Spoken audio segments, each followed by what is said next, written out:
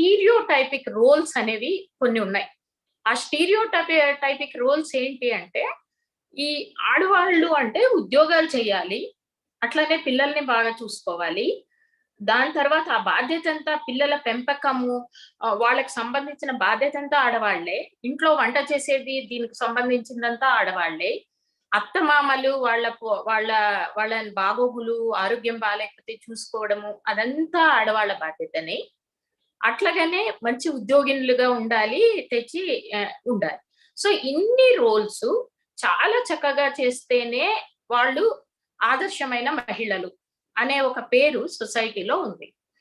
దాన్ని ఆడవాళ్ళు కూడా ఎప్పుడు నిరంతరము ప్రయత్నిస్తూ, మేము మంచిగా అంటే బాగున్నాము, బాగా ఉండాలి అనే దానికోసం తలకిందలవుతూ ఈ పనులన్నీ చేస్తూ ఉంటారన్నమాట. ఈ చేసే క్రమంలో విపరీతమైన ఒత్తిడి. ఎప్పటికీ మంచి భార్య అనిపించుకోలేరు, మంచి తల్లి అనిపించుకోలేరు, మంచి ఉద్యోగస్తురాలని కూడా అనిపించుకోలేరు, అట్లాగే మంచి కోడలని కూడా అనిపించుకోలేరు. ఎందుకు అనిపించుకోలేరు అంటే, ఎక్స్‌పెక్టేషన్స్ అనేవి సొసైటీలో చాలా ఎక్కువ ఉంటాయి. ఇప్పుడు ఉద్యోగం చేస్తున్నారు. మీరంతా చాలా మంది ఇప్పుడు చదువుకుంటున్న అమ్మాయిలున్నారు, ఉద్యోగాలు చేస్తున్నోళ్ళు ఉంటున్నారు. ఉద్యోగులైన వాళ్ళకి అక్కడ ఆఫీస్‌లోనేమో అక్కడ కూడా మంచిది ఉండదు. మీరు కాలేజీలు, యూనివర్సిటీల్లో వర్క్ చేస్తుంటారనుకోండి. అక్కడ కూడా ఈ ఆడవాళ్ళు ఎప్పుడు ఇంతేనండి. వాళ్ళకి ఏమి పిల్లలకి బాలేదంటే లీవులు పెడతారు. లేకపోతే ఇంట్లో బంధువులు వచ్చినారంటే లీవులు పెడతారు. వీళ్ళు ఎందుకు ఉద్యోగాలు చేస్తారో మాకే తెలీదు అని చెప్పి అక్కడ మళ్ళీ ఒక గ్రూప్ ఆఫ్ మెన్ మాట్లాడుకుంటూ ఉంటారన్నమాట. ఇంట్లో ఏం మాట్లాడుతుంటారు? మా అమ్మ మాకు అవైలబిలిటీలోనే ఉండదు. మాకు కరెక్ట్‌గా మమ్మల్ని పట్టించుకోదు. సాయంత్రం మేమొచ్చేటప్పటికి ఇంట్లో ఉండదు. మిగతా వాళ్ళ మమ్మీస్ చూడండి ఎట్లా ఉంటున్నారో, మాతో పాటు హాయిగా స్పెండ్ చేయదు. ఇట్లా అనుకుంటుంటారు. ఇక అత్త, మామలుంటే ఈ అమ్మాయి పిల్లలుంటే మా మీద వేసి ఎళ్ళిపోతది. మేము చూసుకోవాల్సిన పరిస్థితొస్తుంది.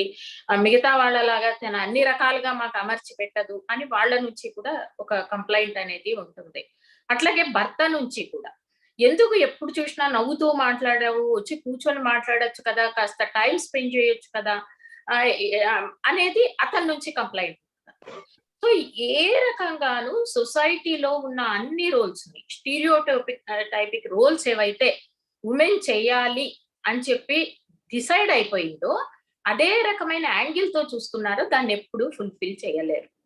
చేయలేకపోగా ఏమవుతుంది? ఒత్తిడి పెరుగుతది.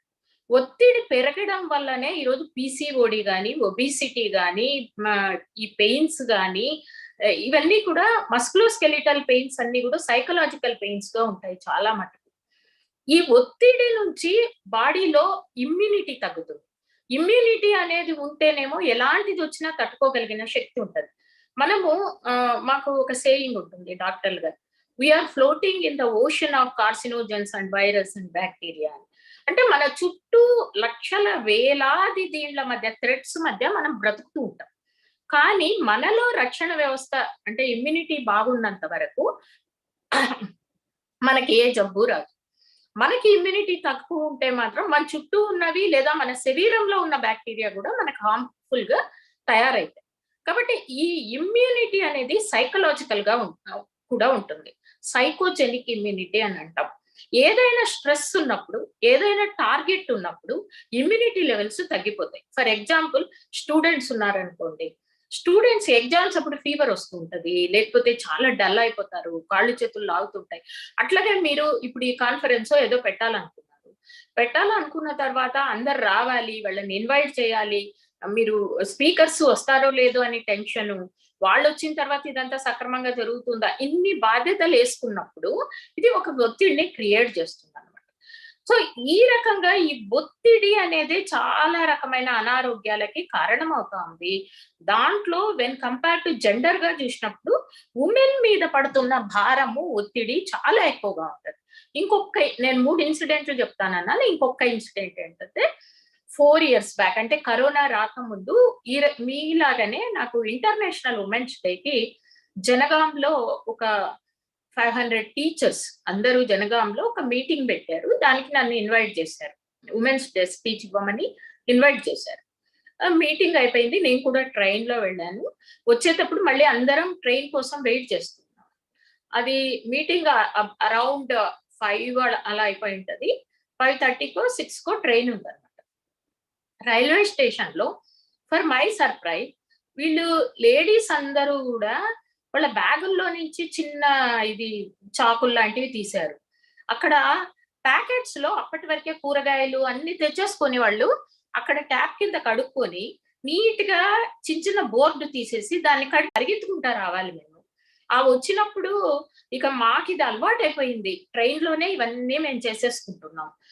అసలు మేము ఒక్కొక్కసారి 5 నిమిషాలు లేట్ అయితే మా కొలీగ్స్ అక్కడ ట్రైన్ గేట్ దగ్గర ఉండి మమ్మల్ని పైకి లాక్కుంటారు. మేము ఫాల్స్ ఇక్కడే కుట్టుకుంటాము. అట్లాగే బర్త్‌డేలు ఇక్కడే సెలబ్రేట్ చేసుకుంటుంటాము. సాయంత్రం అయితే ఈ రకంగా ఇది చేసుకొని పోతాము. ఈవెన్ మాకు సండే వచ్చినా కూడా పడుకొని నిద్రపోదాము అంటే 4 గంటలకి ఎవరో లేపినట్టుగా భయంతో లేచి కూర్చుంటాం. నిద్ర ఈరోజు ఆదివారం అనే సంగతి కూడా మర్చిపోయి లేస్తాం. ఇంత ఒత్తిడి మా మీద ఉంటుంది అని చెప్తున్నారు. అంటే ఈ ఈ రోల్స్ అన్నీ గూడా కొద్దిగా అటు ఇటు తేడాగా ప్రతి వుమెన్‌కి ఈ రకమైన ఇవే ఉంటున్నాయి. ఈ ఉండడము ఇంకోటి వాళ్ళ శరీరం అనేది త్రూ ఔట్ ద లైఫ్ రకరకాల మార్పులకి లోనవుతా ఉంటది. ఇప్పుడు మీరు జెండర్‌గా చూసినప్పుడు హెల్త్ అండ్ జెండర్ అనే ఇష్యూస్‌ని మనం గనుక చూస్తే ఆహ్, when compared to men, women body is completely different. మొత్తం ఫిజియోలాజికల్ ప్రాసెస్‌లు జరిగే ఇది అవయవాలు అన్నీ కొద్ది తేడాతో ఒకటే అయినా కూడా, కానీ లోపల జరిగే ప్రాసెస్ అన్నీ కూడా మెన్‌తో పోల్చుకున్నప్పుడు వుమెన్‌లో చాలా డిఫరెంట్‌గా ఉంటాయి. ఎందుకలా ఉంటాయి? ఇప్పుడు చూడండి మామూలుగా అయితే టీనేజ్ 10 ఇయర్స్ నుండి 12, 13 ఇయర్స్ మధ్యన మెచ్యూర్ అవుతారు. మెచ్యూర్ అయినప్పుడు కొన్ని హార్మోన్స్ రిలీజ్ అవుతాయి బ్రెయిన్ నుంచి. దాని నుంచి ఓవరీస్ గాని, యూట్రస్ గాని అది ఇదవుతుంది. అప్పటి నుంచి పీరియడ్స్ ఇవి అంటే నెలలో ఒక 1/2లో కొన్ని రకాలైన హార్మోన్స్ రిలీజ్ అవుతాయి. ఎగ్ రిలీజ్ అయ్యేటప్పుడు మళ్ళీ వేరే రకాలైన హార్మోన్స్ రిలీజ్ అవుతాయి. మళ్ళీ ఇది అయిపోయిన తర్వాత మళ్ళీ వేరే రకాలైన హార్మోన్స్ రిలీజ్ అవుతాయి. హార్మోన్స్ అనేవి స్త్రీల శరీరాల్ని నిర్ణయిస్తుంటాయి. ఈ హార్మోన్స్ నుంచినే సైకలాజికల్‌గా గాని, ఫిజియోలాజికల్‌గా గాని, లేపోతే శారీరకంగా గాని అనేకమైన మార్పులు ఎప్పుడూ కూడా ఒక గందరగోళానికి గురి చేస్తా ఉంటాయి. స్టార్టింగ్‌లో ఒక ఒక రకమైన క్రైసిస్ ఉంటుంది. దాని తర్వాత ఈస్ట్రోజను, ప్రొజెస్ట్రాను, ఎఫ్ఎస్‌హెచ్, ఎల్‌హెచ్ ఇట్లా ఒక క్రమ పద్ధతిలో హార్మోన్స్ రిలీజ్ అవుతా ఉంటాయి. ఈ హార్మోన్స్ రిలీజ్ కావడం వల్ల దానికి తగినట్టుగే బ్రెయిన్ రియాక్ట్ అవుతా ఉంటుంది. అందుకనే మనం చూస్తూ ఉంటాం. పీరియడ్స్ బిఫోర్ చాలా మందికి ఇది ఉంటది. ప్రీమెన్‌స్ట్రువల్ సిండ్రోమ్ అని అంటాం. ఆ టైంలో సైకలాజికల్‌గా కొంతమందికి చాలా అంటే చిన్న మాట అన్నా ఏడ్చేస్తుంటారు. దుఃఖం వచ్చేస్తా ఉంటది. లేకపోతే గొడవలన్నీ అప్పుడే అవుతా ఉంటాయి. ఇట్లా అంటే బ్రెయిన్‌కి, హార్మోన్స్‌కి చాలా సంబంధం ఉంటుందన్నమాట. అట్లాగే ఎక్కువ ఒత్తిడి ఉన్నప్పుడు పీరియడ్ పోస్ట్‌పోన్ అయిపోతా ఉంటది. లేదా బాగా టెన్షన్ పడినప్పుడు ముందుగానే పీరియడ్స్ వచ్చేస్తుంటాయి. సో, ఈ రకంగా హార్మోన్స్ మన శరీరాన్ని నిర్ణయిస్తూ ఉంటాయన్నమాట. అట్లాగనే ఒత్తిడి అనేది ఉండడం వల్ల ఇంకొక 2 రకాలైన హార్మోన్‌లు అదనంగా రిలీజ్ అవుతాయి. అవేంటంటే ఆహ్, ఆహ్, అడ్రినలిన్, నార్ అడ్రినలిన్ అని ఒక 2 హార్మోన్స్ రిలీజ్ అవుతా ఉంటాయి. ఒత్తిడిని తట్టుకోవడానికి. ఎందుకు ఈ రకంగా అంటే మన బాడీనే ఆ రకంగా తయారయింది. ఈ పూర్వకాలంలో ఎప్పుడైతే మనుషులు ఆటవికులుగా ఉన్నప్పుడు గుంపులుగా ఉంటూ జంతువులో, క్రూర మృగాల నుంచో తప్పించుకోవడానికని శరీరము ఒక రకమైన వ్యవస్థని లోపల ఏర్పాటు చేసుకుంది. మనం ఎట్లయితే మన కల్చరు, మన ఇది అని చెప్పి మనం ఉద్యోగాలు చేస్తున్నా, చదువుకుంటున్నా, బయటికొస్తున్నా, ఒకప్పుడు ఏదైతే మనకి రోల్స్ ఉన్నాయో అదే రోల్స్‌ని ఇప్పుడు మాడిఫైడ్‌గా ఎట్లయితే చేసుకుంటూ పోతున్నామో, మన బాడీలో ఉన్న హార్మోన్స్ కూడా వాటిని అర్థం చేసుకోకుండా అదే రకమైన హార్మోన్స్‌ని స్రవిస్తున్నాయి. ఎందుకు? ఒక కాలంలో అడవుల్లో మనుషులు తిరుగుతూ ఉంటారు. వాళ్ళకి ఏ జంతువులో వచ్చి మీద పడతాయి. దానికోసము వాళ్ళకి ఫైట్ అండ్ ఫ్రైట్ రియాక్షన్ అనేది ఒకటి బాడీలో తయారైంది. దానికి అనుగుణంగానే ఈ అడ్రినలిన్, నార్ అడ్రినలిన్ అనే హార్మోన్స్ రిలీజ్ అవుతాయి. వాటి పని ఏంటి అంటే ఏదైనా ఆపద ఎదురైంది అని అంటానే గుండె వేగాన్ని పెంచడం. దాంతో ఏమి ఒక హార్ట్ బీట్ అంటే శరీరం అంతా ఒక్కసారి బ్లడ్ అన్ని అవయవాలకి సర్క్యులేటరీ సిస్టమ్ లో ఒక సైకిల్ కంప్లీట్ అవుతుంది. ఇప్పుడు మామూలుగా అయితే మన గుండె ఎన్నిసార్లు కొట్టుకుంటుంది? 72 సార్లు అనుకోండి. 70 నుంచి 80 సార్లు అనుకోండి. కానీ ఆపద వచ్చినప్పుడు ఆ గుండె ఎక్కువ రెట్లుగా కొట్టుకుంటుంది. ఎందుకు అంటే మనకి అవసరమైన రక్త సరఫరా మరింత ఎక్కువగా పెంచుతుందన్నమాట. ఈ రక్త సరఫరా మరింత ఎక్కువగా పెంచి ముఖ్యంగా మనము పారిపోవడానికి అనుగుణంగా కాళ్ళకి లేకపోతే దీనికి శక్తినిస్తుంది. సో కళ్ళలో ప్యూపిల్స్ ఇంతింత పెద్దగా అవుతాయి, డైలేట్ అవుతాయి. ఎందుకు డైలేట్ అవుతాయి అంటే అక్కడ అప్పుడు కరెంటు ఇవన్నీ ఉండవు కదా అడవిల్లో, అది స్పష్టంగా చూడ్డానికని ఇందులో ప్యూపిల్ డైలేట్ అవుతాయి. దీని మార్పులు ఎలా ఉంటాయి? ఈ అడ్రినలిన్, నార్ అడ్రినలిన్ అనే హార్మోన్స్ అంటే ప్యూపిల్స్ డైలేట్ అవుతాయి, హార్ట్ బీట్ పెరుగుతుంది, శరీరానికి శక్తిని ఇవ్వడానికి కోసం, పారిపోవడానికో లేకపోతే దేనికో శక్తిని ఇవ్వడానికి కోసం గ్లూకోజ్ బాడీలో ఎక్కువగా తయారవుతుంది. గ్లూకోజ్ అంటే ఆ శక్తిని ఇవ్వడానికి గ్లూకోజ్ తయారవుతుంది. ఇవన్నీ కూడా రాను ఏమైపోయింది బాడీలో, మనం ఏదైతే ఒక రకమైన ఇబ్బంది పడుతుంటామో, స్ట్రెస్ పడుతుంటామో, టార్గెట్ రీచ్ కావాలనో లేకపోతే ఇంకేదో మనం మనసులో బాధపడుతూ స్ట్రెస్ పడుతూ ఉంటామో అప్పుడు ఈ హార్మోన్స్ రిలీజ్ అవుతాయి. ఈ హార్మోన్స్ క్రమేపీ రిలీజ్ కావడము మళ్ళీ పోవడం, రిలీజ్ కావడం వలన మనకి జబ్బులు వస్తాయి. ఏం జబ్బులు వస్తాయి? బీపీ, హార్ట్ బీట్ పెరిగి హార్ట్‌కి ఎక్కువ పనిచేయడం వలన బ్లడ్ ప్రెషర్ వస్తుంది. క్రానిక్ బ్లడ్ ప్రెషర్ వస్తుంది. దాని తర్వాత షుగర్ వస్తుంది. ఎందుకు షుగర్ వస్తుంది? బ్రెయిన్‌కి తెలీదు. వీళ్ళు ఏదో ఆపదలో ఉన్నారని షుగర్‌ని ఎక్కువ రిలీజ్ చేస్తూ ఉంటుంది. దానివల్ల క్రమేపీ షుగర్ వస్తుంది. అట్లాగే నిద్ర పట్టదు. ఎందుకు నిద్ర పట్టదు అంటే ఇప్పుడు మీరు ఊహించుకోండి, అడవుల్లో పురాతన కాలంలో ఎక్కడో పడుకొని ఉంటారు. ఏ పులో వస్తుంది అని అంటే ఎక్కడో దాని అరుపు వినిపించింది అనుకోండి, అది స్ట్రెస్ నైట్ అంతా కూడా అలర్ట్ గా పెడుతుంది, నిద్ర పట్టనీయకుండా. సో ఇదొకటి. ఇంకొకటి ఏంటి? తిన్న ఆహారం అంతా కూడా వాళ్ళకి ఎప్పుడు దొరకదు కాబట్టి ఎప్పుడు దొరికితే అప్పుడు అది స్టోర్ గా ఫ్యాట్ రూపంలో స్టోర్ అయిపోతుంది. ఇప్పుడు మనం తినే కార్బోహైడ్రేట్లు ఇవన్నీ కూడా మనకి ఫిజికల్ ఎక్సర్సైజ్ లేదు కాబట్టి అవి కూడా అక్యూములేట్ అయి పొట్టలు రావడము లేదా నడుము లావు కావడము ఇవి వస్తాయి. సో ఇదంతా మన బాడీలో ఆల్రెడీ ఏర్పడిన వ్యవస్థ వలన ఇవన్నీ వస్తుంది. ఓకే, దీన్ని పక్కన పెట్టండి. ఇప్పుడు ఎందుకు ఒత్తిడి అనేది ఎందుకుంది? ఒత్తిడి వలన ఎలాంటి జబ్బులు మనకు వస్తా ఉన్నాయి? పీసీఓడీలు దానికే వస్తున్నాయి, థైరాయిడ్ దానికే వస్తుంది, మనుషులు పొట్టలు రావడం లావు కావడం దాని వల్లనే అవుతున్నాయి. ఇవన్నీ కూడా అట్లాగే రకరకాల క్యాన్సర్ అట్లా హార్మోనల్ ఇర్రెగ్యులారిటీస్. ఎప్పుడైతే ఒత్తిడి ఉంటుందో హార్మోన్స్ సక్రమంగా పనిచేయవు. అందుకని కొంతమందిలో హెవీ బ్లీడింగ్ ఉండొచ్చు, తక్కువ బ్లీడింగ్ ఉండొచ్చు, ఎక్కువ బ్లీడింగ్ ఉండొచ్చు, ఫైబ్రాయిడ్స్ రావచ్చు. ఇవన్నీ కూడా దీనికి కారణం అవుతా ఉన్నాయి. రెండవది, సో ఒత్తిడి అనేది ఒకటి ప్రధాన కారణంగా స్త్రీలకి జబ్బులు రావడానికి కారణం అవుతా ఉంది. ఇక రెండవది, నేను దీనికి పరిష్కారాలు చివర్లో చెప్తాను. రెండవ కారణం ఏంటి అంటే పోషకాహార లోపం. మనము నేషనల్ ఫ్యామిలీ హెల్త్ సర్వే 4 ప్రకారము ఇప్పటికీ కూడా పాలిచ్చే తల్లులలో 75% అనీమియా ఉంది, రక్తహీనత ఉంది. మామూలు మహిళల్లో 70% ఉంది. అంటే 10 మంది తీసుకుంటే 7 మందికి, అంటే మనం ఎవ్వరం దీనికి అతీతం, అందరికీ రక్తహీనత ఉంటాం.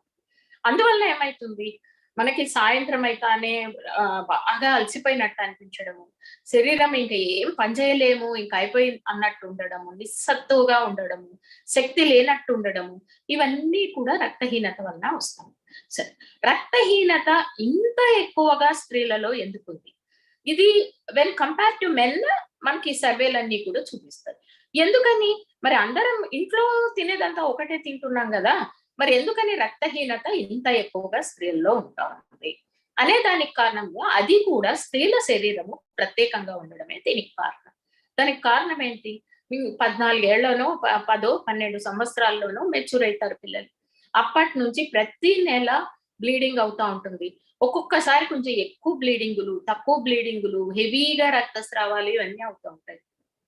తర్వాత పెళ్ళయిన తర్వాత ఇక ఆ వాతావరణానికి అడ్జస్ట్ కావడము, 2 రకాలైన భారాలు, అక్కడ కొత్త పరిస్థితులకు అడ్జస్ట్ కావడము, దాంతో పాటు ఉద్యోగాలు, చదువులు వీటన్నిటి భారము వేసుకోవడము అనేది ఒకటుంటది.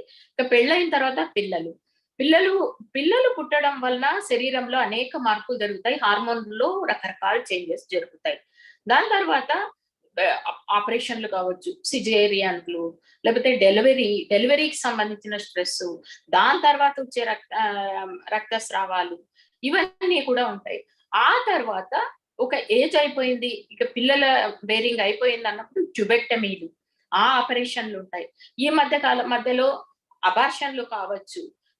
ఇదంతా అయిపోయినాక ఏదో ఒక కాంట్రాసెప్షన్ లూప్ లేపించుకోవచ్చు, ఆపరేషన్‌లు చేసుకోవచ్చు. ఇవన్నీ శరీరాల మీద పనిచేస్తుంటాయి. ఒక 40 సంవత్సరాలకు వచ్చేటప్పటికి ఇక శరీరంలో ఉన్న హార్మోన్స్ కొన్ని తగ్గిపోవడం మొదలుపెడతాయి. ఈస్ట్రోజన్ లాంటి హార్మోన్స్ తగ్గిపోతాయి. తగ్గిపోవడం వల్ల ఏమైతుంది? ఆ హార్మోన్స్ అన్ని ప్రొజెస్ట్రాన్, ఈస్ట్రోజన్ ఎప్పుడైతే తగ్గిపోతుందో శరీరంలో మొటిలిటీ తగ్గుతుంది. మొటిలిటీ తగ్గడం వలన ఆహ్, ఏమవుతుందంటే తిన్న ఆహారం సరిగ్గా అరక్కపోవడం, మనము అంతకు ముందు తింటున్న ఆహారమే ఇప్పుడు తిన్నా కూడా మెటబాలిక్ రేట్ తగ్గడం వలన అది ఫ్యాట్ రూపంలో కన్వర్ట్ కావడం. అట్లనే కాన్‌స్టిపేషన్ ఇట్లాంటివన్నీ ప్రాబ్లమ్స్ ఈ 40 ఇయర్స్ తర్వాత మొదలైతాయి. దాంతో పాటు ఇప్పుడు లాక్టేషను, ప్రెగ్నెన్సీ తర్వాత లాక్టేషను ఇలాంటివి ఉంటాయి కదా! ఆ టైంలో బిడ్డకు కావాల్సిన ఆహారాన్ని తల్లి గనక సరిగ్గా తీసుకోకపోతే, కాల్షియం గాని, ఐరన్ గాని సరిగ్గా తీసుకోకపోతే, అది బోన్స్‌లో ఉన్న కాల్షియంని మొత్తం బేబీ ఫీడింగ్ రూపంలో లాక్కుంటది. దాని వలన బోన్స్ అన్ని బ్రిటిల్ అయిపోవడము ఇదంతా. దీంతో పాటు 40 సంవత్సరాల తర్వాత పెరిమినోపాజల్ అని అంటాం.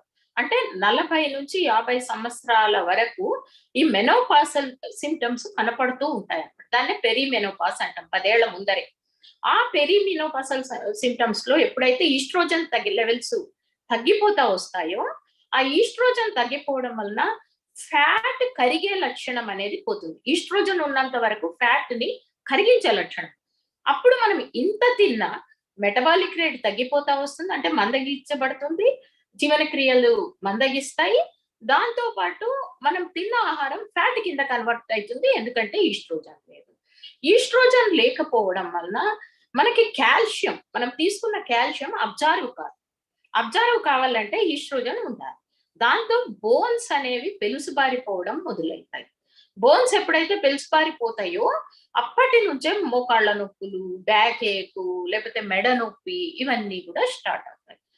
దీంతో పాటు అప్పటి వరకు తీరిక లేకుండా పనిచేస్తూ ఉన్న వాళ్ళకి, లేడీస్‌కి ఒక 40, 50 ఇయర్స్ తర్వాత పిల్లలు పెద్దగా అయిపోవడం వలన కొంచెం తీరిక అది దొరుకుతుంది అంటే, ఆ వయసులో మెనోపాసల్ ఏజ్‌లో హార్మోన్స్‌లో వచ్చే మార్పుల వలన వాళ్ళకి కొంచెం ఒత్తిడి ఇవన్నిటితో కూడా ఉక్కిరిబిక్కిరైపోతారు. డిప్రెషన్ కాజ్ అవుతాయి. స్లీప్‌లెస్‌నెస్ ఉంటది. నిద్ర పట్టదు. బోన్స్ పెయిన్ ఉంటది. ఇవన్నీ కూడా మెనోపాసల్ సింప్టమ్స్ కింద రావడం మొదలుపెడతాయి. ఈ విషయాలని శాస్త్రీయంగా ఎప్పుడైతే అర్థం చేసుకోమో టైం ఈ విషయాలన్నిటిని మనం శాస్త్రీయంగా బాడీ అర్థం కానప్పుడు ఏమవుతుంది? డాక్టర్ల చుట్టూ తిరుగుతా ఉంటారు. డాక్టర్లు అన్ని పరీక్షలు చేసి మీకేమీ లేదు అంటుంటారు. ఇక అప్పుడు మనకి ఇంట్లో ఒక బిరుదొస్తుంది. అబ్బా! ఆమె ప్రతి చిన్నదాన్ని ఏదో అనుమానము, ఏదో ఉందని అనుమానము, ఎప్పుడు డాక్టర్లతో చూపించుకోవాలనుకుంటది. ఏదో అనేది ఒక ముద్ర వేసేస్తారు. అంటే వీళ్ళు ఒక పిచ్చోళ్ళు. ఎప్పుడు చూసినా ఏదో ఒకటుంది అని అంటుంటారు. ఈ రకంగా స్త్రీల శరీరాన్ని ప్రత్యేకంగా అర్థం చేసుకోకపోతే, స్త్రీల శరీరాన్ని అది ఏ రకంగా జరుగుతోంది, ఏ రకమైన మార్పులు జరుగుతున్నాయి అని అర్థం చేసుకొని, వాటికి అనుగుణంగా లైఫ్ స్టైల్‌ను మార్చుకోకపోతే మాత్రం స్త్రీలు ఇదే రకంగా క్రిపుల్ అయ్యే అవకాశం ఉంటది. నేను ఈ కరోనా తర్వాత చాలా మంది జెండర్ అండ్ కరోనా అనే దాని మీద ఆహ్, ఓ పెద్ద రిసర్చ్ జరిగింది. కరోనా టైంలో ఆడవాళ్ళ ఒత్తిడి మరింత పెరిగింది.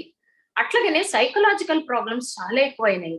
వాళ్ళ మీద ఇంట్లో జరిగే ఏదైతే దూషణలు కావచ్చు, లేకపోతే హెరాస్మెంట్ కావచ్చు, ఇవన్నీ కూడా చాలా ఎక్కువ అయ్యాయి అని చెప్తా ఉన్నారు. దానికి కారణం ఏంటంటే ఎప్పుడూ ఇంట్లో ఉండడం వల్ల, ఇంట్లో అందరూ కరోనా టైంలో లాకౌట్స్ వచ్చినప్పుడు, ఇంట్లో అందరూ ఉంటున్నప్పుడు, అప్పుడు కూడా రోల్స్ ఏమీ మారలేదు.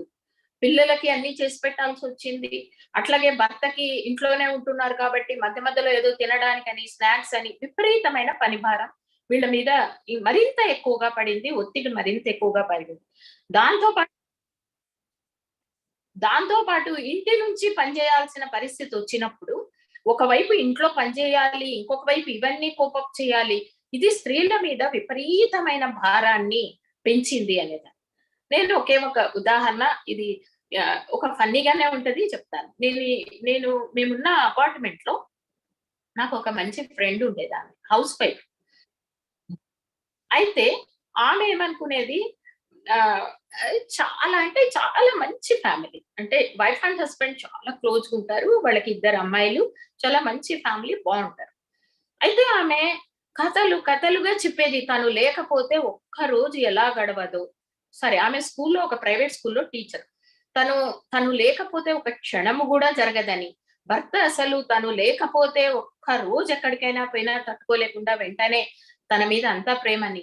తను కూరగాయలకు పోయినా ఆయన కూడా ఇద్దరే కలిసి వెళ్తామని. ఇన్ని రకాలుగా చెప్పి నేను లేకపోతే మా ఇంట్లో ఒక క్షణం గూడా గడవదు అని. దురదృష్టవశాత్తు ఆమె సెకండ్ వేవ్‌లో కరోనా వచ్చి సారీ ఫస్ట్ వేవ్‌లో కరోనా వచ్చింది. చాలా ఐసీయూలో ఉండింది. చాలా సీరియస్ అయ్యి ఆమె చనిపోయింది. అయితే ఇప్పుడు వాళ్ళ ఇంట్లో పరిస్థితి ఏందంటే ఆయన మళ్ళీ పెళ్లి చేసుకున్నారు. Everything is going on normally. ఇప్పుడు ఆమె భార్య గూడా బాగా అడ్జస్ట్ అయిపోయింది. వచ్చినామె కూడా పిల్లలు గూడా అడ్జస్ట్ అయిపోయినారు. అంటే స్త్రీలు ఏదైతే అనుకుంటుంటారో మేము లేకపోతే ఇల్లు జరగదు. మేము లేకపోతే పిల్లలు ఇది కాదు. నేను లేకపోతే మా భర్త ఉండలేడు. ఇవన్నీ గూడా ఎప్పుడు అవన్నీ ఏది వాస్తవాలు కాదు. మనము మ లైఫ్ ఈజ్ వెరీ షార్ట్. దాంట్లో ప్రతి స్త్రీ ఆరోగ్యవంతంగా ఉంటూ, తనను తాను హెల్తీగా ఉంటూ, తను ఏమి కావాలనుకుంటుందో వాటినన్నింటిని కూడా చేసుకుంటూ, యాజ్ ఎ పర్సన్‌గా తన గోల్ ఏంటి? ఈ ప్రపంచంలోకొచ్చినందుకి తన గోల్ ఏంటి? తనేం చేయాలి? తను హెల్తీగా ఎలా ఉండాలి? ఇవన్నింటిని ఆలోచించుకోకపోతే మాత్రం ఎనిక్కి తిరిగి చూసుకుని, నేను ఇన్ని ఏళ్ళు మా పిల్లల కోసం చేశాను, మా భర్త కోసం చేశాను. ఇప్పుడు నాకు మెనోపాజల్ ఏజ్‌లో నాకు ఆ నొప్పులు, ఈ నొప్పులు నన్నెవరు పట్టించుకోవడం లేదు. నాకు డిప్రెషన్ వస్తా ఉంది ఇవన్నీ అంటే వస్తాయి. డెఫినెట్‌గా వస్తాయి. ఎవ్వరు ఎవరిని పట్టించుకోరు. కాబట్టి మీ ఫోకస్ అనేది ఎవరికి వాళ్ళు ఆలోచించుకొని తాము ఆరోగ్యంగా ఉండడానికి ఏం చేయాలో చేయాలి. ఏం చేయాలి? ఇప్పుడు నేను చెప్పిన వాటిని ఎట్లా కోపప్ చేయాలి అనేది ఆలోచించుకోవాలి. నంబర్ 1 పోషకాహారం. పోషకాహారము లేదా బ్యాలెన్స్‌డ్ డైట్. ఇళ్ళలో ఏంటి ఆడవాళ్ళు ఏం తిన్నా సరిపోతది. ఇంట్లో అందరికీ వండి పెడితే చాలు. ఇక మనమేం తింటే ఏముంది పిల్లలు తినాలి, భర్త తినాలి. అలా కాదు. స్త్రీలు మగవాళ్ళు తినేదానికన్నా కూడా ఎక్కువ పోషకాహారము ఈ శరీరంలో ఇన్ని మార్పులు జరుగుతాయి కాబట్టి, ఎక్కువ పోషకాహారము స్త్రీలకే అవసరం. బోన్స్ సక్రమంగా స్ట్రాంగ్‌గా ఉండాలన్నా, అట్లాగే ఇన్ని ఫిజియోలాజికల్ ప్రాసెస్‌కి, ఇన్ని హార్మోనల్ చేంజెస్‌కి తట్టుకోవాలన్నా, ఎవరికన్నా కూడా ఎక్కువ ఇంట్లో అందరికన్నా కూడా మొదటిగా మంచి పోషకాహారం ఎవరికివ్వాలి అంటే, ఆ ఇంట్లో ఉన్న స్త్రీలకు ఇవ్వాలి. దాని తర్వాత మిగతా ఎవరికైనా కూడా ఇవ్వాల్సిన అవసరం ఉంటుంది. ద అది, అది ఎందుకు రివర్స్ మారిపోయింది అనేది నాకిప్పటికి అర్థం కాలేదు. కంప్లీట్ రివర్స్ అయింది. కానీ స్త్రీలకే మంచి ఆహారం గావాలి, ప్రోటీన్‌లుండాలి. బ్యాలెన్స్‌డ్ డైట్ అంటే ఏంటి? మనం ఏదో ఒకటి కడుపు నింపుకోవడానికి కాదు. మనం ఏం తినాలి అనంటే, ఒక ఇప్పుడు ఎక్కువ శాతము ప్రోటీన్ ఉండాలి. ప్రోటీన్ అంటే నేనేదో పప్పు ఇంత తింటున్నాను అంటే అది ప్రోటీన్ కాదు. ఒక 2 ఎగ్స్ తీసుకున్నా మీకు అందులో వచ్చేది ఒక 20% ఆఫ్ ఇది కూడా రాదు. సో, ఎంత బాడీ వెయిట్ ఉంటున్నారో అన్ని గ్రాముల ప్రోటీన్ అనేది కంపల్సరీగా తీసుకోవాలి. ప్రోటీన్ తీసుకోవడం వల్లనే మజిల్స్ స్ట్రాంగ్‌గా ఉంటాయి. రోగనిరోధక శక్తి వస్తుంది. ఇదంతా గూడా ఎక్కువ భాగం ప్రోటీన్ ఉండాలి. దాని తర్వాత కార్బోహైడ్రేట్స్ ఉండాలి. కార్బోహైడ్రేట్ లో కూడా ఒక low glycemic index and high glycemic index carbohydrates అని ఉంటాయి. లో గ్లైసిమిక్ ఇండెక్స్ అంటే ఏంటంటే మనం ఏదైనా ఆహారం తినగానే వెంటనే గ్లూకోజ్ షూటప్ అవుతుంది. నార్మల్ గ్లూకోజ్ మీకు తెలుసు ఎప్పుడు కూడా 100 ఆ రకంగా ఫాస్టింగ్ లో ఉండాలి, 140 అట్లా పోస్ట్ ప్రాండల్ అంటే తిన్న తర్వాత ఉండాలి. కానీ శరీరం ఎలా డిజైన్ చేసి పడిందంటే మనం ఇన్సులిన్ అనే హార్మోన్ మనం ఏ ఆహారం తీసుకున్నా మీకు అందరికీ తెలుసు, సైన్స్ స్టూడెంట్స్ ఉంటారు, చివర్లో గ్లూకోజ్ గా కన్వర్ట్ అవుతుంది. ఆ గ్లూకోజ్ ఎప్పుడు కూడా రక్తంలో ఒక నియంత్రణలో ఉండాలి. అంటే 100 నుంచి 140 లోగా మాత్రమే ఉండాలి. అలానే ఉండాలి అన్నప్పుడు ఇన్సులిన్ అనే హార్మోన్ ఎప్పుడు కూడా దాన్ని నియంత్రణ చేస్తూ ఉంటుంది. అయితే ఇన్సులిన్ రెసిస్టెన్స్ అనేది ఎప్పుడైతే వస్తుందో అప్పుడే పీసీఓడి వస్తుంది, అప్పుడే ఒబేసిటీ వస్తుంది, అప్పుడే డయాబెటీస్ వస్తుంది, ఇవన్నీ వస్తాయి. ఇన్సులిన్ రెసిస్టెన్స్ అంటే ఏంటి? ఇన్సులిన్ హార్మోన్ షార్ప్ గా సెన్సిటివ్ గా ఉన్నప్పుడు మనం ఎంత గ్లూకోజ్ తీసుకున్నా దాన్ని వెంటనే తగ్గించేస్తుంది. ఎప్పుడు మనము తెల్లటి బియ్యము, షుగరు, స్వీట్లు, జంక్ ఫుడ్ ఇవన్నీ తినడం వలన గ్లూకోజ్ అనేది మనం తీసుకున్న వెంటనే షూటప్ అవుతుంది. షూటప్ అవుతానే షార్ప్ గా ఇన్సులిన్ వచ్చి దాన్ని తగ్గించాలి.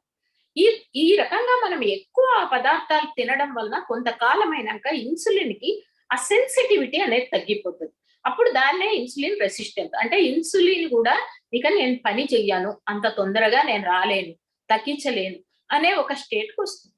అప్పుడు గ్లూకోజ్ లెవెల్ పెరగడం మొదలు పెడతాయి. దాంతో మనకి షుగర్లు వస్తాయి. అయితే దీంట్లో లో గ్లైసిమిక్ ఇండెక్స్ ఫుడ్స్ ఉంటాయి, కార్బోహైడ్రేట్. లో గ్లైసిమిక్ ఇండెక్స్ అంటే ఏంటంటే వెంటనే షుగర్ కింద కన్వర్ట్ కాకుండా నిదానంగా షుగర్ కింద రిలీజ్ అవుతాయి. ముడి ధాన్యాలు ఏవైనా కూడా అంటే ముడి బియ్యం కావచ్చు, లేకపోతే రాగులు, సజ్జలు ఇలాంటి మిల్లెట్స్ ఏవైనా కూడా వెంటనే షూటప్ కాని పదార్థాలన్నీ కూడా వాటిని లో జిఐ కార్బోహైడ్రేట్ డైట్ అంటారు. అది కూడా మనము ఆ రకంగా మార్పు చేసుకోవాల్సిన అవసరం ఉంటుంది. దాని తర్వాత మినరల్స్, విటమిన్స్ ఇవన్నీ ఆకుకూరలు వీటిల్లో ఉంటాయి. తర్వాత ఫైబర్ ఉండాలి. ఫైబర్ ఇవన్నిటిని శోషణ చేసుకోవాలి, అబ్జర్వ్ చేసుకోవాలంటే ఫైబర్ ఉండాలి. మంచిగా కాన్స్టిపేషన్ లేకుండా విరేచనం కావడం కానీ దానికి ఫైబర్ ఉండాలి. ఫైబర్ వెజిటబుల్స్, ఫ్రూట్స్, రా వెజిటబుల్స్ వీటిలో ఇంతేనండి, సింపుల్. ఇవన్నీ ఉండేట్టుగా ఆహారంలో చూసుకోవాలి. ఇవన్నీ చూసుకోవడం అనేది మనము ఒక ఏజ్ నుంచి ఇంకొక ఏజ్కి వచ్చే కొద్దీ వాటిలో కొంచెం చేంజెస్ వస్తుంటాయి. ఆ చేంజెస్ కి అనుగుణంగా మన ఆహార అలవాట్లను మార్చుకుంటూ రావాలి. ఎక్కువ పోషకాహారము మనం తింటున్నది సైంటిఫిక్ గా ఉందా లేదా అని చూసుకొని తినాల్సిన అవసరం ఒకటి ఉంది. దాంట్లో లేడీస్ కి మరింతగా ఉంటుంది. కాల్షియం అనేది మనం తిన్న ఆహారం నుంచి 80% కాల్షియం అబ్జర్వ్ అయితే టాబ్లెట్లు తీసుకుందాము అంటే అది 20% కూడా అబ్జర్వ్ కాదు. ఏది కానీ టాబ్లెట్ రూపంలో తీసుకునే విటమిన్లు కానీ, విటమిన్ టాబ్లెట్లు కానీ, మల్టీ విటమిన్లు కానీ, కాల్షియం కానీ వాటికి అబ్జర్వ్ అయ్యే కెపాసిటీ అంత ఎక్కువ ఉండదు. కానీ మనం ఏదైతే ఆహారంలో తీసుకుంటామో అది మొత్తం 100% మనకు శరీరానికి కావాల్సినట్టుగా అబ్జర్వ్ అవుతుంది. అందుకనే ఆకుకూరలు తినాలి, ఫ్రూట్స్ తినాలి, వెజిటబుల్స్ తినాలి, అట్లాగనే మంచి ప్రోటీన్ తినాలి, ముడి పదార్థాలు ఆహారంలో ఉండేట్టుగా చూసుకోవాలి. ఇవన్నీ కూడా ఒక 6 పోర్షన్లు చేసి కొద్ది కొద్దిగా తినడం అనేది అలవాటు చేసుకోవాలి. ఎప్పుడైతే ఎక్కువ సార్లు తక్కువ మోతాదులో ఆహారం తీసుకుంటున్నామంటే అది నిదానంగా శరీరంలో కావలసిన పోషక పదార్థాలు అబ్జర్వ్ అవుతూ ఉంటాయి. ఇది మనం ఆహారంలో తీసుకోవాల్సిన ఇది. రెండవది ఇంకొకటి ఎక్సర్సైజ్. మీరు బోన్స్ స్ట్రెంగ్తన్ గా ఉండాలి, బ్రిటిల్ కాకుండా ఉండాలి, పెలుసు బారిపోకుండా ఉండాలి అంటే ఖచ్చితంగా ఒక ఎక్సర్సైజ్ అనేది ఉండాలి. మాకేం ఎక్సర్సైజ్, ఉదయం లేచినప్పటి నుంచి ఇంట్లో పని చేస్తూనే ఉంటాము, మళ్ళీ పరిగెత్తుంటాము, మళ్ళీ చేస్తుంటాము అంటే అది ఎక్సర్సైజ్ కిందికి రాదు. అది యాక్టివ్ గా ఉండడం అనేది వేరు, ఎక్సర్సైజ్ వేరు. అట్లీస్ట్ 30 మినిట్స్ మినిమం గనుక వాకింగ్ చేస్తే దాంట్లో వచ్చే ఫలితాలు చాలా అద్భుతంగా ఉంటాయి.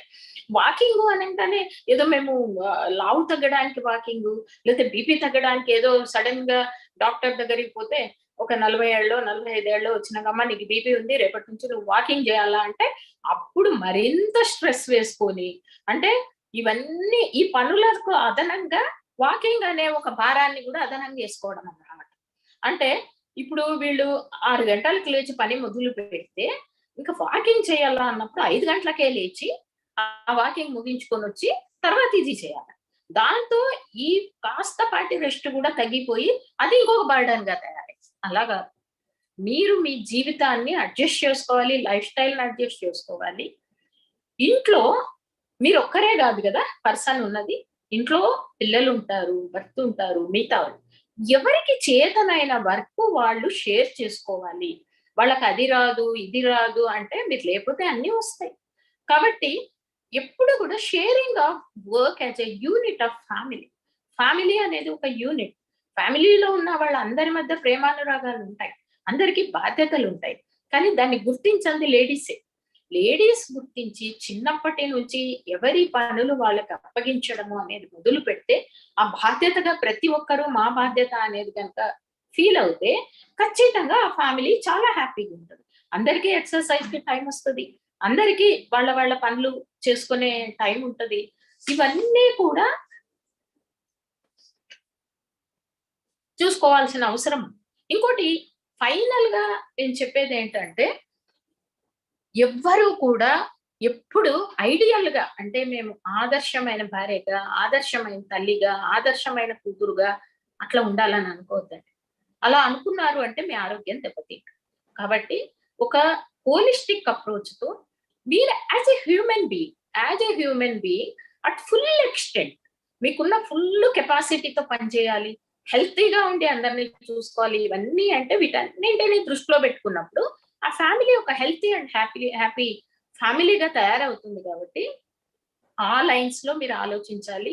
కనీసం దీంట్లో నేను ఇప్పటి వరకు చెప్పిన దాంట్లో ఒకటో, రెండో అయినా మీరు పాటిస్తారు అని చెప్పి నేను ఆశిస్తున్నాను. ఈ దేవేంద్ర వచ్చేసారు.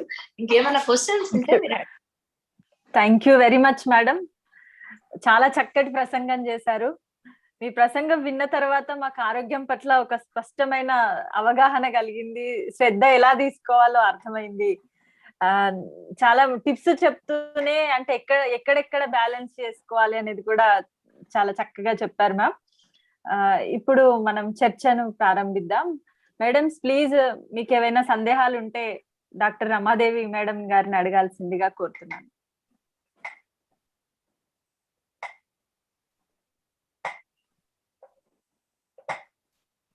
ఆన్ చేసుకొని మైక్ ఆన్ చేసుకొని మాట్లాడండి. అన్‌మ్యూట్ చేసుకొని అడగండి ఏదైనా అడగాలి. మేడం నేను ఒక ప్రశ్న మేడం, ఈ మధ్య అంటే చాలా మంది టీనేజ్ అమ్మాయిలకి అది పీరియడ్స్ ఇంబ్యాలెన్స్ అనేది చాలా ఎక్కువగా వస్తుంది మ్యామ్. అంటే దానికి ఒత్తిడే కారణం అంటారా, లేకపోతే వాళ్ళు తీసుకునే ఆహారంలో ఏమైనా లోపాలు ఉన్నాయా చెప్పండి.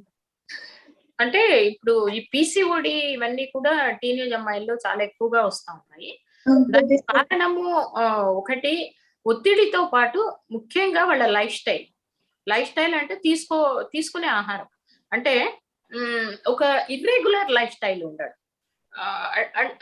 ఎవ్వరికి వ్యాయామం ఉండదు. ఉదయం లేచినప్పటి నుంచి ఏదో ఇంకా చదువులని అవని ఇవని వాటితో వాళ్ళు పెద్దగా చదువుకోరు. సారీ. వాళ్ళు పెద్దగా వాటిని పట్టించుకోకపోవడం ఒకటి. రెండవదంటే junk food.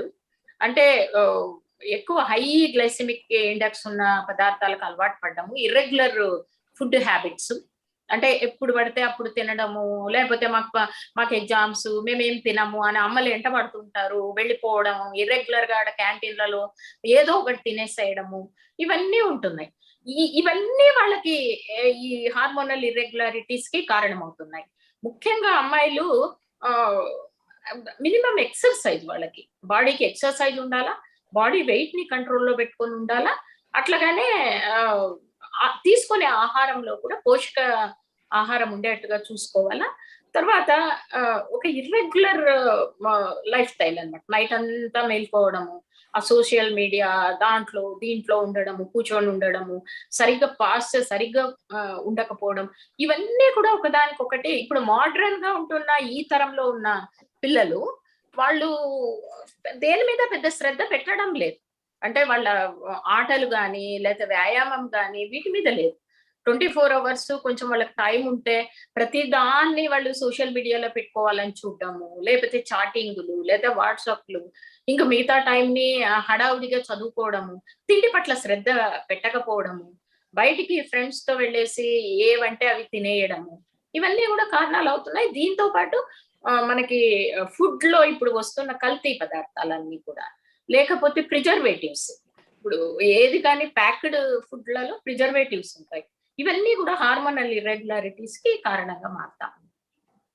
Thank you madam, thank you very much. Doctor Vineeta Pandey madam ఒక ప్రశ్న అడిగారు ma'am. What kind of food habits and life style to be adapted during menopause? Okay, ఈ మెనోపాజ్ ఏజ్ లో వచ్చేటప్పటికేమో ఖచ్చితంగా ఒకటైతే ఎక్సర్సైజ్ యాడ్ చేసుకోవాలి, మినిమం వాకింగ్ అనేది చేయాలి. ఇంకోటి సైకలాజికల్ గా డిప్రెషన్ కి పోయే అవకాశం చాలా ఎక్కువగా ఉంటుంది, స్లీప్లెస్నెస్ అనేది ఒకటి ఉంటుంది. ఇంకోటి పానికీ అటాక్స్ అని అంటాం, అంటే యాంగ్జైటీ లెవెల్స్ చాలా ఎక్కువగా పెరుగుతాయి, విపరీతంగా ఆలోచించడం మొదలవుతాం, చిన్న సమస్యను కూడా చాలా పెద్ద సమస్యగా ఊహించుకోవడము, భయం ఉండడము, ఏమైపోతుందో అనే ఒక భయము, ఇవన్నీ కూడా ఉంటాయి అన్నమాట. వీటిని తగ్గించుకోవాలి అని అంటే ఒకటి మెడిటేషన్ లాంటివి, యోగా లాంటివి. అంటే ఒక్కసారి యోగా అంటే పెద్ద పెద్ద ఎక్సర్సైజ్లు అన్ని అవసరం లేదు, మినిమం బ్రీతింగ్. దీంతో sympathetic nervous system, parasympathetic nervous system అని ఉంటుంది. సింపాథెటిక్ నర్వస్ సిస్టము అంటే ఒత్తిడి వలన ఇవన్నీ పెరగడము, హార్ట్ రేటు, ఇవన్నీ. ఎప్పుడైతే మనము ఒక కంట్రోల్డ్ మేనర్ గా బ్రీతింగ్ తీసుకోవడము, వదలడము ఇలాంటివి చేస్తాము, అప్పుడు అటానమిక్ నర్వస్ సిస్టమ్ అనేది స్టిమ్యులేషన్ కావడం మొదలు పెడుతుంది. అటానమిక్ నర్వస్ సిస్టమ్ స్టిమ్యులేట్ కావడము అంటే పల్స్ రేట్ తగ్గడం, హార్ట్ రేట్ తగ్గడము. సో నువ్వు ఎంత స్లోగా బ్రీతింగ్ చేయడము అనేది ఒక రిథమిక్ మేనర్ గా అలవాటు చేసుకుంటే అది ఈ బ్లడ్ ప్రెషర్లు, షుగర్లు కొంచెం సైకలాజికల్ గా వాటిని తగ్గించడమే ఇది ఉంటుంది. ఇంకోటి అప్పుడు ఖాళీ టైం చాలా ఎక్కువగా ఉంటుంది కాబట్టి ఏదో వాళ్ళు అప్పటి వరకు ఏ హాబీనో ఒక హాబీని ఖచ్చితంగా అలవాటు చేసుకోవాలి. మేబీ సోషల్ వర్క్ కావచ్చు, అంటే జనాలతో కలిసేది, వాళ్ళకి ఒక్కొక్కరికి ఒక్కొక్క రకమైన టాలెంట్స్ ఉంటాయి. ఆ టాలెంట్స్ ని పర్స్యూ చేసుకోవడంతో ఒక రకమైన ఎగ్జైట్మెంట్ ఉంటుంది. వాళ్ళు అప్పటి వరకు చేయలేది సంగీతం కావచ్చు, స్పోర్ట్స్ కావచ్చు, ఎనీథింగ్, అది కనుక చేసుకుంటే కూడా అది కొంతవరకు ఇదవుతాయి. ఇక మరీ ఇబ్బంది ఉందనుకోండి మెనోపాజల్లో, ముఖ్యంగా ప్రోటీన్ బ్యాలెన్స్డ్ డైట్ తీసుకోవడము, ఆకుకూరలు ఇలాంటి ఆహారము దీన్ని తీసుకోవడము, తక్కువ మోతాదులో ఎక్కువ సార్లు తీసుకోవడం, వెయిట్ని ఖచ్చితంగా అదుపులో పెట్టుకోవాలి, కంట్రోల్లోకి తీసుకోవాలి. షుగర్ అనేది మీరు ఏమీ చేయకుండా ఒక 23 days కంప్లీట్ షుగర్ మానేసేయండి. ఎంత చేంజ్ కనపడుతుందంటే అంత చేంజ్ కనపడుతుంది. ఇన్సులిన్ షార్ప్ అవుతుంది, ఇవన్నీ వెయిట్ తగ్గుతారు, అన్ని ఏమీ చేయొద్దు. మీరు ఒక 23 days ఛాలెంజ్ తీసుకోండి. షుగర్ ఏ ఫార్మ్ ఆఫ్ షుగర్ వేసుకోండి, అంటే చక్కెర కానీ ఏదైనా మరీ క్రేవింగ్స్ ఉంటే అవి డ్రై ఫ్రూట్స్ కానీ అలాంటివి మాత్రం తీసుకునేట్టుగా మొదలు పెట్టుకోండి. చాలా చాలా చేంజ్ వస్తుంది. మ్యామ్ నేను ఒక థ్యాంక్ యూ మ్యామ్, చాలా సింపుల్ గా చాలా ఈజీగా పిల్లలకి అర్థం అయ్యేటట్టు చెప్పారు ma'am. Most of them are PGs girls. ఇది పిల్లలకి స్ట్రెస్ అనేది వాళ్ళు ఎట్లా ఐడెంటిఫై చేసుకోవచ్చు మ్యామ్? స్ట్రెస్ మనం పీజీ లెవెల్. ఓకే, స్ట్రెస్ అనేది ఎవరికి వాళ్ళు ఎట్లా చేసుకోవచ్చు అంటే, ఒకటి మనకి దేని మీద దృష్టి పెట్టలేకపోవడం, కంగారుగా ఉంటుందన్నమాట. ఒకటి ఏదో చేస్తామని చెప్తాము, తర్వాత అది వచ్చేటప్పుడు దాని నుంచి ఎట్లా ఎస్కేప్ అయిపోదామా అని చూసుకుంటాం. ఇది లేకపోతే బాగుండు, మనం దీన్ని పోస్ట్పోన్ చేసేస్తే బాగుండు అని ఒక రకమైన ఒత్తిడి మన మీదకి వస్తుంది. ఇక మూడవది ఏంటి అంటే నిద్ర పట్టకపోవడం. నైట్స్ మధ్యరాత్రిలో మెలకు వచ్చేస్తుంది, మళ్ళీ సరిగ్గా నిద్ర పట్టదు. అది ఒకటి మనము దాన్ని ఖచ్చితంగా గమనిస్తాం. నిద్ర పట్టకపోవడం అనేది ఒత్తిడికి సూచన. అట్లాగనే ఎవరైనా ఒక మాట అన్నారనుకోండి, దాన్ని చాలా ఎక్కువ తీసేసుకుంటుంటాం. మామూలుగా మనం హ్యాపీగా ఉన్నప్పుడు ఎవరైనా ఒకటి ఏమన్నా అంటే దాన్ని పాజిటివ్ గా తీసుకుంటాం, కానీ మనం ఒత్తిడిలో ఉన్నప్పుడు దాన్ని ఓ పెద్ద భూతద్దంలో పెట్టి చూస్తుంటాం.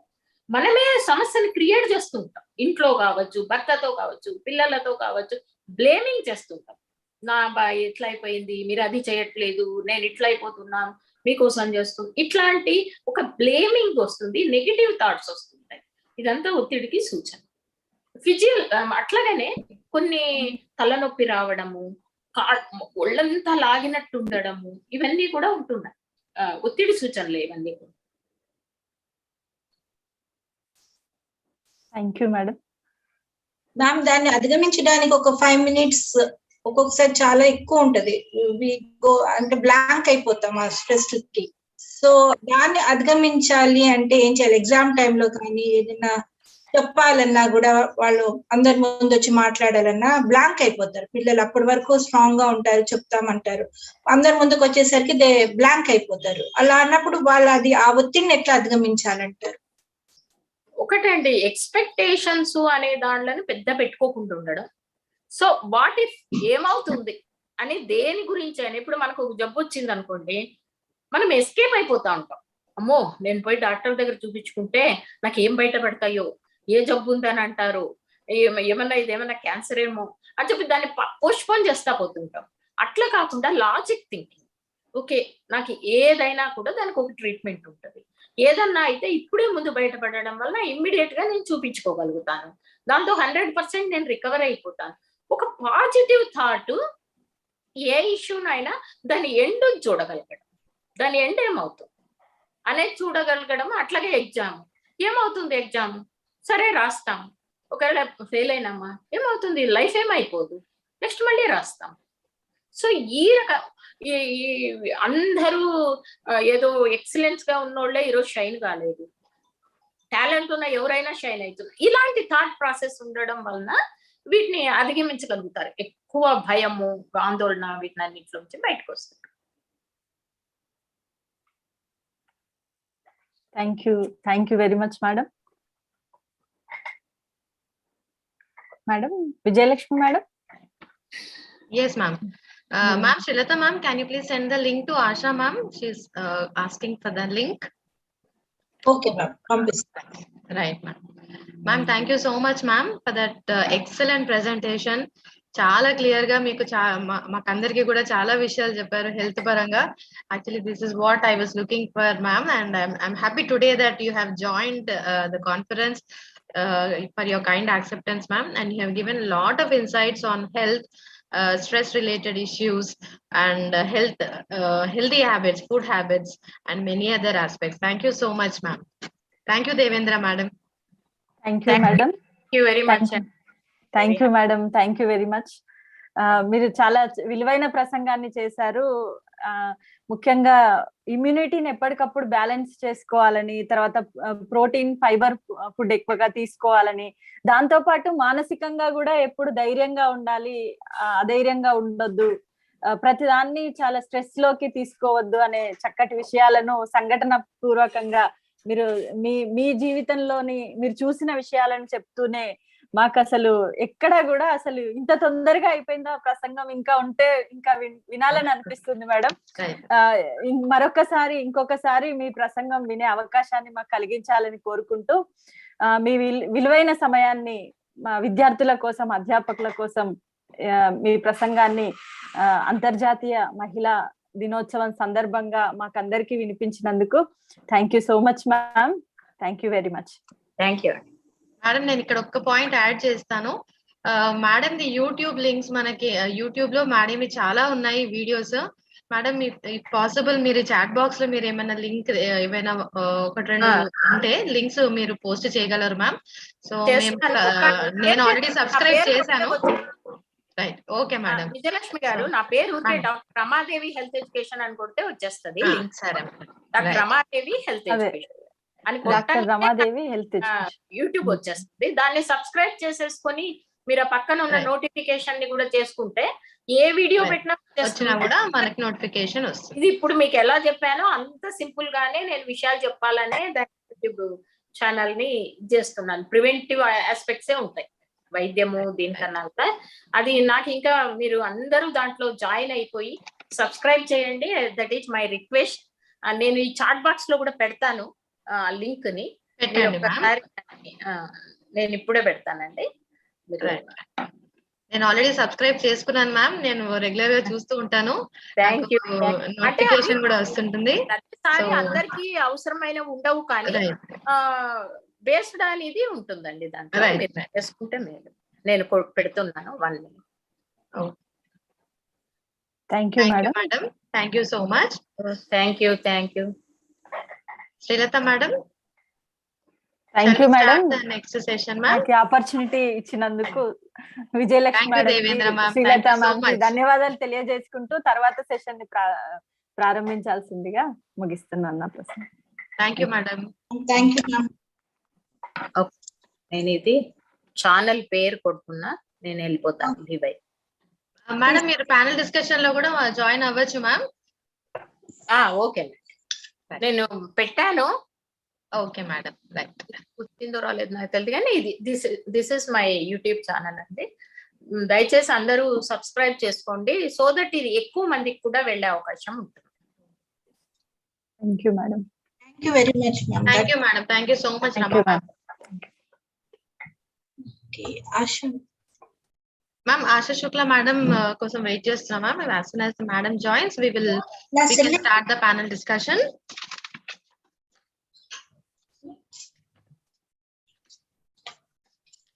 Our other panelists have joined ma'am. Swati madam has joined. I can see Lavanya ma'am, and I'm looking for Tashi. Yeah, Tashi has also joined us. We are just waiting for another panelist, Professor Asha Shukla, to join us. Ma'am వీళ్ళకి కో-హోస్ట్ చేశారా? Ma'am అవసరం లేదని చెప్పారు ma'am.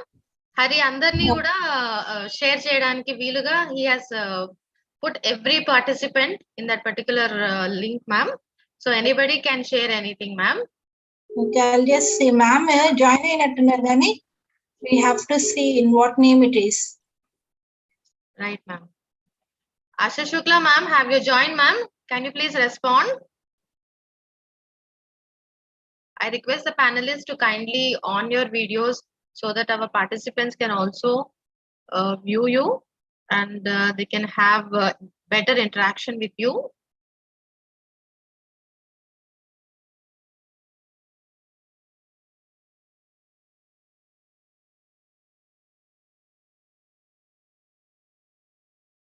Very good morning, Swati ma'am. Tashi. Good morning. Good morning, Andy. Lavanya ma'am.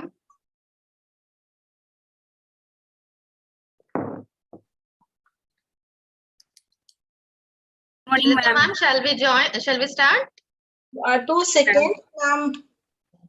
Ma'am is trying to connect. There was some internet problem. I think she'll be in a minute. Yes. Okay, ma'am. Right. So happy Women's Day to all the panelists.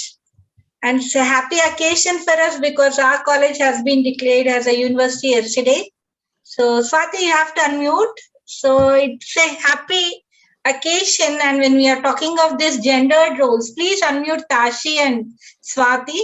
Yeah, it's a happy occasion because we are talking now about the gendered roles, the panel, which is very appropriate in the present circumstances. Being a university, I think the responsibility is all the more on the faculty and the scholars and the students in how way they can contribute for this gender equality in the society, and also see to it that the gender gap is minimized. So here we can have a certain level of understanding and give our experience in a way where we have most of the students as part of this participants, maybe that could give them a fresh view into the society experiences. Yes. Thank you, ma'am. Thank you, ma'am, and congratulations to all the faculty members, students, and scholars of University College for Women, which is going to become the first university of Telangana.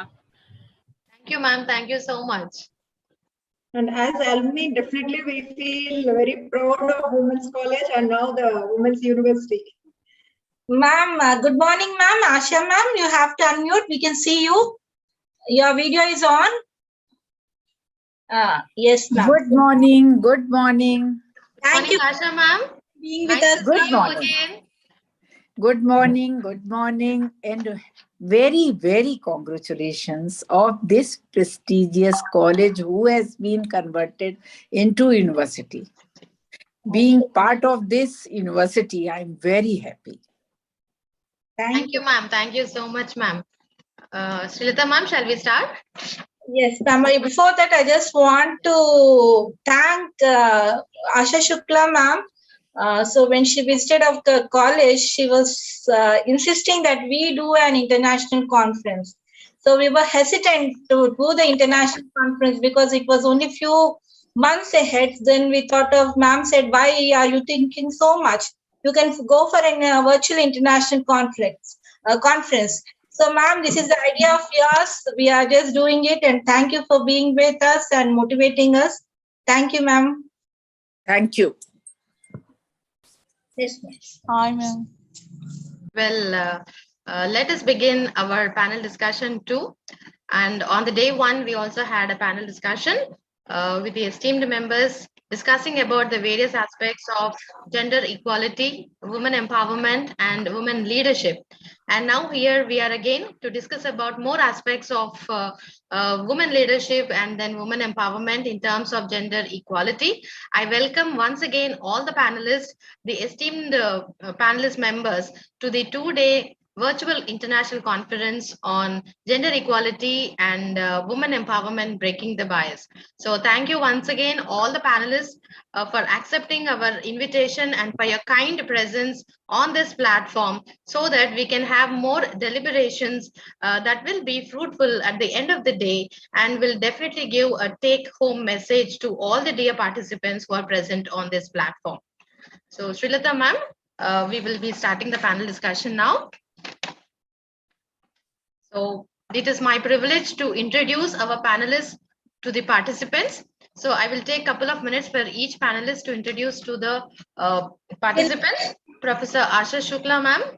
At the outset, I once again wish all the participants, all the esteemed panelists about the International Women's Day. So congratulations to all the members, all the participants present here on this platform.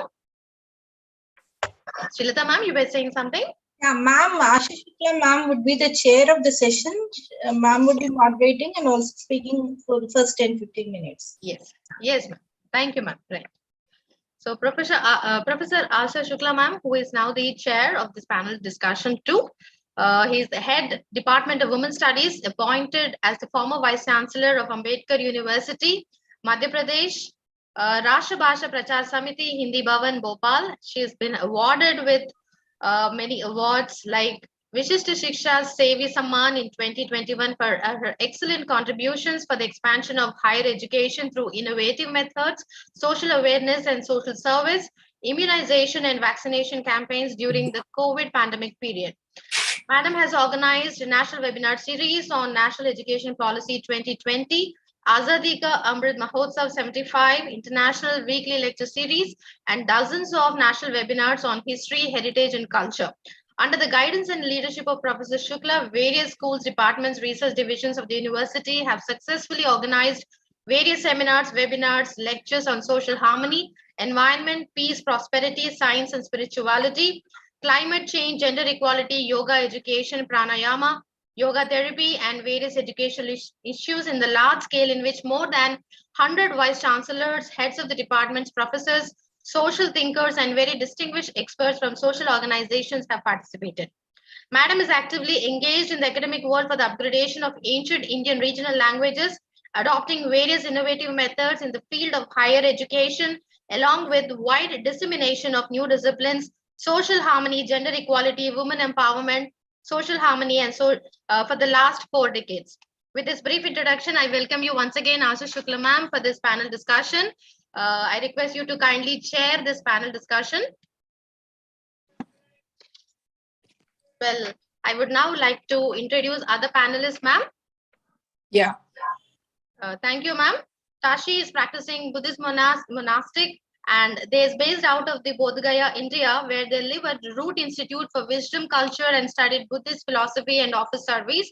They continue to engage with queer rights and other human rights works which used to be their primary work before getting ordained as a Buddhist monastic.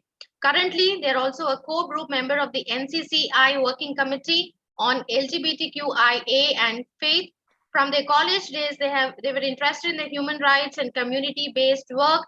Soon after finishing their bachelor's degree, bachelor's of arts in political science and economics, they continued to do the same work full-time.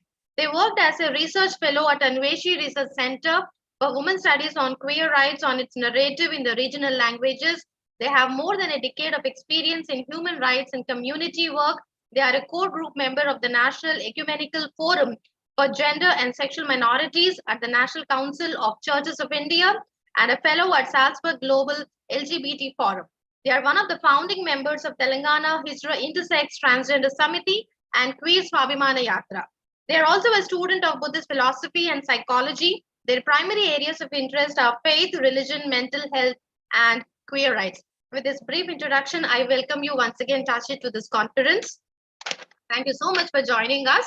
Our next panelist, Dr. P. Swati, is currently head Department of Psychology, Osmania University, Hyderabad, and also practicing counseling psychologist. She has more than 15 years of teaching experience in UG, PG, MPhil, and PhD courses in psychology.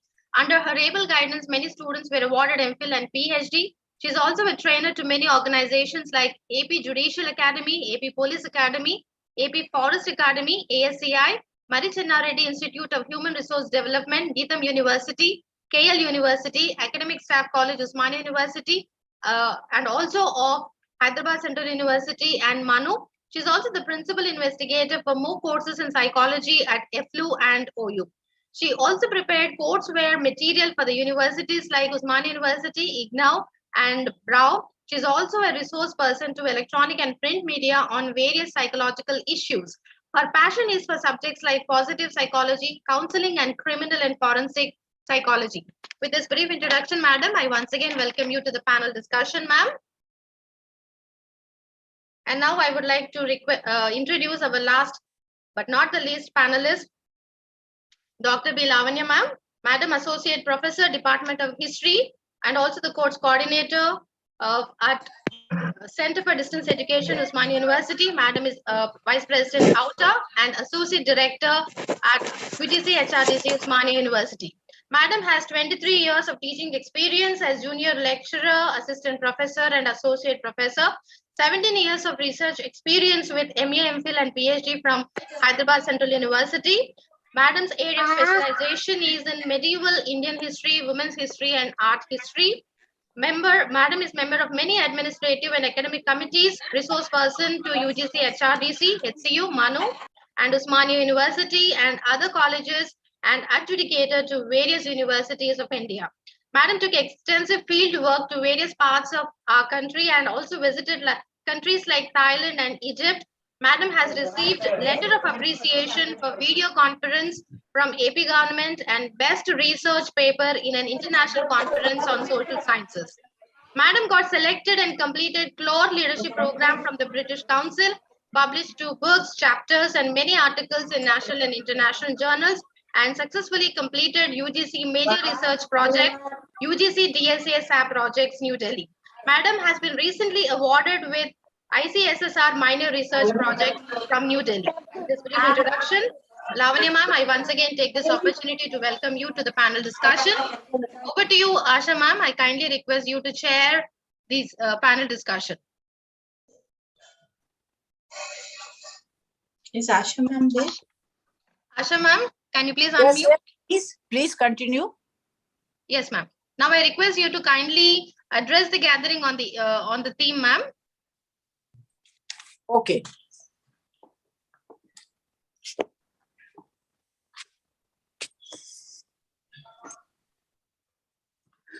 इस university की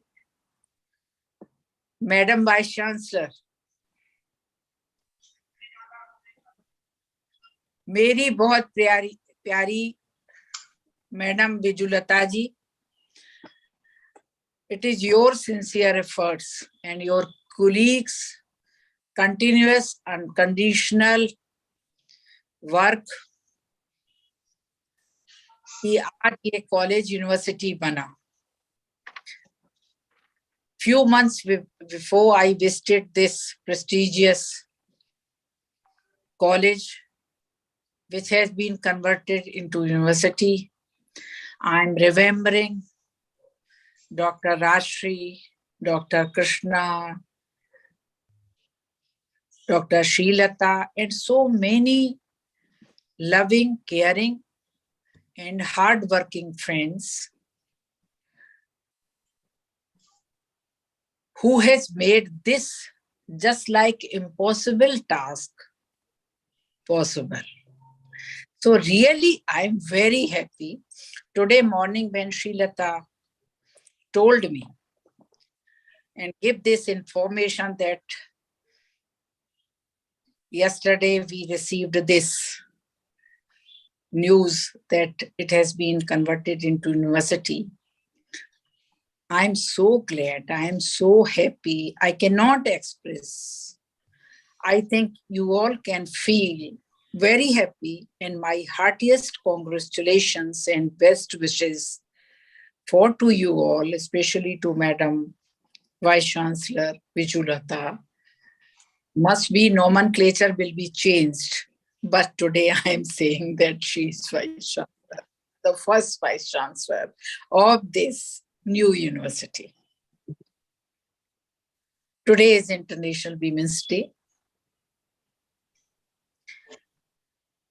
I want to congratulate all worldwide people, including you all guys, for their gender perspective work, gender sensitivity, gender equality, gender equity. It is not men or women, it's gender perspective work, which includes men, women, third gender, also all human beings who are working for this noble cause, for this humanitarian cause. I must congratulate to all of them. And I also wish to my panelists who are here for their wonderful contribution in the area of gender, in the area of women. Srilata requested me to talk little bit in English and more in Hindi. So now the time is for Hindi. Because being a Hindi activist, I always love to speak in Hindi. मैं इस समय professor Ravindran को भी याद कर रही हूँ, जो हैदराबाद यूनिवर्सिटी के वाइस चांसलर थे, जिन्होंने हम लोग को बुलाया था। बहुत सारे हैदराबाद के बहुत अच्छे लोगों को याद कर रही हूँ और रियली उनको कॉन्ग्रेचुलेट कर रही हूँ, क्योंकि उन सब ने इसमें मदद की होगी, बहुत हेल्प की होगी। इंटरनेशनल वीमेंस डे का कॉन्सेप्ट बाहर से आया, लेकिन जो चीज भी बाहर से आई वो फॉर ग्लोबल पर्सपेक्टिव में आई। और भारत में तो हम माँ को लेके जो धारणा रखते हैं वो बहुत स्पष्ट है कि किसी भी बच्चे का जन्म तय है कि माँ से होता है, और माँ ही वो पहली व्यक्ति होती है जो इंट्रोड्यूस करती है कि ये पिता हैं, ये ग्रैंडपा हैं, ग्रैंड मदर हैं, नेफ्यू है, बुआ है, नीस है, फॉर ऑल रिलेशनशिप माँ। लेकिन पहला रिश्ता ब्लड रिलेशन माँ से। उसी माँ के लिए इंटरनेशनल वीमेंस डे है, उसी को प्रणाम है जिसने हम लोगों को पैदा किया और हम लोगों को ये ताकत दी। मैं जेंडर इक्वलिटी से पहले हमेशा जितनी भी मेरी इस एरिया में समझ है, मैंने हमेशा महत्व जेंडर सेंसिटाइजेशन को दिया है, क्योंकि मुझे लगता है gender sensitisation to gender equality, gender equality to gender equity, gender equity to women empowerment. इस प्रोसेस से अगर हम सब चलेंगे तो हमें इस विषय को as a academician, as a gender student, as a social worker, as a humanitarian समझने में आसानी होगी। जेंडर सेंसिटाइजेशन से मेरा हमेशा सोचना इतना बस रहा है, ये अपने आप में बहुत व्यापक विषय है, यू ऑल नो, कि अगर हम सोसाइटी में, सोसाइटी से मतलब ग्लोबल सोसाइटी, ग्लोबल विलेज में मेन और वीमेन और थर्ड जेंडर इनके रूप में अपने आप को प्रेजेंट ना करें। हम सब एक ह्यूमन बीइंग हैं और इसका प्रमाण ये है कि हमारा जेंडर सेंसिटिव बिहेवियर कैसा है। आप बहुत सारे पुरुषों के साथ, मेल मेंबर्स के साथ, मेल कलीग्स के साथ, फैमिली में मेल मेंबर्स के साथ रहते हैं, कुछ के साथ आप बेहद कंफर्टेबल होते हैं और कुछ के साथ आप 100% अनकंफर्टेबल होते हैं। वो फैमिली में भी होते हैं, वो राह चलते भी होते हैं और वो वर्क प्लेस पे भी होते हैं। वो हमसे कुछ कहते नहीं है, वो कुछ गलत इशारे नहीं कर रहे होते हैं, वो कुछ एब्यूजिंग लैंग्वेज नहीं बोल रहे होते हैं, बट उनकी बॉडी लैंग्वेज से, उनके देखने के तरीके से हमको एक तरफ ऐसा लगता है कि हमको वो बहुत अच्छा फील करा रहे हैं, हमको बहुत प्राउड फील करा रहे हैं, हमारी इंटेलिजेंसिया की रिस्पेक्ट कर रहे हैं, हमारे वर्क कल्चर को सपोर्ट कर रहे हैं, हमारे दुख तकलीफ में हमेशा खड़े होने वाले हैं। और दूसरी तरफ हमको ऐसे लगता है कि मुझे नहीं, मेरे शरीर को, मेरी फिजिक को देख रहे हैं और वो सिर्फ आंखों से देख रहे हैं, वो कुछ बोल नहीं रहे हैं। Nothing, no abusing language, no comment, nothing. और वो आंखों से देखने से ही हमको लगता है कि वो हमारा सारा कपड़ा उतारे दे रहे हैं, हमको बहुत गंदी नजर से देख रहे हैं, हमको सिर्फ एक फिजिकल आइडेंटिटी के तौर पे, एक ऑब्जेक्ट के तौर पे, जिसको किस तरीके से टच करना है, किस तरीके से उसको हासिल करना है, किस तरीके से उसे बिहेवियर करना है, पे हमको समझ रहे हैं, ऐसा मुझे लगता है। जब इसमें कुछ रिसर्चेस की, it's not personal experience, it also personal experience, not only personal। जब कुछ रिसर्च की, women as a human being, स्त्री एक मानव, इस पे एक मेजर रिसर्च प्रोजेक्ट हुआ। इस मेजर रिसर्च प्रोजेक्ट पे ये समझने की कोशिश की क्या मेन और वीमेन दोनों as a equal human being है, जो आप जेंडर इक्वलिटी की समय आज बातचीत कर रहे हैं। 90% हम लोगों ने सारे रिलीजन्स के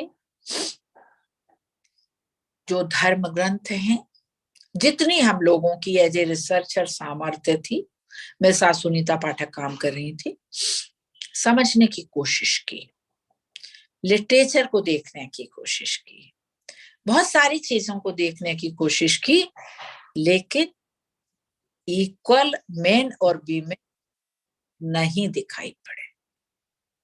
कहीं लेडी को गॉडेस की तौर पे प्रस्तुत किया गया, कहीं पे स्लेव की तरह, कहीं पे वाइफ, कहीं डॉटर, कहीं सिस्टर, नोवेयर ह्यूमन बीइंग। हमने ह्यूमन राइट्स के कमीशन के जो हमारे मध्य प्रदेश में थे, उनके चेयरपर्सन से बात की कि अगर मेन और वीमेन दोनों इक्वल हैं तो दोनों के ह्यूमन राइट्स में डिफरेंस क्यों है?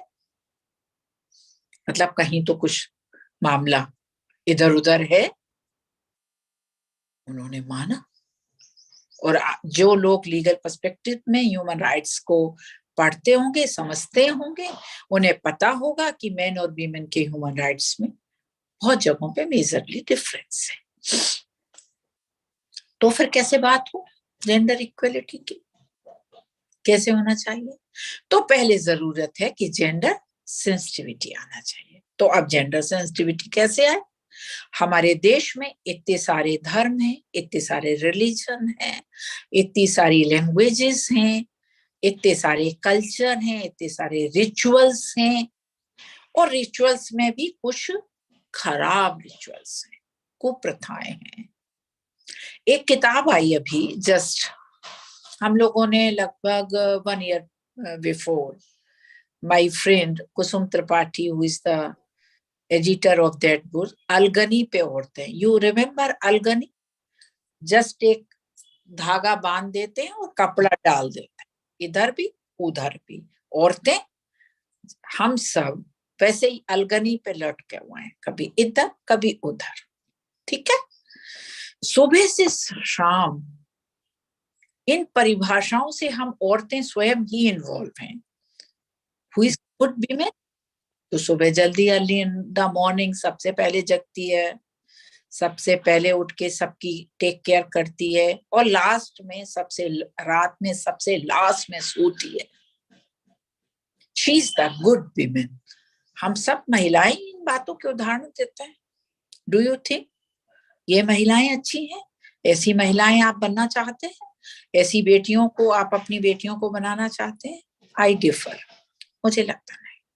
मुझे लगता है आज के दौर में या बहुत लंबे से दौर में ऐसी महिलाओं की जरूरत है जिनका सेल्फ कॉन्शियस इतना स्ट्रॉन्ग हो कि वो अपनी टेक केयर कर सकें, अपनी फैमिली को बता सकें कि चीजें ठीक हैं। फैमिली में बेटा और बेटी दोनों ही शामिल हैं, बुजुर्ग भी शामिल हैं, और फैमिली में हमारा पूरा सोशल सिस्टम शामिल है, पूरा हमारा देश शामिल है। It all my family. और अगर हमारा हार्ट और विजन थोड़ा और ज्यादा वाइडर है तो internationally we are one family. अगर आप सोचते हैं, मुझे याद है कि मैंने एक प्रोजेक्ट किया, कोविड-19 का दौर बड़ा लंबा दौर चला, तो हमने एक प्रोजेक्ट किया कि ये बताएं कि जो हम महिलाएं वर्किंग लेडीज थोड़ा सा घर में रहने के लिए सोचते हैं, एक दिन छुट्टी हो जाए, एक दिन 1 day हॉलीडे हो जाए, 2 days हॉलीडे हो जाए, जब हमको एक बल्क में हॉलीडेज मिले तो हमको बहुत खुश हो जाना चाहिए था। तो देखें हम कितना खुश हुए। खुश से मतलब हम कितना सेटिस्फाइड हुए। सेटिस्फेक्शन मतलब physically, emotionally, intellectually, mentally. Physical means sexually also. जब इस पे हम पूरा इंटरनेशनली डाटा कलेक्ट कर रहे थे, उसी समय एक न्यूज आई, because my son is posted at Ghana, Accra, तो मैं वहां की भी थोड़े ऑर्गेनाइजेशन से जुड़ी हूँ। एक न्यूज आई, घाना में एक लेडी ने अपने हस्बैंड के ऑफिस में रिपोर्ट किया कि आप ये तो कोविड-19 को बिल्कुल खत्म कर दीजिए, नहीं तो मेरे हस्बैंड को ऑफिस में बुला लीजिए। भाई क्यों बुला ले? इसलिए बुला लीजिए कि इनकी जो फिजिकल और सेक्सुअल डिमांड है मैं उसको पूरा नहीं कर सकती, क्योंकि वो घर में हैं तो वो कोई काम नहीं करते हैं, खूब सोते हैं, और जब जागते हैं तो कहते हैं ये बनाओ, वो बनाओ, ये खिलाओ, वो खिलाओ, और सिर्फ फिजिकल डिमांड करते हैं। ये भी एक एंगल था। और फिर इस पे बड़े सीरियस नोट पे काम करना शुरू किया, तो ये एक की नहीं बहुत सारे लोगों की कहानी थी। और ये मामला यहाँ तक पहुंचा कि साइकोलॉजिकल डिसबैलेंस हुए महिलाओं को, और उनमें से बहुत सारी, मेरी एक स्टूडेंट हैं, पीएचडी स्टूडेंट हैं, शी इज वर्किंग, वो आईपीएस है, आईपीएस सीमा अलावा। उन्होंने बताया कि इसमें सुसाइडल रेट्स बढ़े, और जो लोग जिंदा बच गए उन्होंने उस चीज को बताया। तो मुझे बात इस जेंडर सेंसिटिविटी से जेंडर इक्वलिटी की करनी चाहिए। जेंडर इक्वलिटी का मतलब मेन वर्सेस वीमेन कभी भी नहीं होना चाहिए, नो एंड नेवर।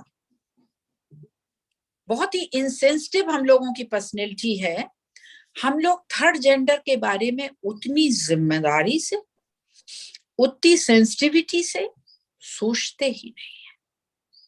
सही बात है madam. Asha ma'am, this is also has been reported in many media that during the pandemic situation, the cases of the domestic violence and other kinds of sexual harassment cases were on alarming rate rise. This has come in various media and the newspapers as well.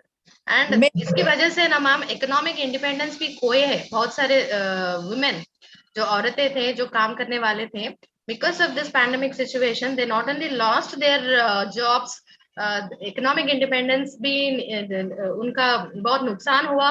तो इसके वजह से घर में रहना पड़ा और बहुत सारे हैरासमेंट्स के लिए वो लोग टारगेट बन गए थे।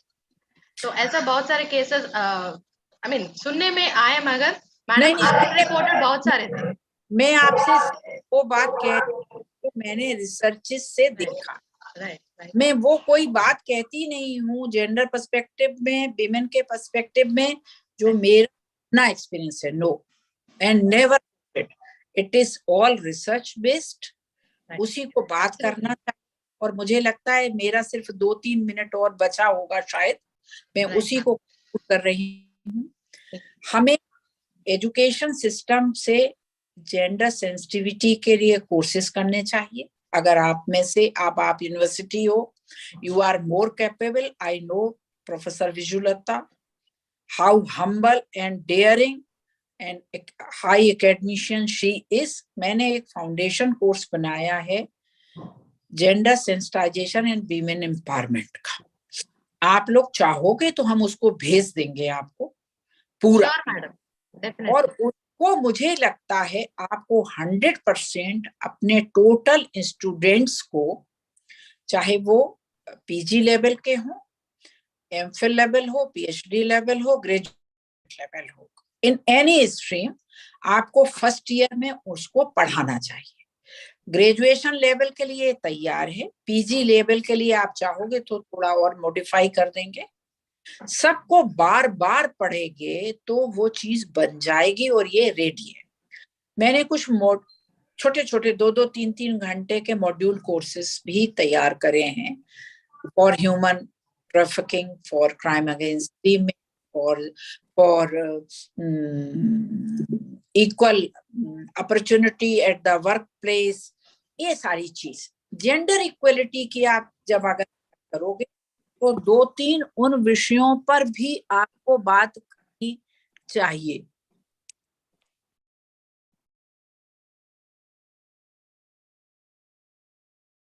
हेलो आशा मैम,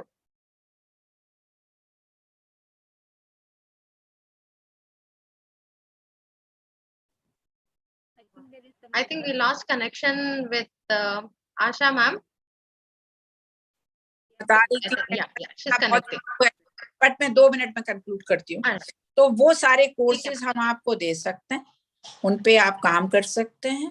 और इन कोर्स जब आप चाहोगे तो मैं आ सकती हूँ, हाँ बात कर सकती हूँ। एक बार आप में से बहुत सारे लोगों को मास्टर ट्रेनर बना के फिर आप लोग धीरे धीरे अपने काम को स्पेंड कर सकते हैं, बढ़ा सकते हैं, वो करना चाहिए। दूसरे मुझे लगता है लास्ट कंक्लूडिंग बात, इस एरिया में उन सारे एरियाज को जेंडर इक्वलिटी में कवर करना चाहिए आपको, जो मेरी आवाज आ रही है? आ रही है मैडम। ओके, आपको अपने एरिया में कवर करना चाहिए, जैसे स्ट्रीट वेंडर्स, जैसे आपको कवर करना चाहिए जो माइग्रेंट लेबर्स को कवर करना चाहिए, क्योंकि इन लोगों के लिए मेजर कोई पॉलिसीज अभी बनी हुई नहीं है। आप उन लोगों को, आप अगर उनको लेंगे, ह्यूमन ट्रैफिकिंग को लेना चाहिए, उसका भी सिलेबस तैयार है, ह्यूमन राइट्स का भी जेंडर पर्सपेक्टिव में सिलेबस तैयार है। तो अगर इन एरिया में आप लोग काम करेंगे तो आई थिंक बहुत अच्छा होगा। और मैं यहीं पे अपनी बात को रोक के आप सबको बहुत शुभकामनाएं देती हूँ और आगे का सेशन आप लोग चलाएं और मुझे इसलिए इजाजत दे दें कि ये किसी भी पल डिस्कनेक्ट हो जाएगा।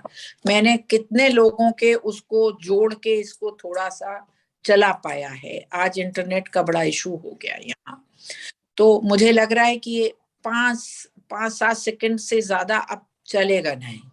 तो मुझे इजाजत दें, इस काम को आगे बढ़ाएं। मुझे इसकी रिपोर्ट जरूर भेज दें क्योंकि आप बहुत इन हो और आप लोग को बहुत बहुत बधाई, बहुत बहुत नमस्कार। Right, ma'am. Thank you, ma'am. Ma'am, agar if possible, ma'am, please try to connect back, ma'am. If everything is fine and your internet is back, please do join us again, ma'am. And Sure. thank you so much. Yeah. आप तो जानते हो मेरा इसमें कितना मन लगता है, लेकिन मुझे लग नहीं रहा है कि आज वो मैंने सवेरे से वही कोशिश कर रही थी, लेकिन इतना हो गया, मैं सोचती हूँ चल ठीक है madam. Right. Thank you, ma'am. Thank you so much for joining us today for this discussion. Thank you. Oh, yeah. May I now request Ashish to please take over the session and present your version on the theme of the conference. Vijayakshmi garu, it would be nice for to have Dr. Lavanya or Dr. Swati to go ahead first. Both of them were at Nizam College when I studied. Both of them did not teach me, but nonetheless were faculty. So it would be nice for them to go ahead, I think. Yeah. Swati ma'am? Now, let's have Lavanya first. So it would be from administrative point and all. Then we have the psychological point of view. Then we can have Tashi. Is it okay, Lavanya? Yeah, it's fine, ma'am. Okay. Right, ma'am. Over to you, Lavanya ma'am. Thank you, ma'am. Thank you, Dr. Srilata ma'am, Dr. Vijayalakshmi ma'am, and the Principal Vijayalata ma'am for giving me this opportunity on this very important occasion, that is International Women's Day. First of all, congratulations to all of you, and also wish you a very happy International Women's Day. As we can see, the main theme of International Women's Day is like achieving gender equality today for a sustainable tomorrow. This is the main theme, and when we go to the campaign theme, it is to break the bias. So the question arises here is, can we really break the bias to have an equal world? Can we really break the bias in our community, in our societies, in our workplace, colleges, universities, in order to have an equal world? So when we are talking about the concept of world which is free of bias, stereotypes, discrimination becomes very crucial here. And not only that, we should have a world which reflects diverse, equitable, and inclusive aspect of all aspects which are related to human beings and gender. And we should have also a world where difference is valued and celebrated.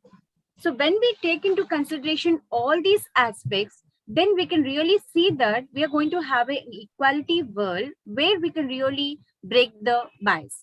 So I'm going to basically highlight the concept of gender bias, which is very much evident even in the present world, where we are talking about empowerment, where we are talking about equality, gender sensitization. Still we see a lot of bias in the workplace. So the crucial question is, what are the things that are really obstructing this gender bias in the workplace? When we look at this concept of bias, we see there are both unconscious bias as well as conscious bias. Because when we are working at a workplace, we see that there is a performance support bias. Performance support bias in the sense that both the employers, managers, as well as the colleagues, they are providing resources and opportunities to gender.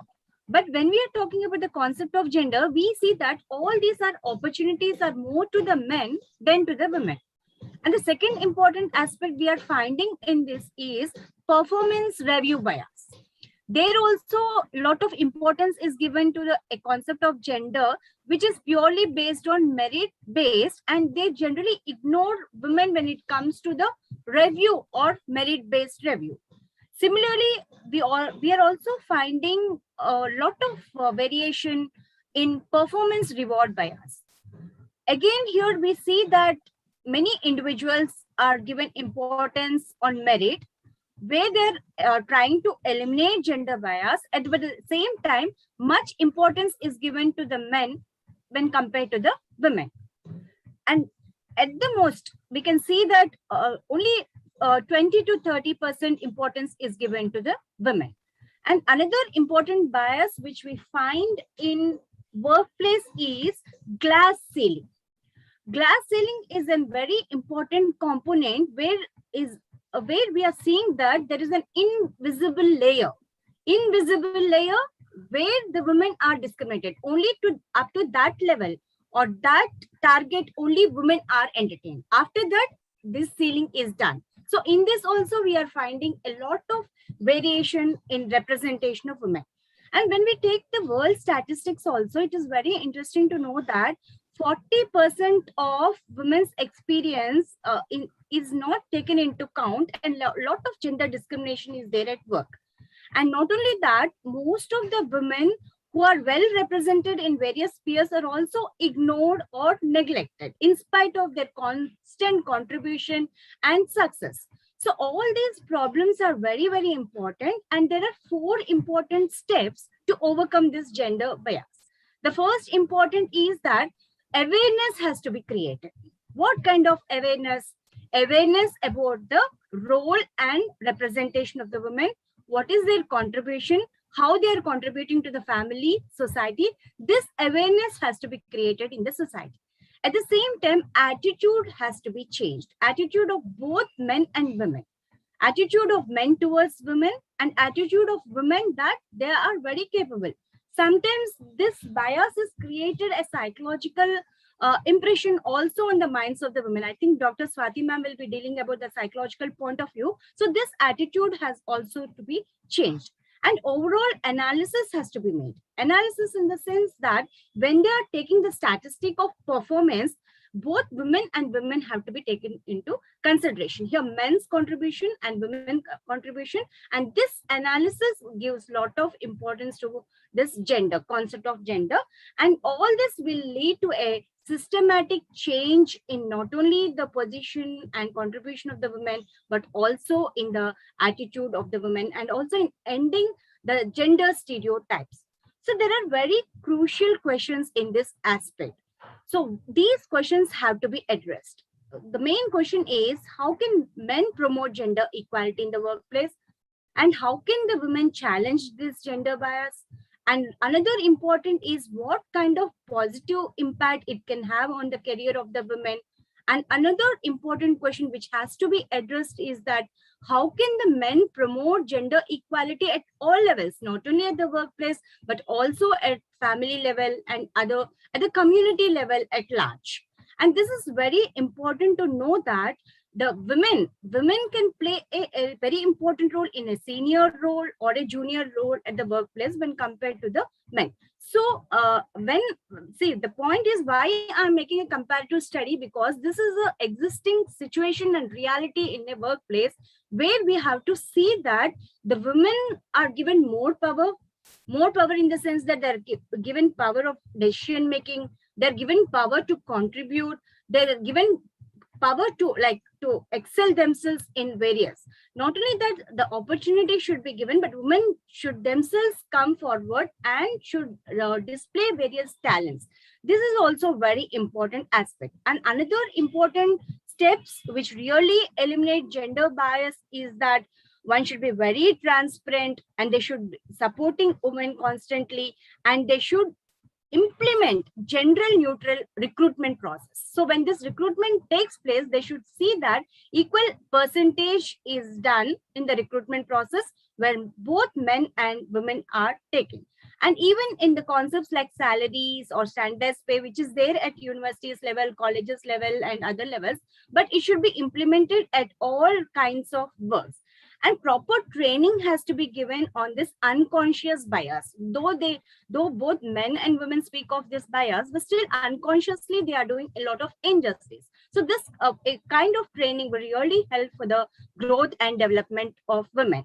And also there should be a clear policy on the concept of discrimination, why they are discriminated, what are the reasons for discrimination, and this has to be avoided. And there should be a kind of flexible working and other kinds of conditions that have to be created. So since my field is on, like I have done in the introduction also, ma'am was saying, Vijayalakshmi ma'am, like I have done a lot of studying on the representation of women in art.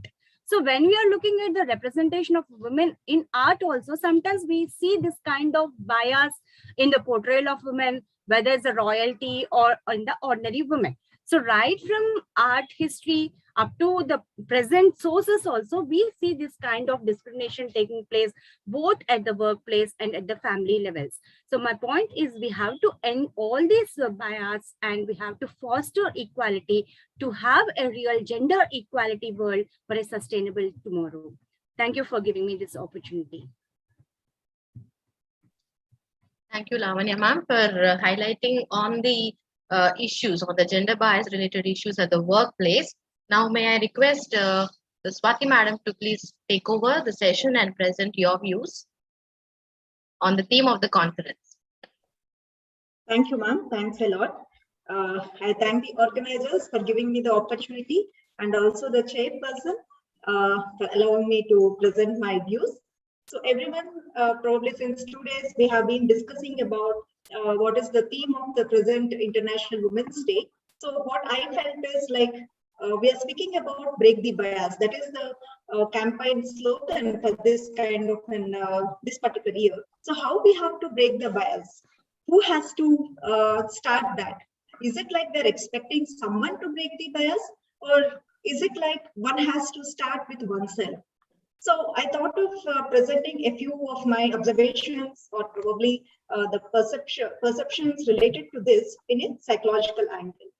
We all know that no one can deny that there is a change, but at the same time, still we need to go a long way in order to say that definitely women have been empowered at different angles in a holistic way, like economical empowerment, social empowerment, emotional empowerment, all these things. But everywhere, though they were trying to make an effort, there is a comma, there is a full stop. Sometimes the obstacles could be within the family, sometimes the obstacles could be from the outside of the society. So many research related to this, whether the bias is really existing even now in this 21st century, the research has said 60% of women do experience bias at work. Whether this bias is deliberately done by the colleagues, that is the male colleagues, or by the employers, or whether it is unintentional, but whatever it is, whatever be the cause, whatever be the source, definitely, like whether in the hiring the women employees or whether in promoting them to the higher positions, that bias has been operating. And this kind of an discrimination, which was profoundly found in the workplace, but that is not confined only to the workplace, even at the domestic front, even in the so-called like the digital era, we still find in the remote areas, in the remote villages, that how a male child is given more predominance in giving the education or in giving the food or in giving the clothes compared to the female children. So many studies indicated that if we can assess like what is happening at the workplace, we can also infer many things that are happening at a major level, at the societal level, because workplace is a microcosm of society and it reflects whatever is happening. Because all these employees who are working at the adult level, they were carrying their child rearing, they were carrying their brought up, how they were taught or how they were treated at the family front. So whether it is women or men, their behavior is reflecting the societal reflections. And another important indication that the bias is existing is the glass ceiling effect that has been observed in different studies with related to the women. We all know that glass ceiling is an invisible barrier that women are prevented to go to the higher positions as because either because they feel it is due to their gender, they may not be able to hold certain positions or certain responsibilities or certain shifts which they have to work. So that glass ceiling is another important example of the gender bias. then sometimes, like even certain simple examples we can think of, like women cannot drive for the long drive, or women are too emotional in certain situations. They cannot handle the situation, they cannot handle the crisis, or they may not be knowing what exactly they want. These are some of the statements which are commonly heard among the public, especially from the men's side. But when these things are repeatedly said, when a woman hears such comments in certain places, in certain situations, they start believing it. Probably like women are very sensitive, or women are too emotional and they cannot handle certain situations. So it is something like where we are imposing certain beliefs of the society onto an individual. And when we are carrying these kind of the stereotypes, when we are trying to hold these stereotypes, naturally, wherever we go, those stereotypes are also followed. They are acting in our mind. And we are also like trying to see like whether the other people are also perceiving us with this stereotypical point of the view. So when a similar situation occurs, comment by some other person in a similar way, we immediately reinforce. I know, like right from my childhood, I have been listening to this, and this is what is happening to me. So the stereotypes which were started generations together, the society is reinforcing, and people who were the victims are also in fact inviting unknowingly that this is what is happening to me. So here, like, who has to stop that bias? Whether it is the woman, that is whether it is the individual, or should we expect the society to stop that bias? In fact, like, though women are excelling in various fields, and it's not even like just the normal technical areas, but even astronauts in the field of astronomy and all that, but still at a remote level, at a grassroots level, there is a myth that women cannot excel in the field of STEM, that is science, technology, engineering, or maths, and they prevent women taking such courses even till today. So whether it is the overtly hidden thing or covertly the situations that are happening, we have to identify that kind of a discriminatory behavior in the beginning itself, and we have to fight for that. So if as an individual, how the woman has to come out of that, this kind of a bias, how they have to break this bias. So one thing is, like, this breaking the bias should start from the home itself, like as parents, or as siblings, or as children, that is as a daughter, or the son, whoever it is. Like, we have to start thinking what is happening at the home front. Is it really happening in a justice way, in a proper way, or should we confront at the individual level itself, at the home front itself? Then once we move on to the communities, as a good citizen, are we really voicing it out? When we are observing certain situations happening around, are we keeping quiet? Are we ignoring it? Or are we trying to voice it out?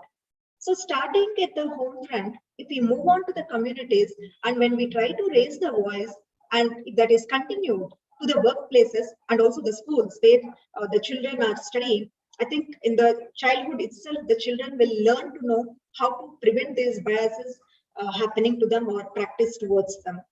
So one important technique that we have to use to stop this kind of the biases is be self-aware. If we are aware of our own biases, am I biased to my own self? We should think about it. Are we like carrying the stereotypes that have been imposed by the society? Or am I also believing in that? So what are my biases? Am I behaving in a similar way towards the other woman? Or am I becoming judgmental in trying to understand the other woman? So once we are aware, what kind of a bias, why we are behaving in that way, under what situations it is happening, probably we can prevent those kind of the thoughts that are happening to us. Then once we identify, instead of ignoring it, voicing it out. Why this kind of a discrimination has to be shown?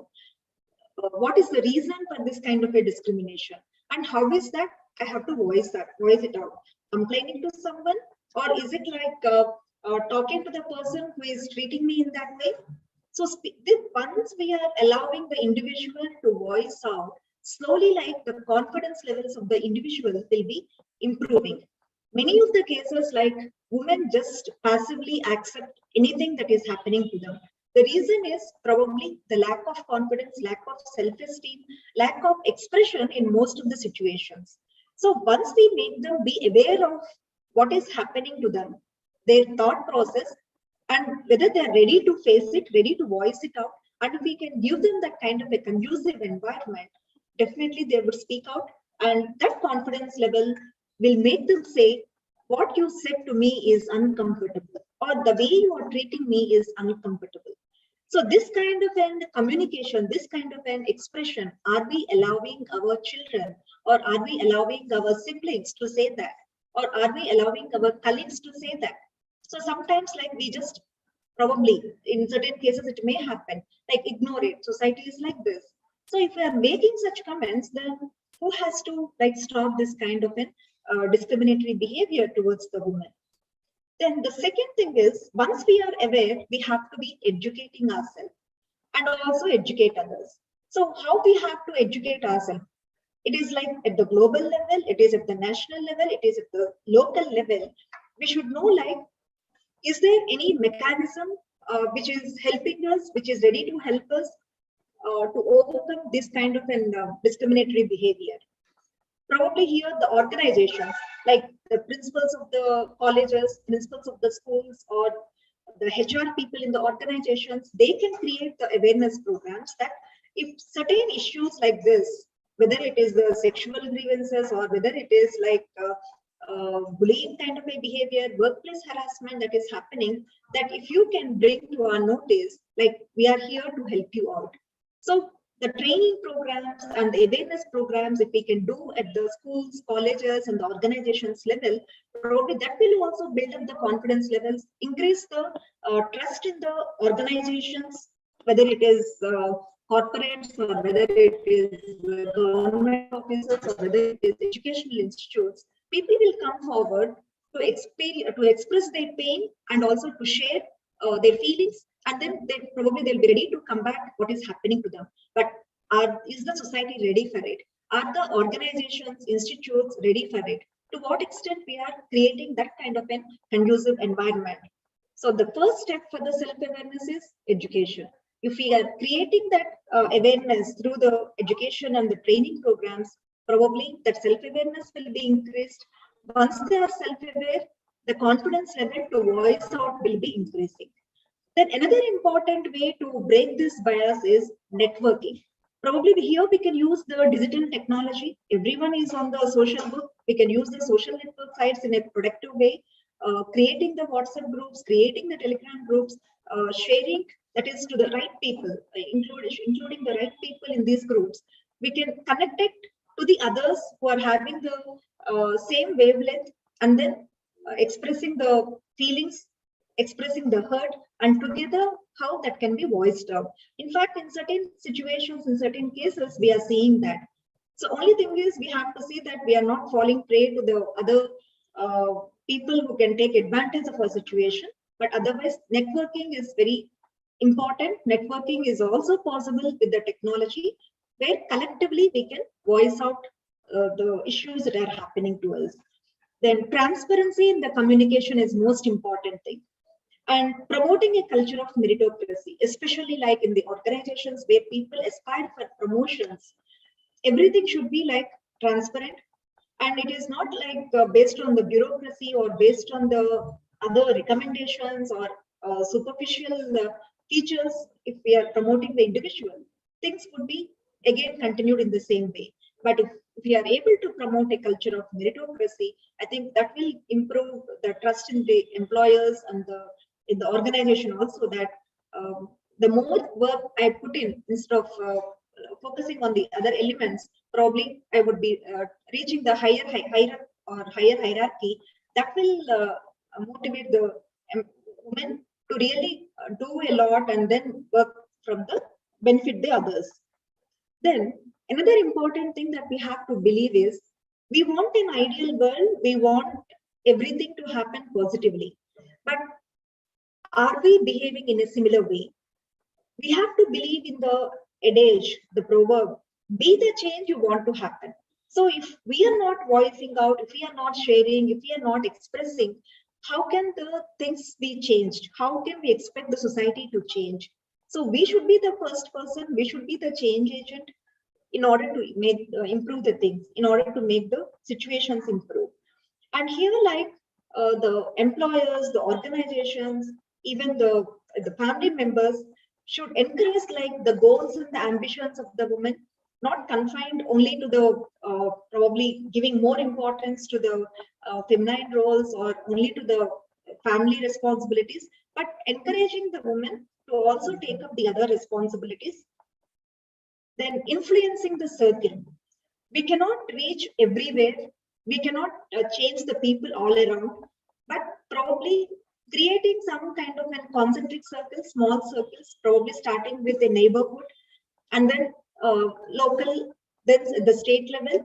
If we can create our own influential circles through whom like we can put upon what is the work that we are doing in order to prevent or break this kind of a bias, and what sort of an encouragement or what sort of a support we are expecting from the normal, ordinary citizens. So collectively, what can be done? Parents also should encourage the children to speak what is happening in their classrooms, what is happening in their playgrounds, or what is happening in the school buses or college buses.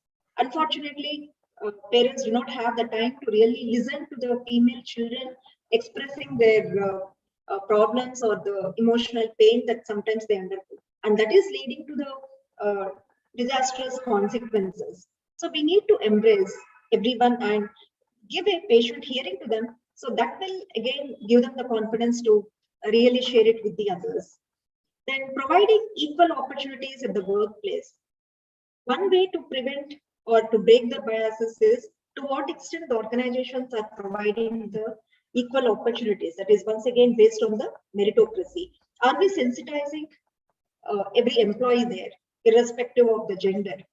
To what extent like they are mature enough to understand their female colleagues' problems, issues, and challenges? To what extent they are ready to support them? So here, once again, like the training programs related to the gender sensitization can also take place, which will help the all the people who are working in a particular organization to come together and work for the others. So sometimes here, like when a woman wants to really take a divergent path, a different career, many times like immediately people say it cannot be your cup of tea, or it cannot be hobby, or this is a men-dominated field, whether it is event management or certain marketing fields, or even technologically, like speaking, like astronaut and all these kind of the careers, they consider that as the male-dominated field.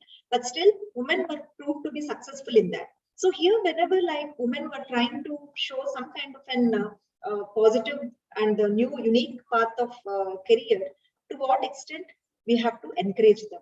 How like enable them, make them understand the obstacles, how they have to view these obstacles as the stepping stones, and once they have taken the decision to go on to the different path, definitely like they have to overperform, overachieve, and overexert to prove themselves instead of just leaving it back.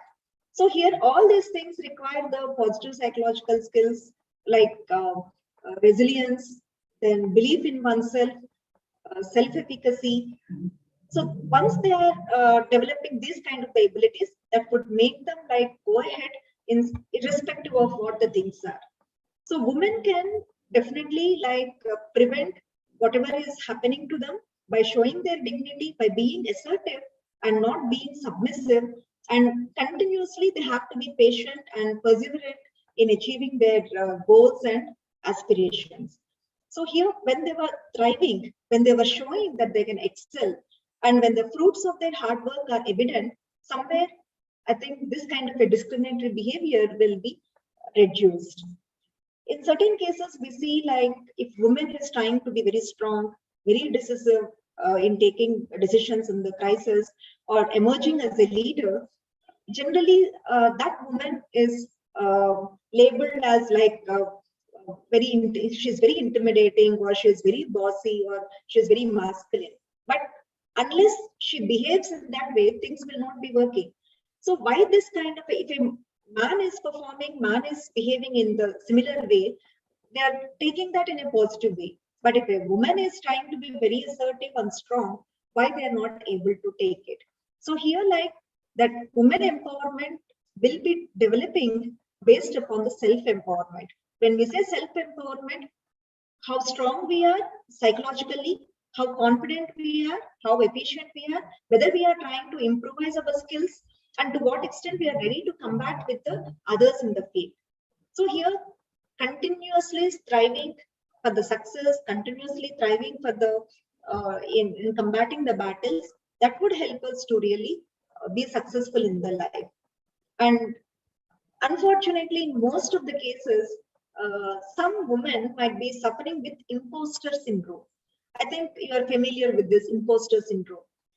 This is again like this was rooted in the minds of the women. Some women, because of their family environment or the kind of the negative biases that they would be hearing from the society, that though they're capable of doing, they feel probably I don't have the talent, or I don't have that kind of an ability to achieve something. So when this kind of an imposter syndrome is existing in the woman, they are easily susceptible to any kind of a discriminatory behavior, and they will allow the others to take advantage of them. So as individuals, we have to identify if we are having any such kind of an syndromes, and then we have to overcome it. And next important point is, individually we'll be working, but individual alone cannot break the biases.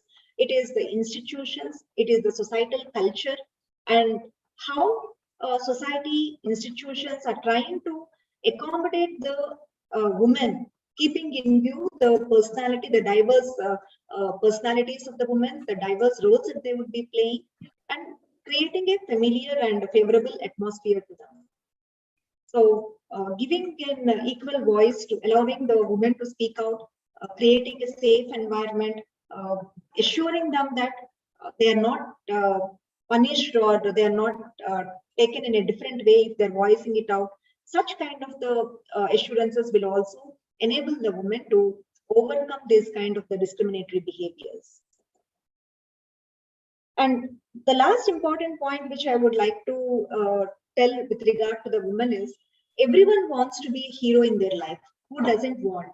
So if one wants to be a hero in their life, one should be very hopeful of the situations, and whatever negative situations they are experiencing that can be considered only as a temporary, then they should be very efficient. They should. It's not like, instead of attributing their failures or anything just because to the discriminatory behavior, but developing all the skills and then making them more efficacious than the counterparts. Then developing the resiliency skills, help them out, like to face any kind of the crisis, any kind of the negative situation. Always be optimistic. So the hero, the term hero, stands for all these qualities: being hopeful, being efficacious, having the resilient skills, and having optimistic. If we are following these kind of the 4 pillars of the psychological skills, I think women will have definitely the courage to fight their battle and overcome their failures, and emerge as the successful individual, and also probably as an employee, or more successful in all the multiple roles that they are playing. Thank you. Thank you, Swati ma'am, for presenting your version on this gender bias, gender equality, and also explaining to us how the behavior of the men and women should be at the workplace, and what is the glass ceiling effect, and who has to present that, and how it can be broken by the women of these days, and how how we can handle the situation on various aspects like discriminating behavior, and how a particular woman can voice out and learn, because of sheer lack of self-esteem, or being not able to be expressive, and all these, because of these reasons, I think we are here today celebrating the Women's Day, and we are having these deliberations. I think a day must come, we need to celebrate gender equality days. And I think that should be the theme in the future conferences. Over to you, Tashi Chira. Now I request you to kindly present your version on the theme of the conference. Thank you, Dr. Vijayalakshmi. Thank you, Dr. Srilata, for having me here. And thank you, Koti Women's College, for organizing this conference. Having migrated from a small town in Nalgonda in my early teens, Koti Women's College used to be the beginning of the city kind of landmark for me. That's where city began for me for a long time. And always shared a special relationship with Koti Women's College in that sense. So glad to be here. I'm here not as an academic person, not as an intellectual, but rather as a queer trans feminist and also a transgender person myself, to talk about relation and connection of trans people and trans movement in connection with women's movements and women's rights.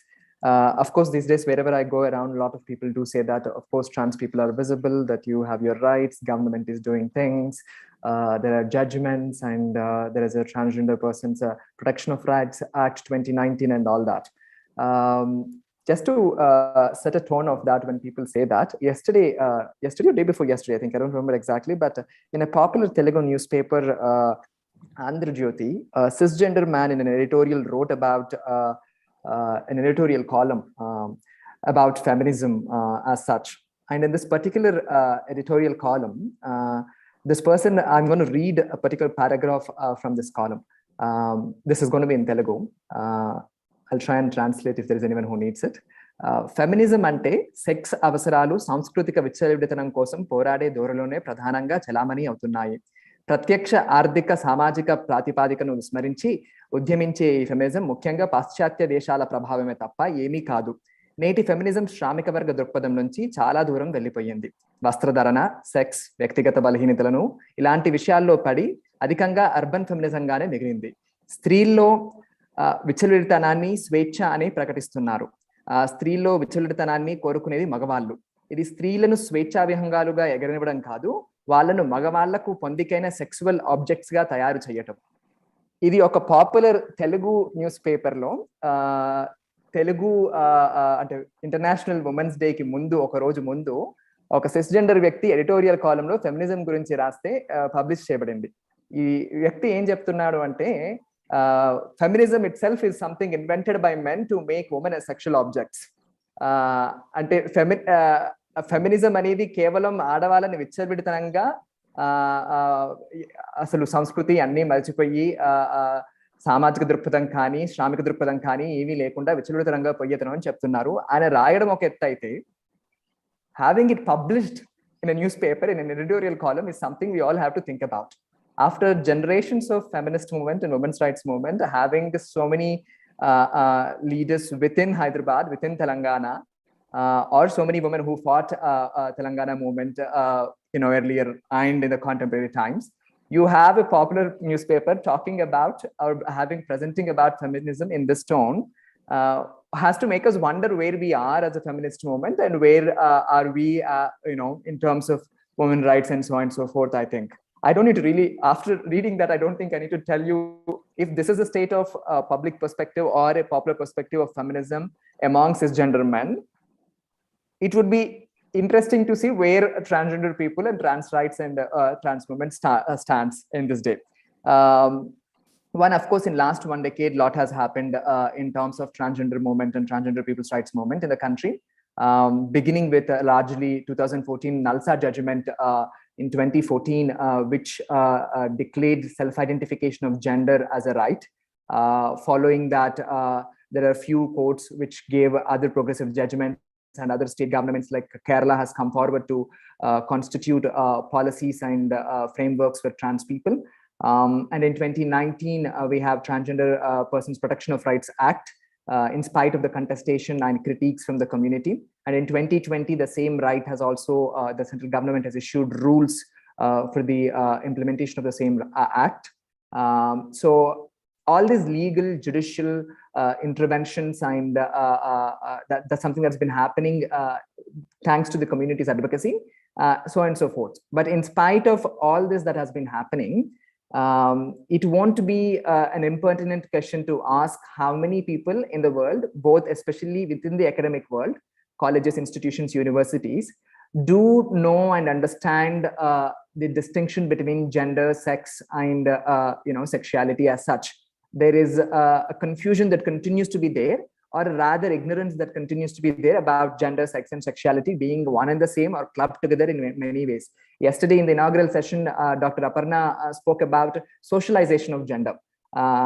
If feminist movement in generations has deconstructed the concept of gender and demystified the concept of gender so much so, can it stop at the binary of the gender, that it is male and female only, and anything else outside what, of course, many people even today unfortunately do refer as third gender, which ironically is that, does it make male as first gender and woman as second gender and transgender people as third gender? Is some kind of race going around, who is first, who is second, who is third, is something to think about, because the language we use also is tricky in that sense, I think.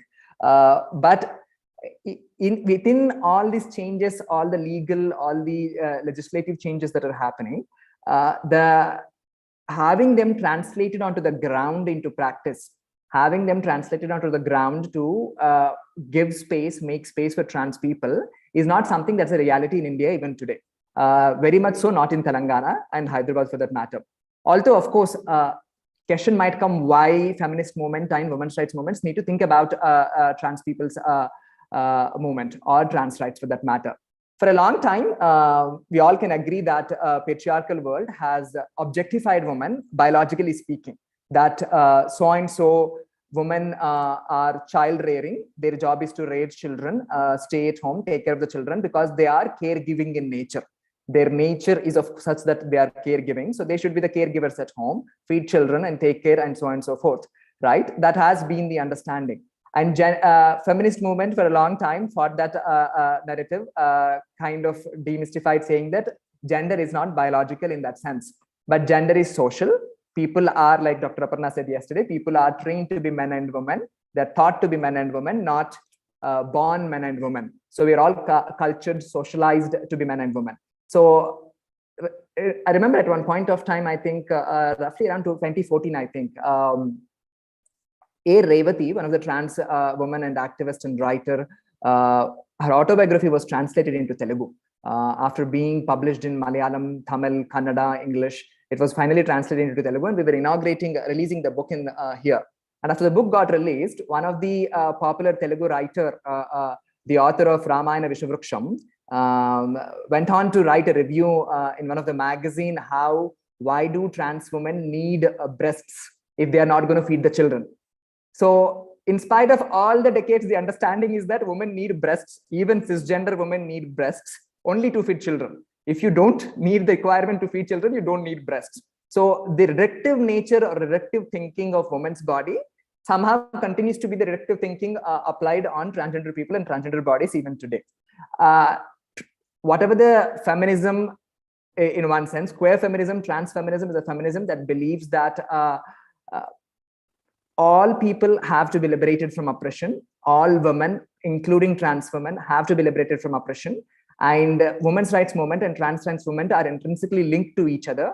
And this undoing of gender and patriarchy cannot stop at feminist movement, cisgender feminist movement, but it has to continue into trans feminism and transcend those spaces and transcend this gender binary. So I'm not sure how many of you are familiar and understand the terms transgender, cisgender. Just to say, cisgender people are, so the understanding is that people who, we are not born with genders, we are born with sex, and gender is assigned to us based on our genitalia, basically. So gender is assigned at birth, rather no one is born with gender. So cisgender people are people who are comfortable with the gender that was assigned to them at their birth. And transgender people are people who do not identify with the gender that was assigned to them at their birth. And transgender is an umbrella word. You have many identities under transgender umbrella word: trans men, trans women, non-binary people, agender, genderqueer. There are various gender identities. So gender is not again in the boxes of male and female. That has one need to understand that, I think. And as much as now, of course, a lot of universities, I'm not sure, Koti Women's College, Navdi University and the Usmania University, they might have your application columns, gender, male, female, other, or third gender, in whatever the vocabulary and terminology. Does it translate down onto the ground is the point. If it doesn't translate onto the ground, having it in application forms is not going to do much. I might apply in a college and university and might as well come and join. But if there is no infrastructure, if the staff and the faculty are not sensitized and educated and aware, I won't be staying in the college, or no trans person. Even if staying, that stay won't be easy. It won't be comfortable, and it won't be something encouraging in any sense. So largely the point, as much as you have rights, things and all that, unless the minds are transformed and unless the attitudes have changed, trans people in that sense can't find space in educational institutions, in health spaces, in universities, in employment. Even till today, as much as so much has changed, so many, I mean, recently Subramania Swamy, I think, in one of his Twitter tweet, called our Prime Minister as a political hijra, as a means of insult. So hijra people who have been there in the country, in Indian subcontinent, across Nepal, India, and across the subcontinent, culturally been present, socially been present for the last few centuries, still their identity is used as an insult for cisgender men, mostly by politicians and certainly by our movies, and especially Telugu movies for that matter, is something that we have to think about. Why we tend to look at that way. Is it something that is limited to a political scenario? Is it something that a view that we still continue to hold within our educational spaces, in our families and households, in our workplaces? So many hijra people are not, hijra people are trans people, but hijra people are not the only trans people, is what one has to understand. Hijra people, hijra community is a socio-cultural community of trans women that has been formed and created centuries ago for the means of survival and support system that trans people have built. Within trans people, no matter if you're a postgraduate, no matter if you're a double postgraduate, or you've studied medicine, there are many people who don't find employment. Many people, especially among hijra community, are forced to continue sex work and begging as their source of livelihood. And we often ask, oh, hijra people, you see them at the signal or a railway station, and like, oh, why are they doing what are they doing? It's so obscene, and all that. But not once do we think about, okay, are we in any sense reason or responsible for them to live the life that they live? Is not a question that comes. Am I willing to actually employ them if they are willing to work? Is not something that comes to our mind. As much as it, 100 years of Koti Women's College history, how many trans women actually, trans women who are open and out and actually trans identifying women studied in Koti Women's College, passed out of Koti Women's College? Is that because there are no trans women in the country in last 100 years? Did we all suddenly start coming out now and talking about our identities and experiences? I'm sure that is not the case. But this one stark example in a century time, in a prime educational institutions, you don't have anyone who is openly trans identifying, tells us a lot about where we are as a society today and what is the status quo of trans people and trans community even today in the country. During the pandemic time, like most people have suffered a lot, trans people also have immensely suffered. Even in fact, in Hyderabad, there were posters that showed up saying that do not talk with transgender people, hijralato transgender వ్యక్తులతో మాట్లాడకండి, వాళ్ళ వల్ల Covid సోకుతుంది అన్న posters లు చాలా చక్కగా హైదరాబాద్ లో post చేసి కనిపించారు. అంటే ఒక రకంగా there is so much of ignorance and there is also so much of hatred. And the hatred comes also because of the boxed identity of genders, male and female. Man is supposed to be so and so, female is supposed to be so and so. The gender transgression from male to female or female to male is not really respectable, especially when it is male to female, because femininity continues to be looked down as a derogatory, undesirable aspect of human existence, whereas masculinity is something that you aspire to. Women or men, everyone should be aspiring to be, masculine in nature, and femininity is something is undermined. And whenever there is gender transgression that happens, that is something that has been looked down upon, right? Including us in our schools, colleges. If a male identifying boy, if he's feminine, the bullying, the violence, the name calling that continues. And if even if a woman is largely masculine, if a girl is more masculine, wants to keep short hair, be a butch-like, then there are repercussions for that. So the gender transgressions in that sense are very taken seriously and punished by families, by schools, colleges, workplaces, everywhere for that matter. So there's a very, very thin line, even when we live in a metropolitan time and era where women and men are working and all that. There's a very thin line being gracious and when you can be called slutty. You can be called slutty. There's a thin line between it.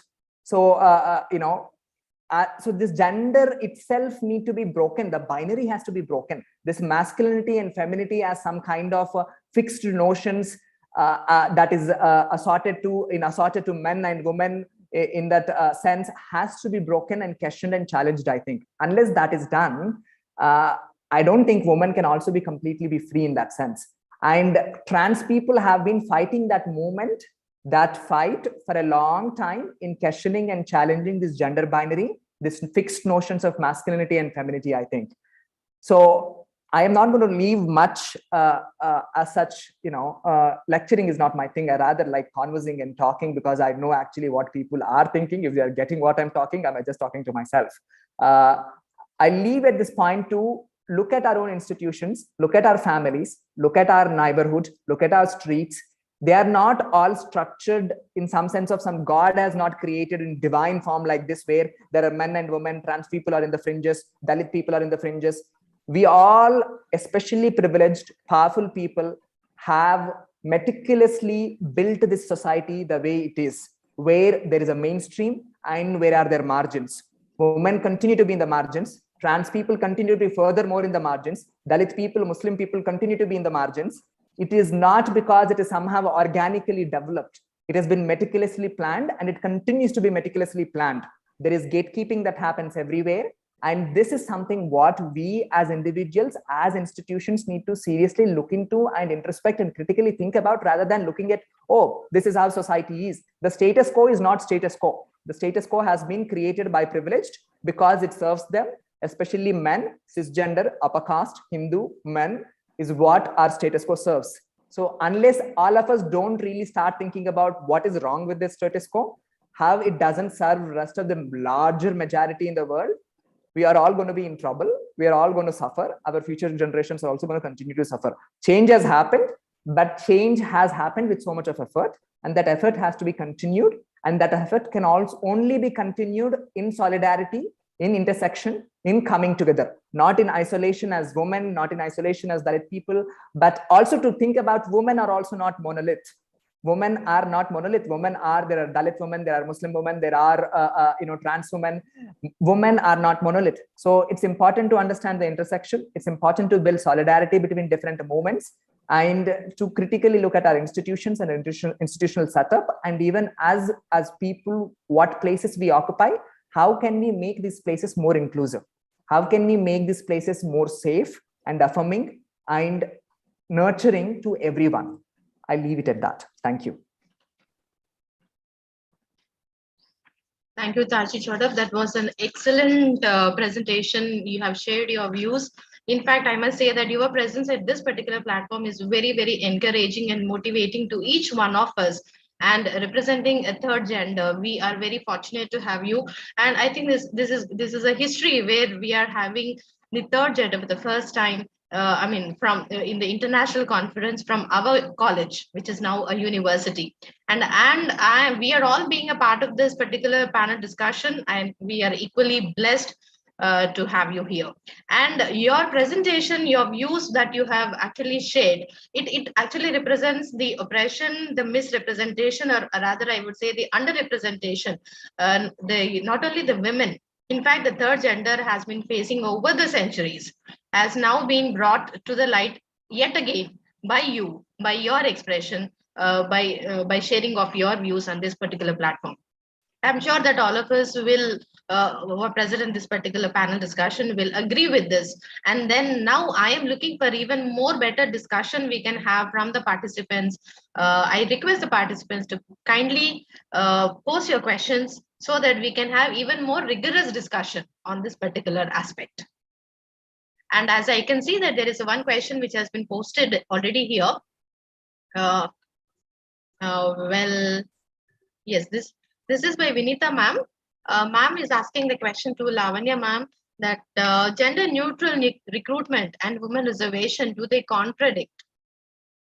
Lavanya ma'am, can you please answer this question, and then we will pass on the question to others. Yeah. Yes, ma'am. That's really a very important question, because we are in the present situation in 2022. And this concept of reservation actually started in 1993 when the Constitution Amendment Bill was introduced. And even Dr. Srilata ma'am must be knowing that this was actually introduced at the village level, where they're trying to provide certain reservation to women. And gradually by 1996, it was extended to Parliament and Legislative Assembly. And it is very unfortunate that even now this 33%, that is which we are calling as 33% reservation to women, is still pending. So the question is, when we talk in broader sense, I'm for recruitment rather than reservation. Like, I'm talking about a recruitment policy where equal importance is given to men and women. I'm talking from the percentage point of view rather than reservation point of view. So when we are saying reservation, we are talking like something again which is against the concept of gender equality. Because one side we are saying that both genders are equal, meritorious wise, performance wise, when they are talking about their talent or experiences, we have to give proper importance to both men and women. So Vinita ma'am, my point of presentation is that we should talk more about in the sense of gender equality, and we should give equal importance to both the genders in the recruitment policy based upon the merit and performance rather than reservation. Thank you, ma'am. In fact, even I share the same views, because I think I've always seen that, governments use reservations as a shortcut method. But in the long run, it actually, I don't know to what extent it actually helps, is matter of huge debate. So instead of providing reservations, I think there's need to strengthen the entire educational as well as social infrastructure. Thank you so much, Lavanya ma'am, for your response. And Vijayalakshmi ma'am, if you permit, one or two things I would like to say. Is it okay? Yes, please. Yeah. So it's always good to listen to Lavanya ma'am and Swati. It's always awesome, wonderful. And I think this is the first time I'm listening to Tashi as audience. And Tashi, very, very glad to know you, my dear. And I heard you speaking so firmly. I really appreciate that. And I must also confess to all of you here that my understanding about gender actually has improvised a lot after my constant interaction with Tashi, who was a student in Nizam College. He has pursued his undergraduation there.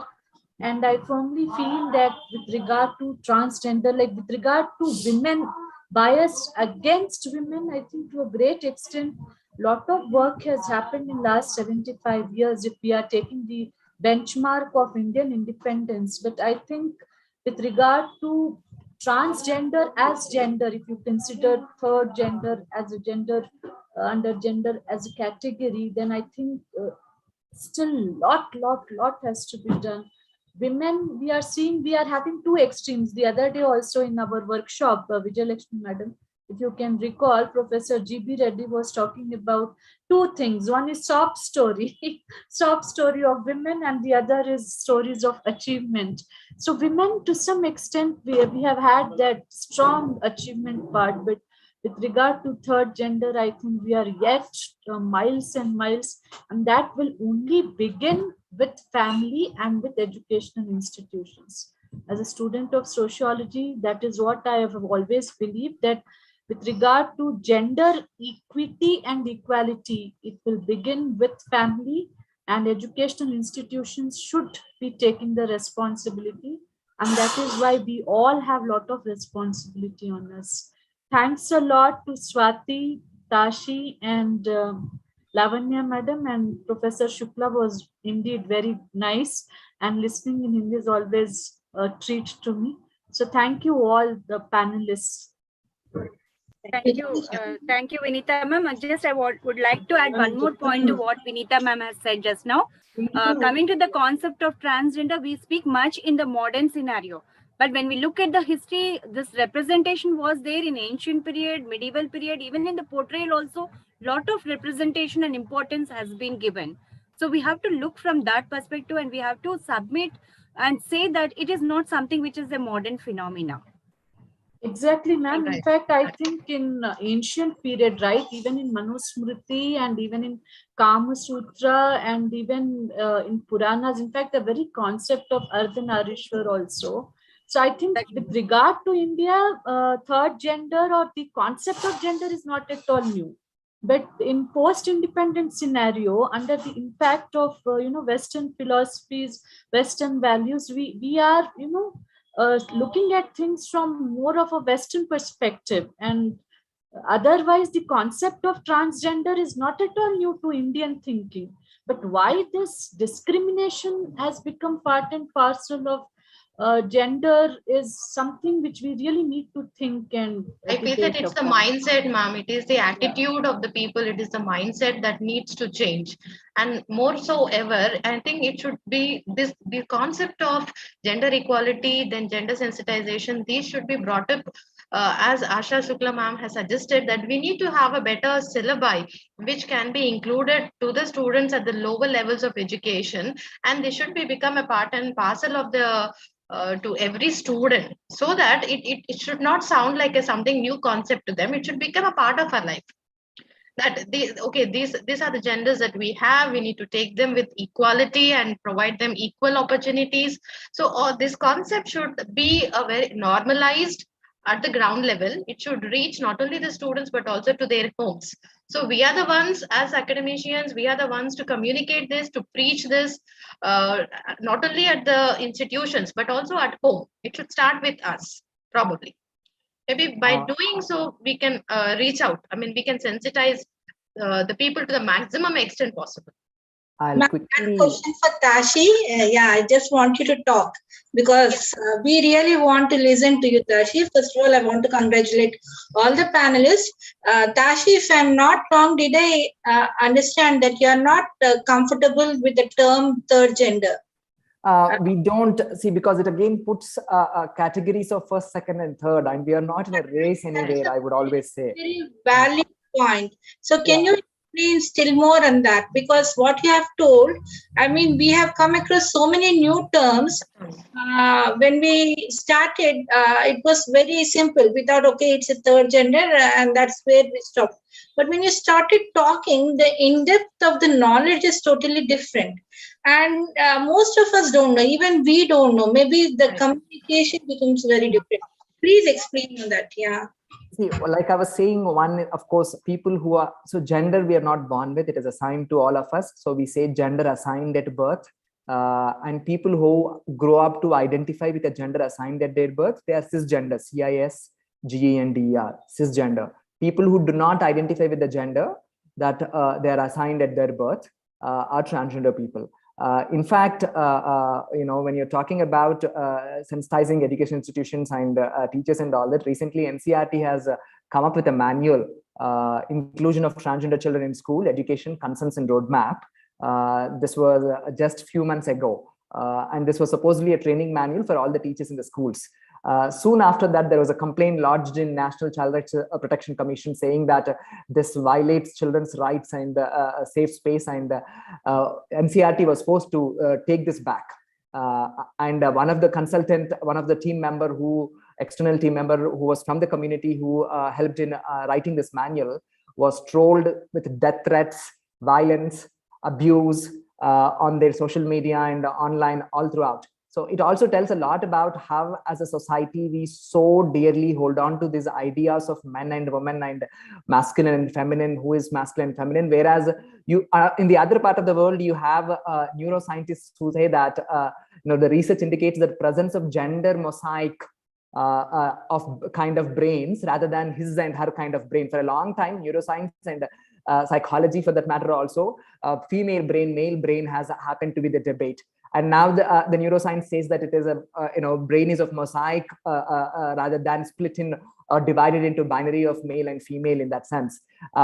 In fact, in 2018 or a little before that, the Trump government in US wanted to bring out a policy of identifying people's gender at their birth and fixing it, imposing it and fixing it, to which there was a petition written by some 2,617 scientists consisting of biologists, geneticists, psychologists, anthropologists, physicians, neuroscientists, biochemists, mental health professionals. Out of this 2,600 plus, 1,100 were biologists, 185 geneticists, and there were 9 Nobel laureates. They signed a petition asking US government, saying that, US legal definition of gender, saying that it cannot be supported by scientific evidence and is an unethical assault on human rights and basic dignity. They spoke out in response to the proposal that intends to legally define gender in the binary condition. They basically said that there are no genetic tests that can unambiguously determine gender or even sex. The letter states that even such tests existed, it would be unconscionable to use the pretext of science to enact policies that overrule the lived realities and experiences of people of their own identified genders. So science is also moving in a different direction. Science for a long time did stuck in this idea of male, female, gender, male bodies, female bodies, male mind, male brain, female brain, and all that. That is also something which is changing. But society, of course, neither is driven by law, nor is solely driven by science. Our society, especially Indian subcontinent society, is driven by religion, the false pride of history, culture, tradition, and so on and so forth. No matter how many laws we make, no matter how many policies we make, if Domestic Violence Act is there, domestic violence continues to happen. Anti-dowry is there, dowry continues to be the menace in the country. Child marriages continue to be the menace in the country. Not because there are no laws in the place, but the laws don't find place in the household. Households operate on different laws, not necessarily by the legislations themselves. And those households has to be engaged through education. Like Vinita ma'am said, unless educational institutions continue to play a role of looking at how conversations in the house can be changed, not necessarily just the conversations in the university, how can we change the conversations in the household? Unless those conversations change, unless those attitudes change, people can come back to universities and study, go back to their, status quo more once they go home. A university professor can come to university and talk about, gender equality, equity, so on and so forth, can go back to home and nicely fit into the gender role of a male or a female, get into the mode of a caregiver mode or, a family earner mode, right? Unfortunately happens. We all do that because it is the kind of the world where we live. The translation of the aspects that we study are not practiced into different layers of the life that we occupy. Our lives don't end and begin and end in universities, don't end and begin in textbooks and literature. They have a reality outside all these things. And that can only be dealt with unless we are willing to engage with all of that, I think. And it is no exception for trans people for that matter. As much as, of course, there are stories in history, mythology, Shikandi, or go with Ramayana, all kinds of stories you have. Often I wonder, stories will remain to be stories if they don't mean anything in real life. If in real life, if they don't mean anything for trans people, their stories are just simply stories. They are just mythology, they are a myth. They are a myth. They are not really real for anyone. And for trans people, for example, in Hyderabad, in Telangana, you have a huge history of Nizams being patrons of Hijra Haveli system, Gharana system in Hyderabad. Trans people have existed. Recently, one Western scholar wrote a book talking about colonialization and trans people and Hijra people in colonial period. Before Britishers have come, I'm not romanticizing again the idea before colonization, everything was nice, but I'm saying things were different. Trans people did farming, did business, did dance, did arts, all other kinds of things. But that has changed largely because of course, colonization, but also a great amount of inbuilt patriarchal understandings that we all seem to have, and also the casteist understandings that we all have. I might also, because we're also talking about merit here so much, I also do want to tell as a trans person, I also come from a Savarna upper caste family. For me, understanding caste has begun much late in my life. But merit, I don't believe, like many people wrote, it's not me saying, but I don't think merit itself is something that comes in isolation. Merit is built in a social condition and setting. Merit is not something that is given. Someone is not born meritorious. Someone possibly is born by IQ and all that. Even that can be questioned and challenged in different scenario. But merit itself is built in upbringing, in social conditions, economic conditions, political conditions. And if you talk about a trans person and a cis person, if you equate their merit and try to, we'll apply the same standards to both of them, I don't think it will be really helpful. A trans person for a long time who has been denied the very right to live, right to express, right to access health, education, comparing the merit with a merit of a cisgender person is not going to be great. Similarly, looking at a Dalit person's merit and comparing it with a upper caste person's merit like me is no good. It is not, I mean, it is not equality at this point of time. We all have to talk about equity, I think. Reservation is, all critique that it receives in today's context has done a great. I've seen a lot of my, Dalit friends who are the first generation learners were made to or able to come to university because of the reservation. They wouldn't have come to university if there is no reservation to begin with, I think.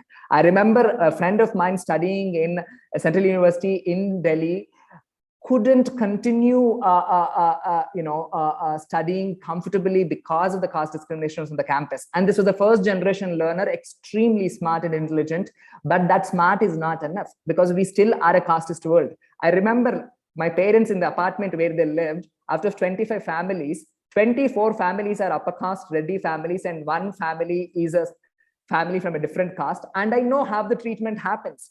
We can't really deny this all reality and say that merit is something cooked up in an isolation. Merit is something that is built, conditioned, depending on various other factors that need to be taken into consideration, I think. And that's where equity is important rather than equality. Trans people, when we ask reservation, we are not asking reservation. I mean, I don't need to be smart, super intelligent trans person to be validated, to be given an opportunity, to be allowed to study. Right, I should be simply given that opportunity because I'm human, I'm a trans person, and I need to be encouraged and given all possibilities to study what has not been there so far, right? So we need to really critically much more think about all these aspects, I think, and conversations are always good. I think conversations not in terms of who is wrong, who is right. I think we all are collectively responsible in this world, the kind of the world we have built up. We all are contributing to the status quo, I think, marginalized or privileged, we are all contributing. We all need to collectively think and figure out how can we challenge the status quo and change it, I think. Yeah, thank you. Thank you, Tashi. That's really great. And you have really opened up on various issues, and your focus and your passion on the subject and also your experience really adds a lot. When we talk of women, we talk in a certain perspective, but when we are also talking of this caste and merit and all these things, and the deeper roots are something different. What we understand is different. I think this communication is really has opened up, and I hope we continue in this manner, not only because we also learn, but also the students also would open up to this new, changes in the society. When you said university doesn't stop, but these are the people tomorrow going to the mothers or fathers, and they are the people who are going to change the setup of the family. So university can play a role, even though we also go back, but at least a small change. But the mindset to change, I think a tsunami has to come. It doesn't change because the whole vocabulary and communication has to change. And that takes, I think, many more years. But thank you. Thanks a lot for being with us. I think you are really proud of you. And I'm also very, very proud. Thank you. You have such a young mind in such a beautiful way you are expressing. Thank you very much. Thank you, Tashi, for expressing so many ideas. It was lovely to listen to you. And we are also able to learn many things today on this platform from your discussions, from your side of view. May I now leave the floor open for to the participants for taking few questions. We'll quickly take 1 or 2 questions, ma'am. Srilata, ma'am? Yes, there are questions. Yes. Yes, girls, anyone want to ask any questions? Any of them?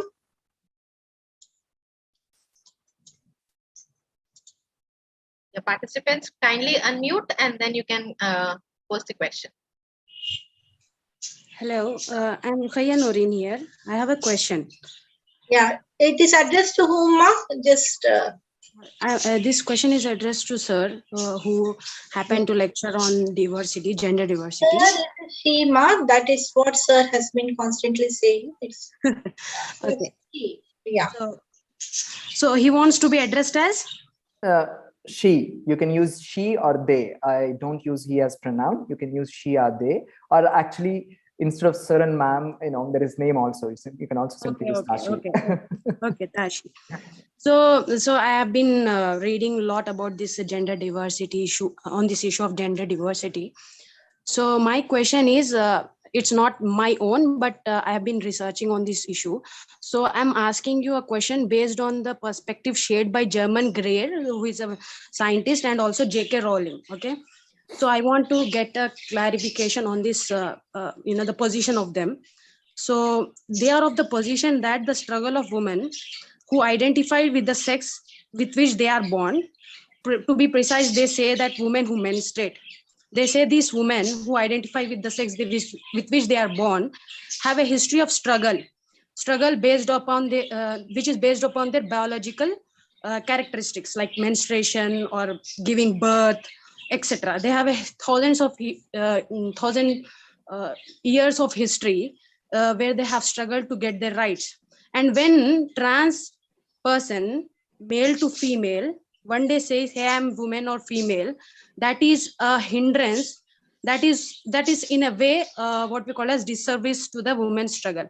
And also they raise many critical points, like for example, in USA there was a case where a male person transitioned to the female, and he competed with the woman in the competition. And obviously, because when a boy matures, he has a advantage over the female body, they according to the science. So obviously the person who transitioned won the competition, and the women who identify with their sex and who were taking part in the competition on par with the transitioned person, so they lost the game.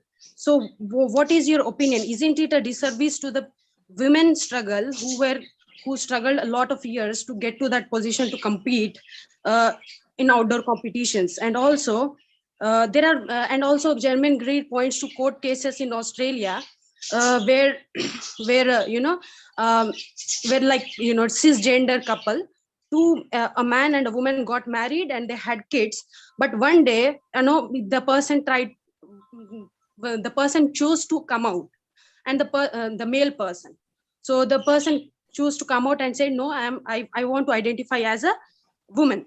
Okay, so now what happened is, no, I don't because I am a woman right now, I don't have a responsibility towards the children, I don't want to give the maintenance because I am a woman. So this you can go into the details of the cases that happened, but I just want to get your perspective on what perspective on their criticism. And also there is another point here, there is no lot of conversation about these issues, and most of the people don't know. But when I was researching, I was looking into the interviews and all of these things, Good Morning Britain, the shows I was watching, there I observed one thing. Okay, there is a cancel culture or lobby that tries to haunt people who want to identify or who want to share this kind of perspective that German Greer or J.K. Rowling share. For example, J.K. Rowling, when she says that I want to identify as a woman, that's it, because there was a word for women. There was a word for women who menstruate. There was a word for human beings who menstruate, that is called women, and she was cancelled and she was boycotted on Twitter, and she was made to literally switch off from the Twitter, and she's no longer on the Twitter because her freedom of expression is being curtailed. And same goes on with the German Greer. She's heckled, she's not allowed to speak her position. So isn't it like don't you think that there should be a... May I? Sorry, I don't want to interrupt you, but because I'm sure there's a time constraint, I also have to leave. That's why I'm not so surprised to have J.K. Rowling and all the other cases and things that you mentioned so far have come all the way here to Hyderabad and among People who ever before even talked about trans rights and trans people's existence now seem to talk about J.K. Rowling and what J.K. Rowling has to say, which is not really surprising. There is a term for this. I'm not sure if you're familiar. That is called TERF, Trans Exclusionary Radical Feminist Groups. Yeah, she's radical feminist. Well, that's a term that is given to them. Let me answer you point by point. You're talking about women experiencing what they experience as people who are cisgender women, what they experience when trans women say that it is like a betrayal to their experience or ignoring their experience. But trans people also experience, trans people experience a lot of suffering, a lot of trauma, discrimination, no friends, being dropped out of school, violence from family, electroconvulsive therapies, medication, psychiatric drugs. You're talking about in terms of a cisgender women alone suffer and trans women don't suffer. That is not the reality. Let me, Rukaya, let me answer point by point what you bring up, and then you can respond. Is that okay? Yeah, thank you. So, and this is not a kind of competition about who suffer and who suffering is bigger and lesser, I think, honestly, to begin with. And the point is that what J.K. Rowling says that, see, for a long time, feminist movement has bed down and kind of demystified gender to say that, okay, gender is not a bodily aspect. Do you know that there are women who don't menstruate? Will we begin to call them that they are not women? Women who choose to not give birth to children, will they not be women? Women who choose not to breastfeed children, will they not be women? Women who don't want to be mothers in by adoption or otherwise biologically, would they not be women? Is women reduced to biology as such is the point, I think, what J.K. Rowling doesn't get to begin with. And if you're talking about a case in Australia where a married person, has come out, while you're talking about it itself, it took some freaking 20 years for a person to come out because it's a kind of the world that they live in.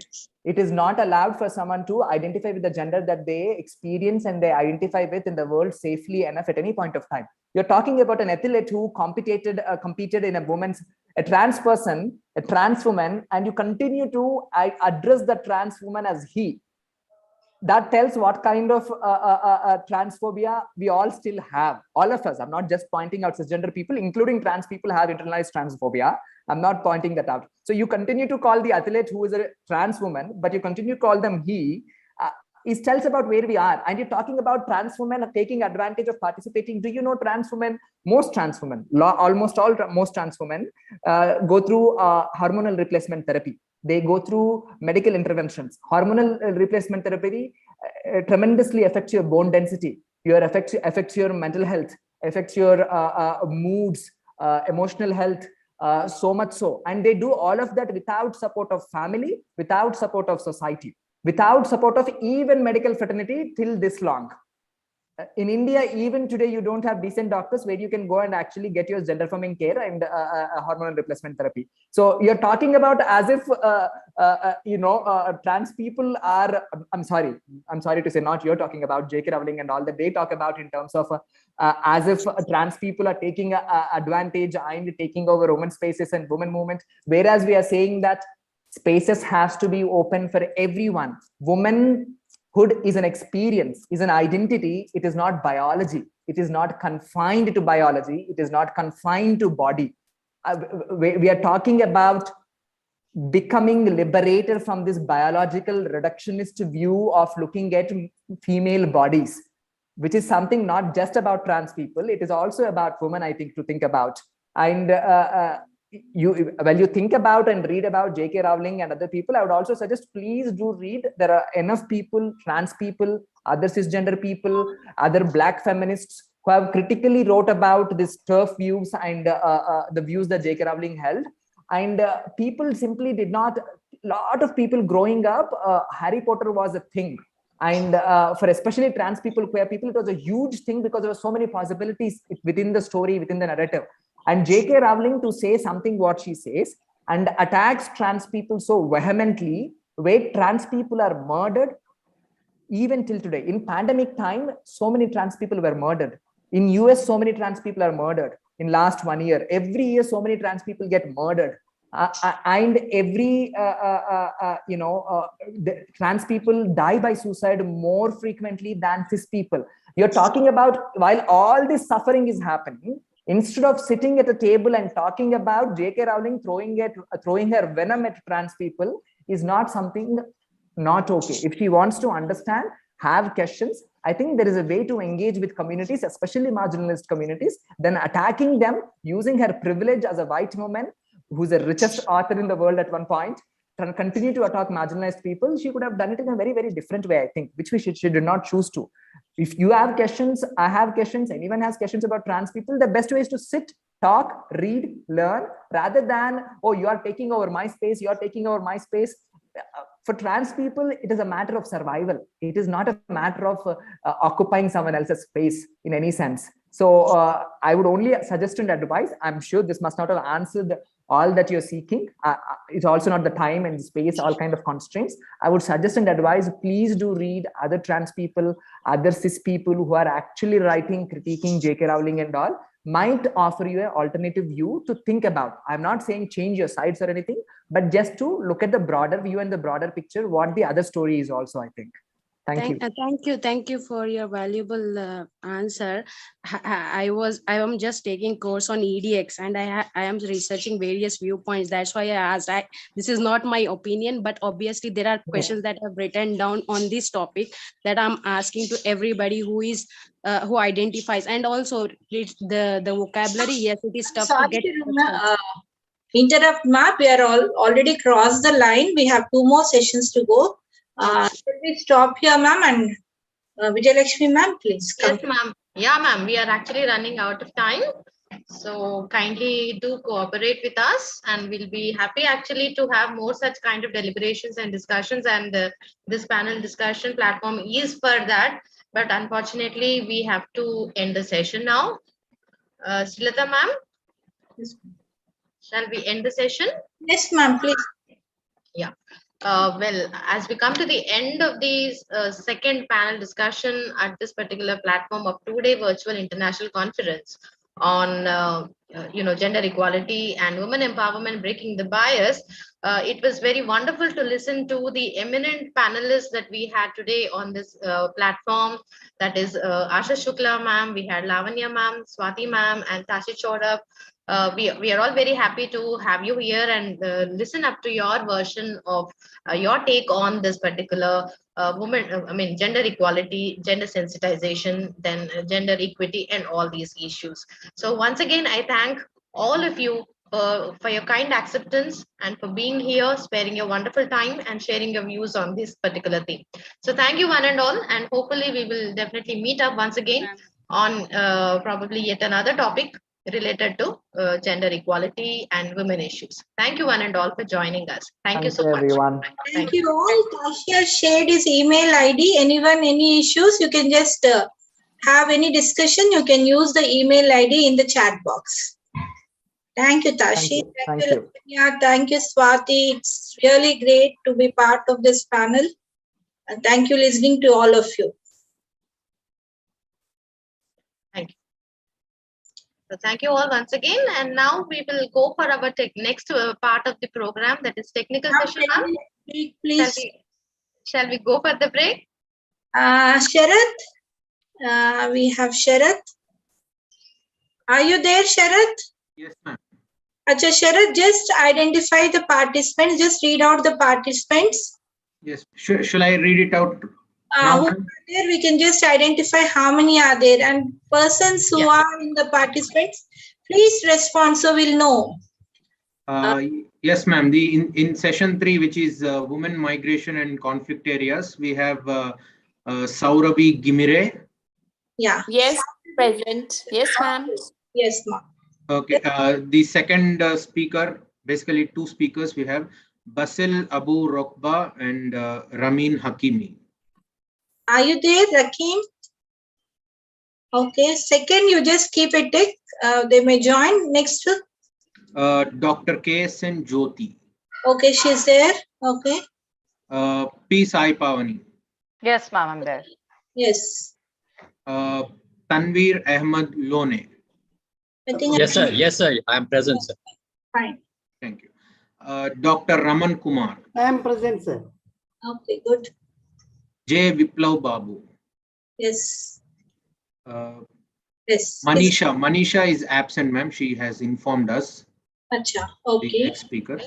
After that, we have Mohammed Rahimi. I think the person is there. Rahim? Okay. Next, we have a joint paper, Kalyani Kumari and Rupashri Mukhopadhyay. Okay, I'm present, ma'am. I'm present. Okay, good. Yes, ma'am. Then we have session 4, they are gendering COVID-19 pandemic. Okay, just yes, ma'am. Speakers in the first paper is joint one, Jaya Chowdhury and Dr. Rashida Attar. Maybe they'll join. Okay, Jaya Chowdhury is there. Yes, ma'am. I'm present. The second paper is again a joint one, G. Vijay Lakshmi and B. Lavanya. Yeah, I'm here. Okay. Yeah. The third speaker is Sana Jabin. Sana, are you there, ma? Okay, she may join. Dr. L. Indra Devi. Madam is there. Madam is there online. Okay, next. We have Julina Kashyap. Ma'am, Julina Kashyap has taken permission. She is attending hospital, so she'll not be able to attend the session. Okay, fine. Yeah.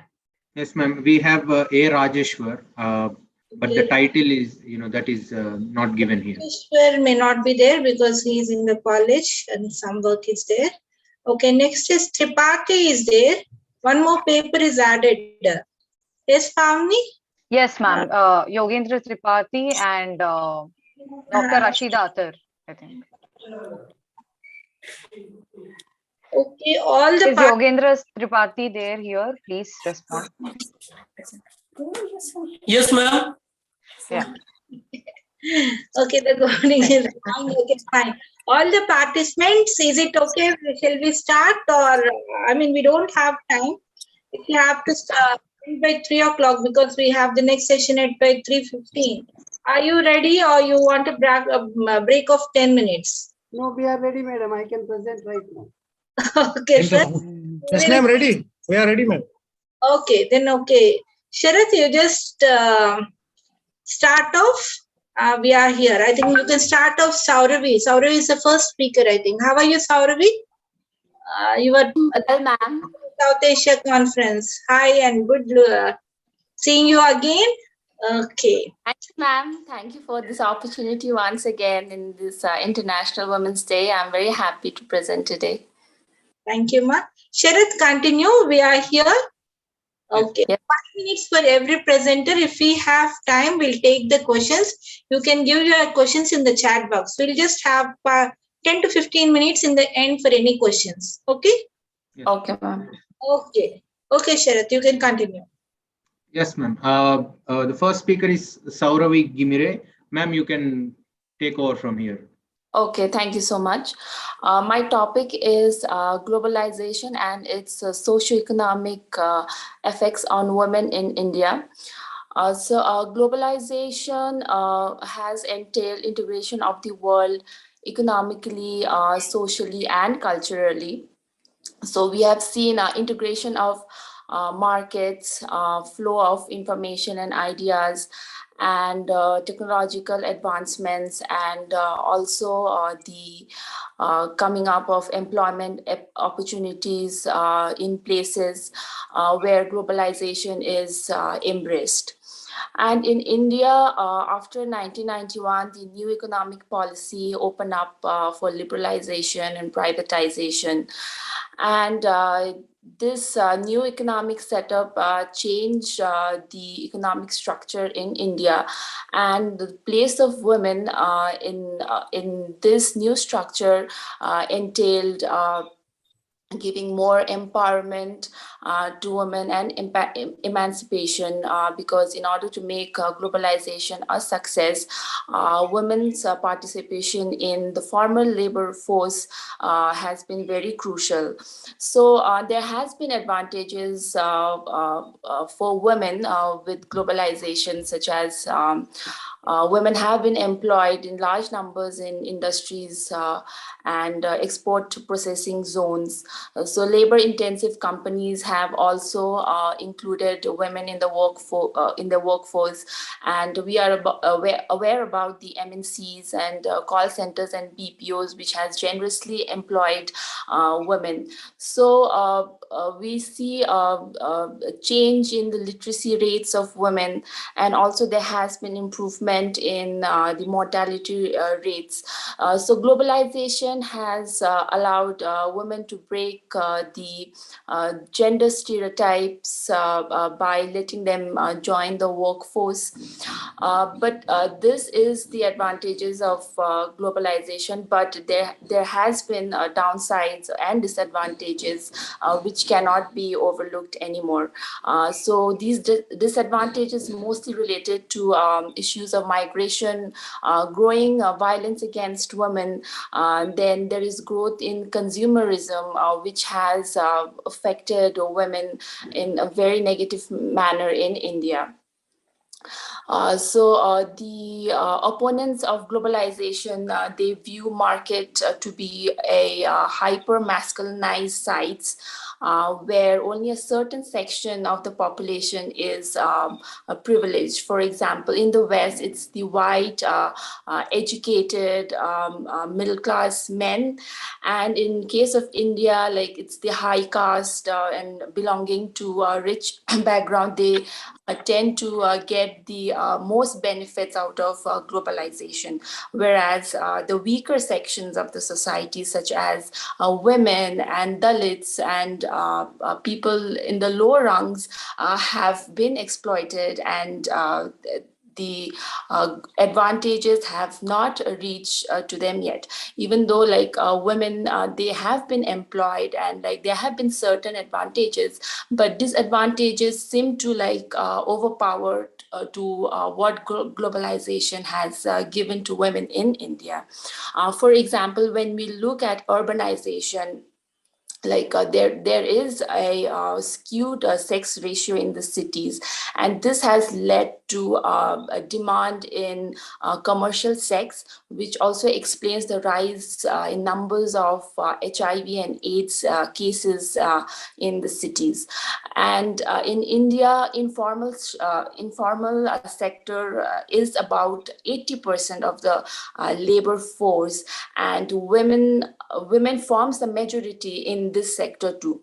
So globalization has not allowed women to move from the informal to the formal sector, because informal sector does not have the security, it does not provide a security, and women are marginalized, like it is outside the corporate laws, and even the government policies does not reach to the informal sector, and neither there is security of jobs. So in order for India to reach developmental heights, now it has been seen that women has to be moved to the formal sector. And even in agriculture sector, programs such as Green Revolution, it has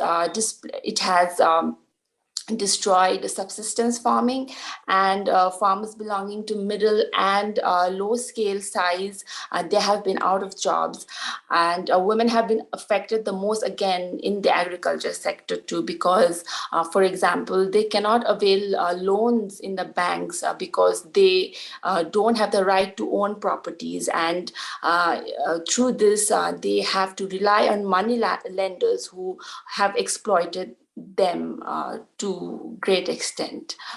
And so there has been a link between globalization and health of women as well. Women so in places like Kenya and in developmental countries, it has been seen now that the structural adjustment programs is linked to rise in prostitution. For example, that happened in Thailand, and this creates health hazard for women that's related to, again, trafficking and sexual exploitment.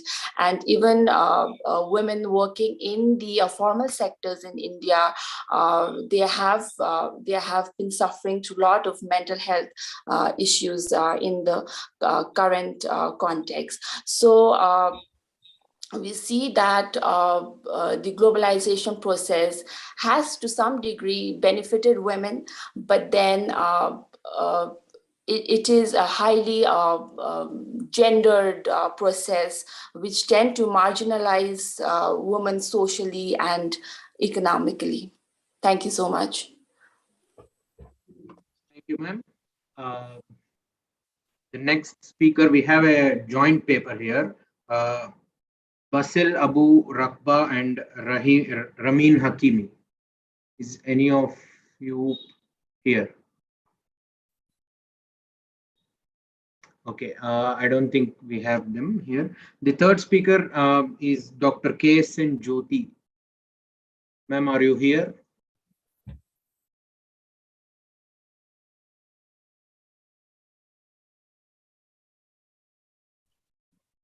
Madam is not here. I will try to inform her, Sharath. Sir, can you please carry on to the next participant? Okay, ma'am. P. Sai Pavani. Yes, I'm here. I'll just begin the session. Be able to.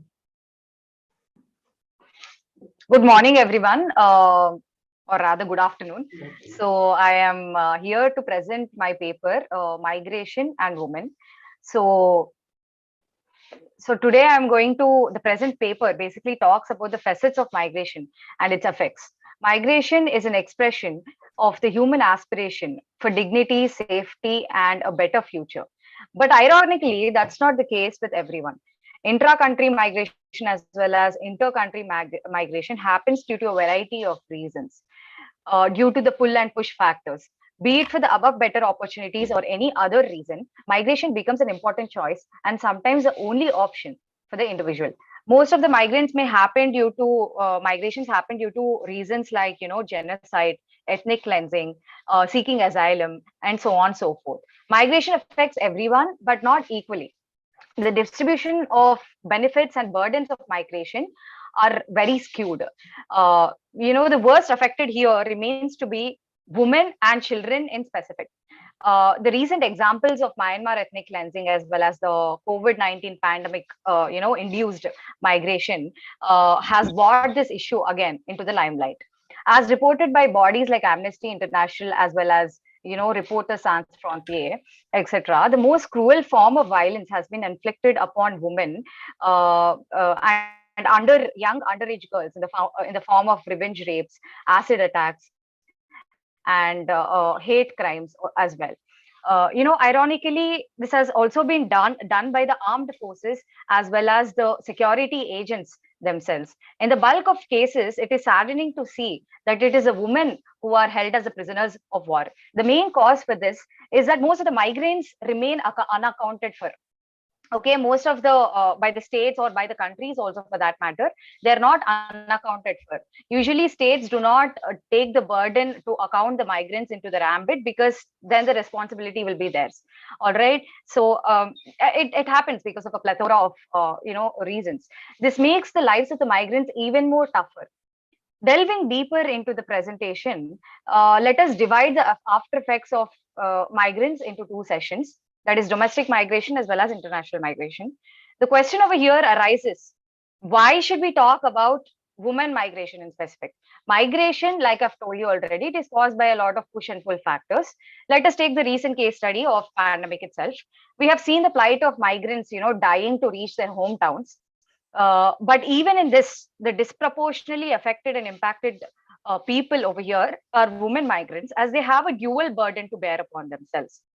When the outreach of social security schemes is still a dream, it remains farther elusive to the migrant woman in this perspective, because majority of migrant women belonging to the lower strata of the society suffer the most. The obvious reasons being the unaccounted population. State governments are often reluctant to take upon themselves to take the responsibility of the migrants. No account to them implies no social security to them. So this leads to the vicious cycle of oppression as well as exploitation of the women. The young girls as well as women are lured into becoming prostitutes as well as rape victims. Even the migrant children of unorganized workers are devoid of facilities like crutch services, poor sanitation, as well as health and educational benefits. This even implies that the POSH Act, that is Protection of Women from Sexual Harassment Act of 2013, is failing to reap its benefits due to the unaccountability upon the states. And the nature of it applies to the organized sector only, where only 5% of women are there, while the rest 95% of the women assume forms of labor like domestic workers, construction workers, farm laborers, etc., who are most of them again account to the migrant women. So this is where the most of the exploitation begins to happen. It does not look any glorious with respect to the middle class and higher income groups as well. The glass ceiling as well as the sons of soil theory, as well as lack of diversification of women in particular jobs, stops them to being the contributors of the economy. Marriage being the biggest reason for the according to the economic survey of 2016-2017, women migration happened because of the migration. Most of the women migration happens because of the marriage. So in patriarchal society like India, marriage acts as a pull factor, and it must be surprising to note that the migration of women has been noted as a main reason for the failure of self-help groups, that is SHGs. Due to migration, women just don't move physically from one place to another, losing out on the economic opportunities, but also results in emotional as well as psychological trauma on them.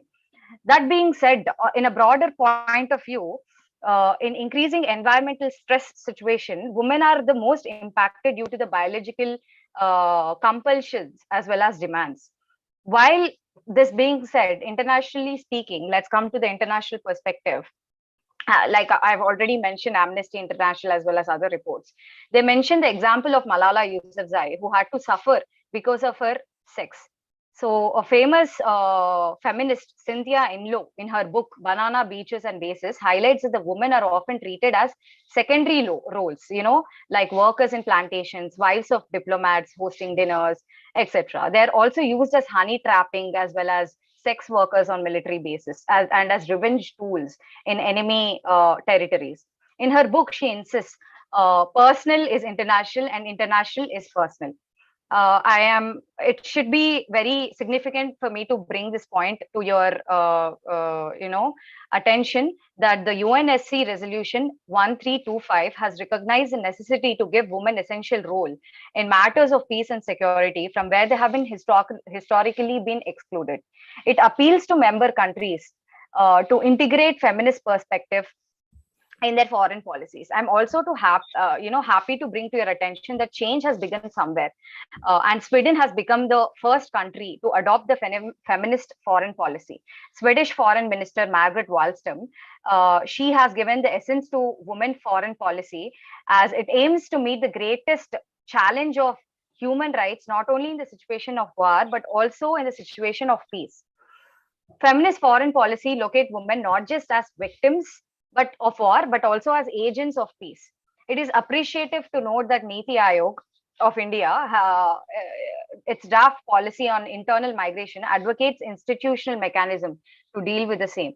It also put forward the idea of National Labour Helpline, but it becomes imperative to amend the Interstate Migrant Workmen ISMW Act of 1979, keeping in mind the present realities of internal migrants. For ameliorating issues of migrant women, both source as well as destination state should work in coordination and collaboration with the civil society organizations to ensure that their rights and dignity is protected in letter and spirit, which is the very basic essence of our constitution and its ideals. As Dr. B.R. Ambedkar rightly said, the development of the nation is measured by the status of women. Let us all work for the same. I conclude on this note by wishing you all a very happy International Women's Day. Thank you. I conclude. Thank you, Pavani. Next speaker that we have is Tanveer Ahmed Lone. Sir, are you here?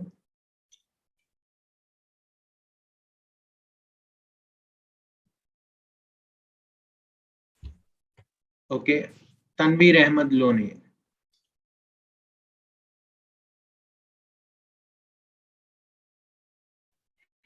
I'll message him. Please hold on. Okay. Raman Kumar. We'll move on. The next speaker is Dr. Raman Kumar. Yeah. Sir, yes, go on. Sir. Go ahead. I'm available. Very good afternoon to all of you. And sir, is it possible for me to share this PowerPoint which I have with me? Absolutely, Yes, sir, you can share. You can share, sir. Just say share screen, huh? Yes, yes. Go to share screen, sir, and you can press that. Okay. You have to keep your presentation in minimized position, sir. You please minimize your presentation on the desktop. Okay, I'll do that. 1 minute. Okay. Now share screen. And then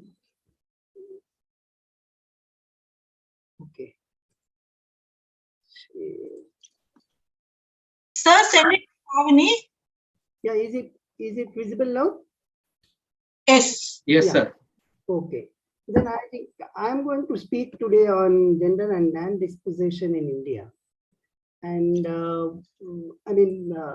dispossession, displacement of the people. I mean, they're both used interchangeably. So my context here would be India's transformation broadly in 1990s. As we all know, there was a shift from a commanding heights of economy to a more liberal, open, integrated economy, gradually albeit.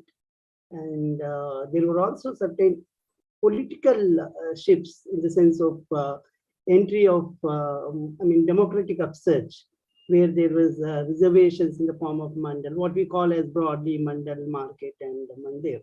These issues were also there. So they all. But the more broad focus here is on from how the market actually led to dispossession, and irrespective of, of course, caste, they're important, but in broad parlance, how this led to dispossession of farmers from their rural dispossession here, dispossession of farmers from their basic means of subsistence. And this was done actually as part of market reforms. They intended to actually enhance our exports. I mean, we wanted to be an export-led growth model. And then one such policy instrument available to them was special economic zone model of development. And I think we have had, what is this? SEZ is something like a spatial enclave for the purposes of industrial production and services for export-led growth. And it's an offshore territory onshore, in the sense that, that particular SEZ is free of all the labor and other legislations available to any other industrial cluster in India. And these existed, albeit in the form of EPZs way back in 1956 and on, but they could not perform well. And India government, inspired by Chinese model of CES, opted for CES policy in 2000. And UPA government, which came to power in 2004, and immediately 1 year after its coming to power, it actually enacted a law. UPA government enacted Special Economic Zone Act in 2003, and along with its rules, it came into force in February 2006. Now, having said this broad policy, this thing, and the definition of CES, why do we need CES? Why do we need CES? I think we need CES because policy documents suggest that it is to attract industrial investment, both foreign and domestic, enhance exports, boost economic growth, employment creation, regional development, and create a world-class infrastructure in some. But there are other critical perspectives which say that, it is part and parcel of a neoliberal design, Washington consensus. And then this gives rise to what you call as, there's also a, tension between any sensitive, because land is a very politically sensitive issue in India. And land acquisition has always been a problem, at least in the, if we see from Narmada 1980s onwards. So they created, this particular policy created a tension between market economy and political democracy, by which because farmers were dispossessed, who form broad, take to broad political democracy, they started what you call fighting against the market forces. So So market economy has come into conflict with the political democracy. And and the basic conflict, the basic issue was land. What is the problem? Problem is simple, that earlier Nehruvian model of development, if you look at pre-liberalized era, if you consider, so regime of disposition, yes, there was disposition even in pre-liberalized regime. If you see our own kind of Nagarjuna Sagar and all, but they were for at least to some extent, they were for a public purpose. Now the government takes land, industrial infrastructure corporations like APIC take land and give it indiscriminately, allot it to private corporate sector, and they justify it as a public domain. Under the Land Acquisition Act, they justify, till recently, till 2013, 14, 15, we have only this Land Acquisition Act until the new law, law was proposed. So what is basically criticized here is the transfer of indiscriminate transfer of land by the state agencies to the control of private capital business pursuits. It's called a new enclosure movement, something like akin to English enclosure movements, which Marx stated during 18th century or early stages of capitalism. What you call as Marxist terms is called primitive accumulation, where the birth of capitalism lies in lot of bloodshed has been there, because farmers, primary producers, common resources were taken away and they were said to be free and to work as a wage laborer, and their land was converted into capital. Now, in India also, if you look at the broad theory is accumulation by dispossession, where Harvey talks about, David Harvey in his 2003, The New Imperialism, the book, influential book, he also talks about this accumulation by dispossession, which is where, there is surplus capital lying idle and hence without any profitable outlets inside. So the capital travels to the places where there is profitable outlet, but it's reinvestment, redeployment.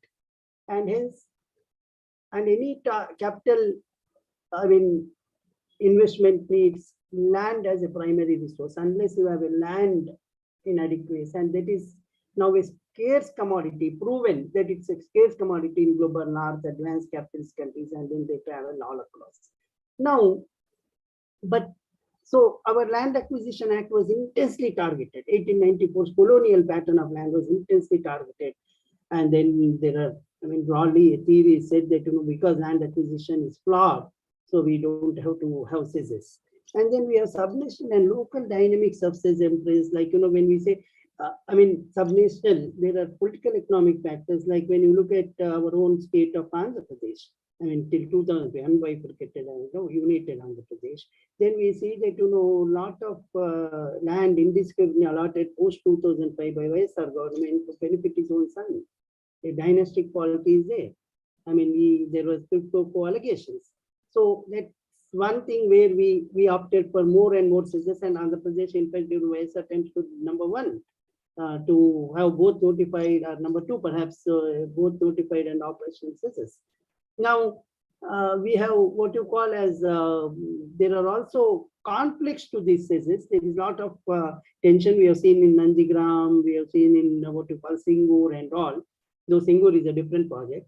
But land was a basic issue, and farmland, fertile farmland diversion for corporate sector, for business activities was a basic issue. And then there was a lot of conflict, and this conflict was mobilized based on, for instance, in Orissa, I think mining activities were conducted, and then Adivasis identity was invoked to fight against. And in some places it is caste, for instance, in Haryana, and then there are some places where it could be class. But what has been happening is, so dispossession is linked with race, caste, ethnicity, elite, and mass politics, regional identities, and so on. But what has been neglected so far in the literature, till recently at least 2017 or 18 or so, that what is less explored is gender implications, gender impact of dispossession. Yes, your land is taken away. You could be a male or female, but generally, but what has been the impact on particular gender, particularly women? And when I'm saying gender, it is women I'm concentrating on, focusing on. So that has not been explored. I mean, recent literature, of course, is coming up with this one. So there's ample evidence to suggest that still persists. I mean, both in scholarly literature, even when I did my research on Polepelli, there is very less devoted to, I mean, gender. I mean, unfortunately, we don't get data. And then now, recent literature is suggesting that, you know, there is a systematic study needed, and then there is, some of them have provided, Mike Levian particularly, and then Barsuk particularly, and Agarwal, Sam Agarwal, who I worked in, but Mike Levian and Sam Agarwal worked on Telangana, Polepelli, and then Mike Levian worked on Rajasthan, Jaipur. And then these people are now coming up with gender implications. And then I draw from their literature and then just broadly summarize what are these gendered implications of what you call as gendered implications of dispossession, particularly land dispossession in rural areas. I mean, because any dispossession involves, you know, resettlement, rehabilitation, and then power impoverishment.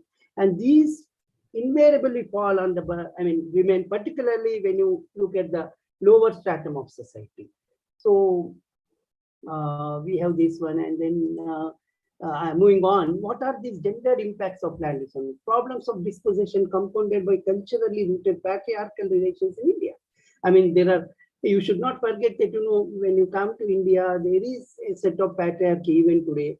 So problems of dispossession are really compounded. How? Because women do not own any assets primarily in their name.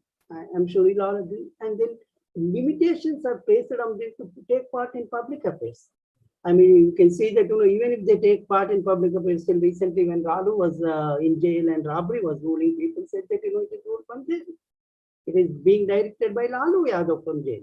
So such things, many women sarpanches complain that, you know, there is a research saying that, you know, women sarpanches are there, but, you know, very often it is men who generally take the decisions. So women lack power to convince. I mean, women do not have any assets. They do not have decision-making power, and they lack power to convince the male members of the family. Whether if there is a question of dispossession, even if people are consulted, usually women are not consulted. When officials come and they give a notice, it is served to the male members. I mean, male members are given notices,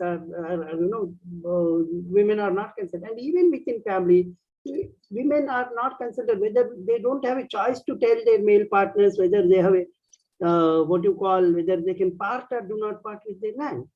And then, I mean, even in negotiating the resettlement and rehabilitation programs, officials only deal with men. And there is unequal compensation and resettlement due to lack of land rights, because women do not have land rights much of the time. Even if they have, they are really, I mean, particularly in rural areas, still in India, I mean, Telangana, most of the India, these women get less compensation somehow. And then most of the times, women own something called livestock because they take care of them. But, you know, when land is lost, even your livestock is gone, so that it further empowers your impoverishment. So continuing with this gender given, and then usually income is controlled by men in rural areas. Even things might be changing, and women experience impoverishment caused by this one more compared to men, because whatever the income they get, or even if the compensation package is given, if men generally take away, in many cases we find that, you know, they generally spend it and lavishly, and then women have to take care of the children and then the household.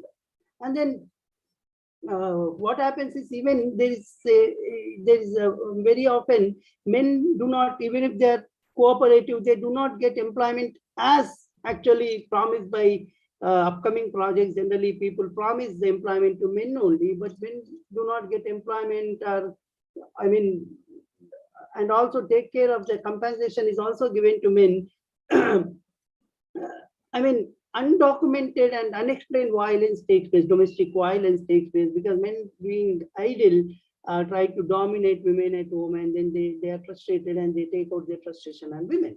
And then we have states use of extra, I mean, generally when people resist, like many women, I mean, if you look at Jungle, Jameen and many places, women are actually revolted, and then states use generally extra economic means to grab lands. I mean, and then women's physical security, generally they push, I mean, some sort of sexual abuse is also practiced while taking away when the women particularly protest against the land alienation or land divers. And also, we should not forget on a positive note that women also play an important role in several protest movements. It could be Polepelli, it could be Nandigram, it could be Singur. Now, one of the important things. Raman sir? Yeah, another 1 minute, madam. Okay, sir. So gender division of labor, whether the resulting project, generally the project that is promised, that will come, and then whether the women women employment or women are observed in the employment in the upcoming project where their lands are taken away, data is mixed. In some cases, yes, in some countries, yes, but most of the time women are, even if they are actually employed, there is a lot of exploitation of women. And I'll conclude, madam, within 1 minute. Now, what exactly we can move ahead from here? One thing you should understand that, the effect of dispossession is not that only on women. Both men and women face this, but women experience slightly more because of the reasons I explained above. And then what research puzzle we can draw is whether we can root the gendered implications of dispossession of global economic patterns or to the inherited cultural strains that continue to India. We have a patriarchal society, we have a women discrimination here. So whether we should first root out that and then think about the economic exploitation, which should be the opposed first, whether it is economic exploitation or socially tabooed or gender discrimination, cultural element, and how class and caste inequalities provide varied gender forms of dispossession experiences to women in India. This is what I think we have to work on, and I leave it to the August audience here to suggest their views. Thank you all. Thank you, sir. It's an interesting discussion. The next participant, actually, Dr. K.S.N. Jyoti. Madam, are you here? Yes, yes, sir, I'm here. Okay, ma'am. You have to close the share, sir. You want me to close it? Take the file, sir.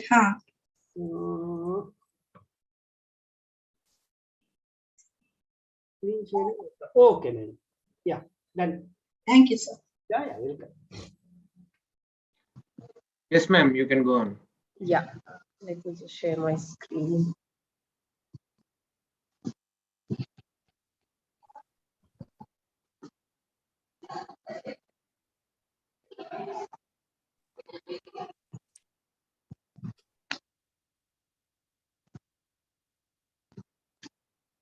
Ma'am, is my screen visible?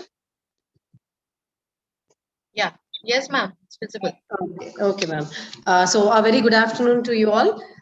So as we have been talking, the theme for this year's International Women's Day is indispensable role. I mean, we said it's about gender equality in terms of sustainable development, how it is important for a sustainable environment and future.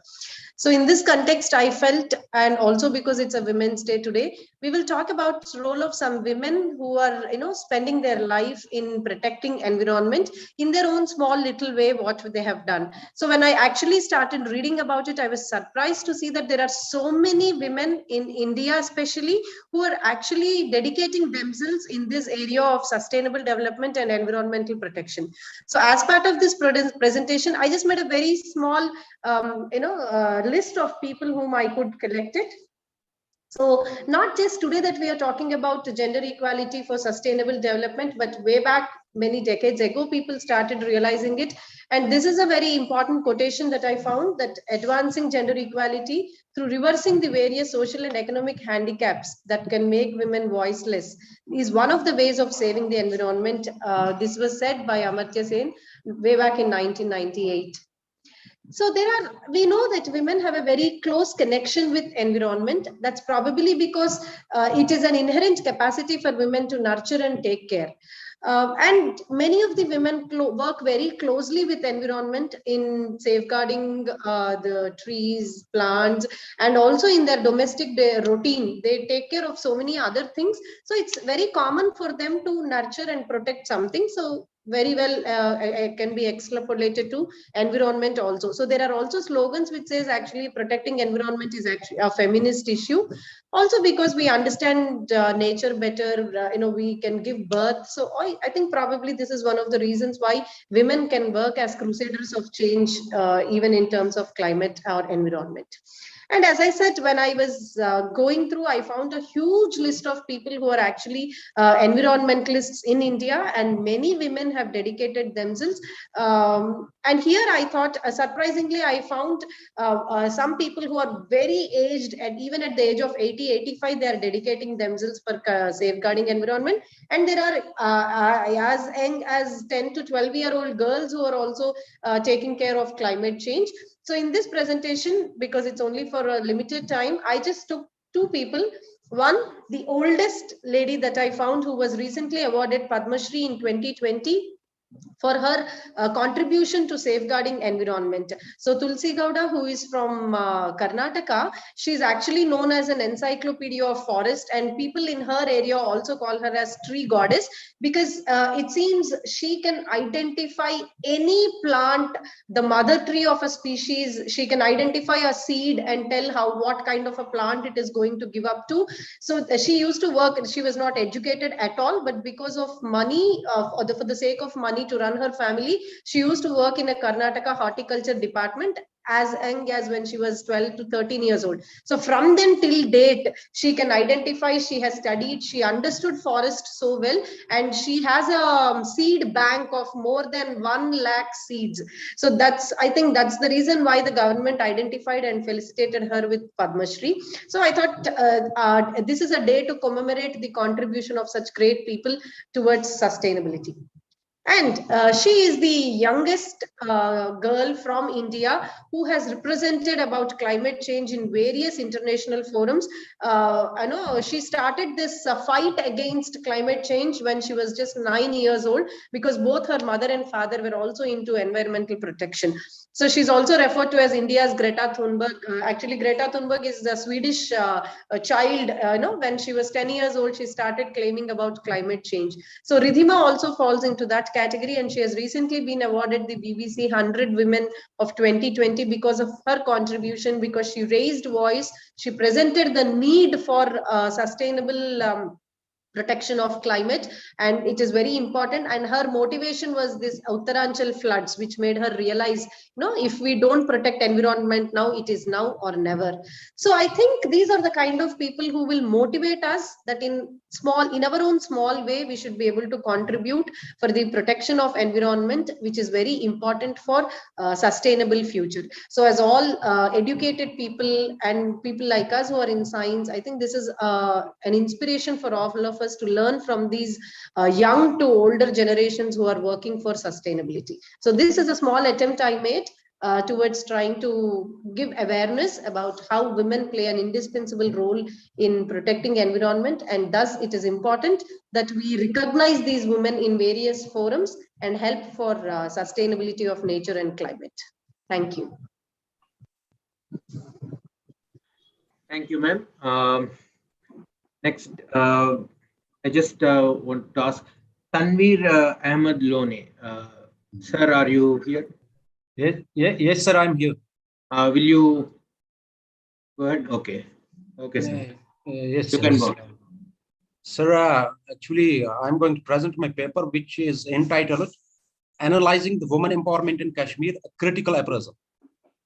Sir, let me start with the introduction, sir. The empowerment of women is a radical change in power relations that leads to more equitable gender rights. It improves the well-being of women by enabling them to make their own life choices. Providing affordable financial services to women can enhance gender equality and women empowerment. Sir, actually in Kashmir, there are a number of problems of women in India. When we are talking about India, there are a number of problems women are facing in this modern era. But particularly in Kashmir, the people are deprived of their rights, especially the women flock, who are the most vulnerable and most affected.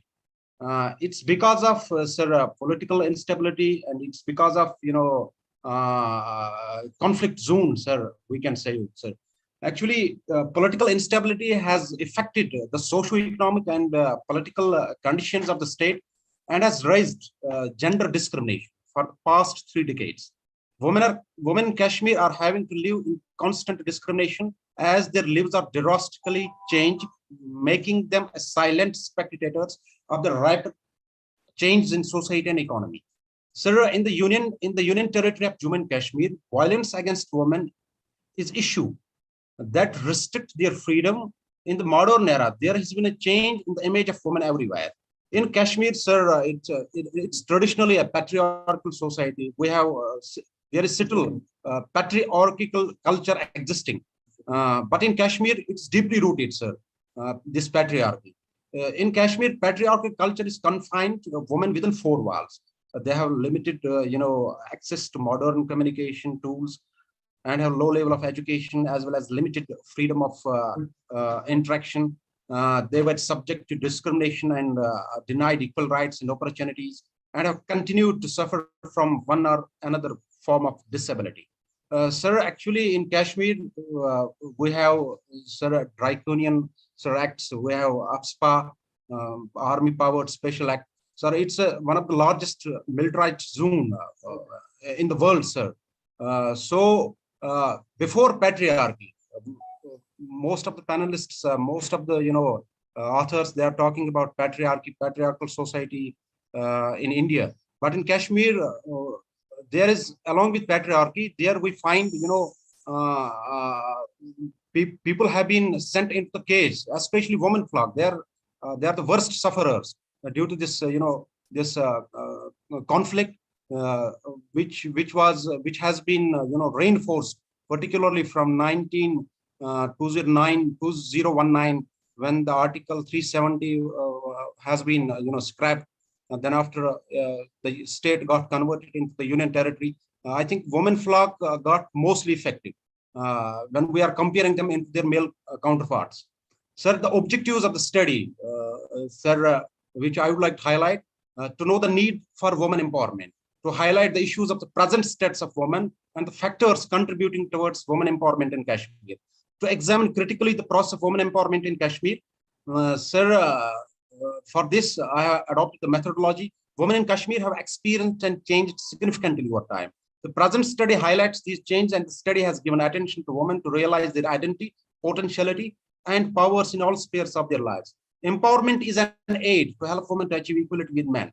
Sir, there are actually I am talking about the challenge which women are facing in Kashmir. Several challenges and issues in Kashmir still exist. Education is one of the vital factor.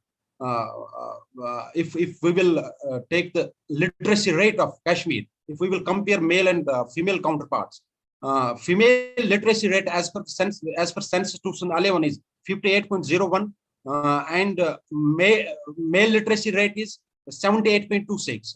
Now you can realize the literacy gap between male and female in Kashmir. And poverty is also one of the factors, because the economic conditions and social conditions and due to political instability, sir, poverty is rising day by day. It has affected male, it has affected female, most probably it has affected female as well. And due to which we are living, the women are living in a miserable conditions. They are feeling, much more poverty than their male counterparts.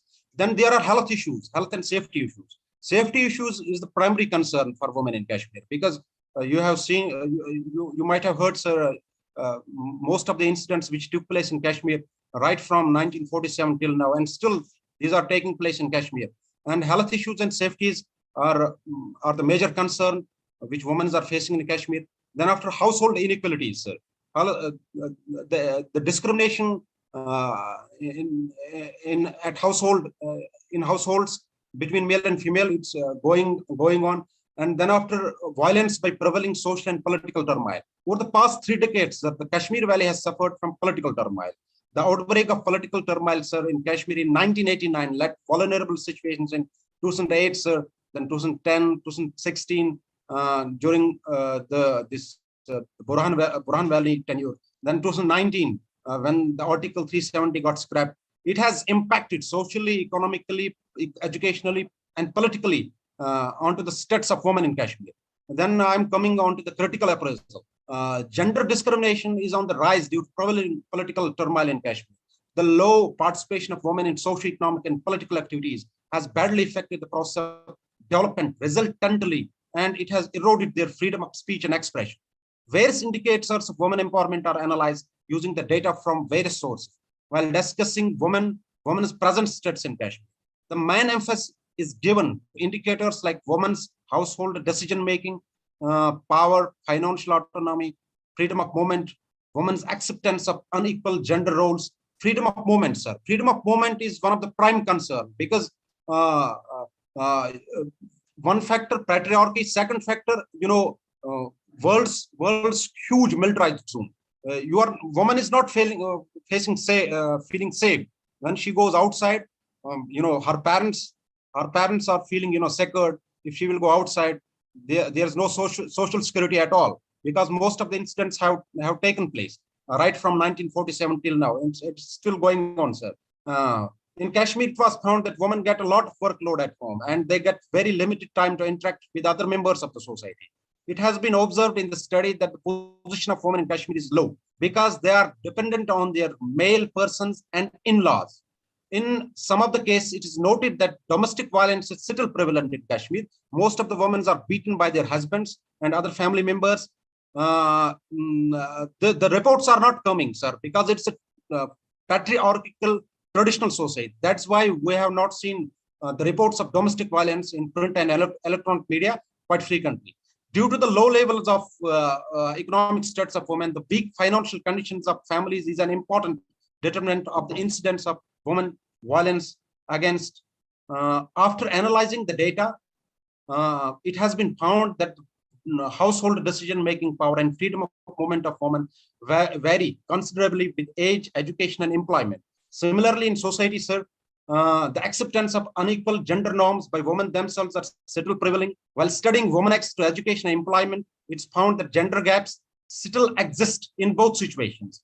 Sir, women's exposure to media is also less related to men. Women are more prone to domestic violence. This is because most of the women lack the desired level of financial autonomy, literacy, strong personality, own decision-making, family support decision-making. Thus, we see these mutually interdependent factors reinforce each other and put women in a disadvantaged position related to men.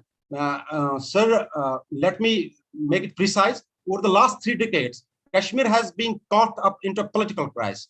Violence is used by all sides in conflict, which has a profound impact on the lives of people of Kashmir.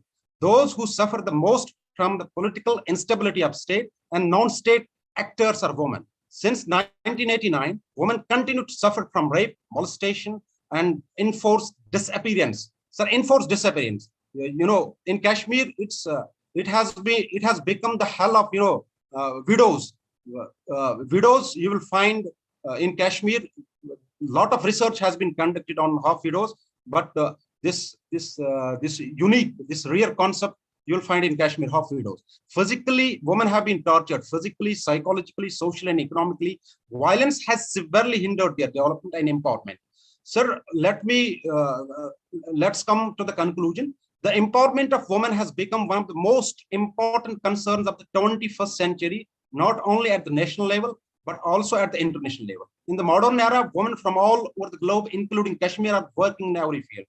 But a lot of issues and challenges faced by women are still prevalent, including health, economics, education, politics, domestic violence, state violence, harassment, and late marriage. Late marriage is one of the factors, sir. In the last 3 decades, they have been deprived of their rights and most vulnerable. There is a need to put an end to the sphere of violence in Kashmir that has existed for nearly 3 decades. Sir, let me make it more precise.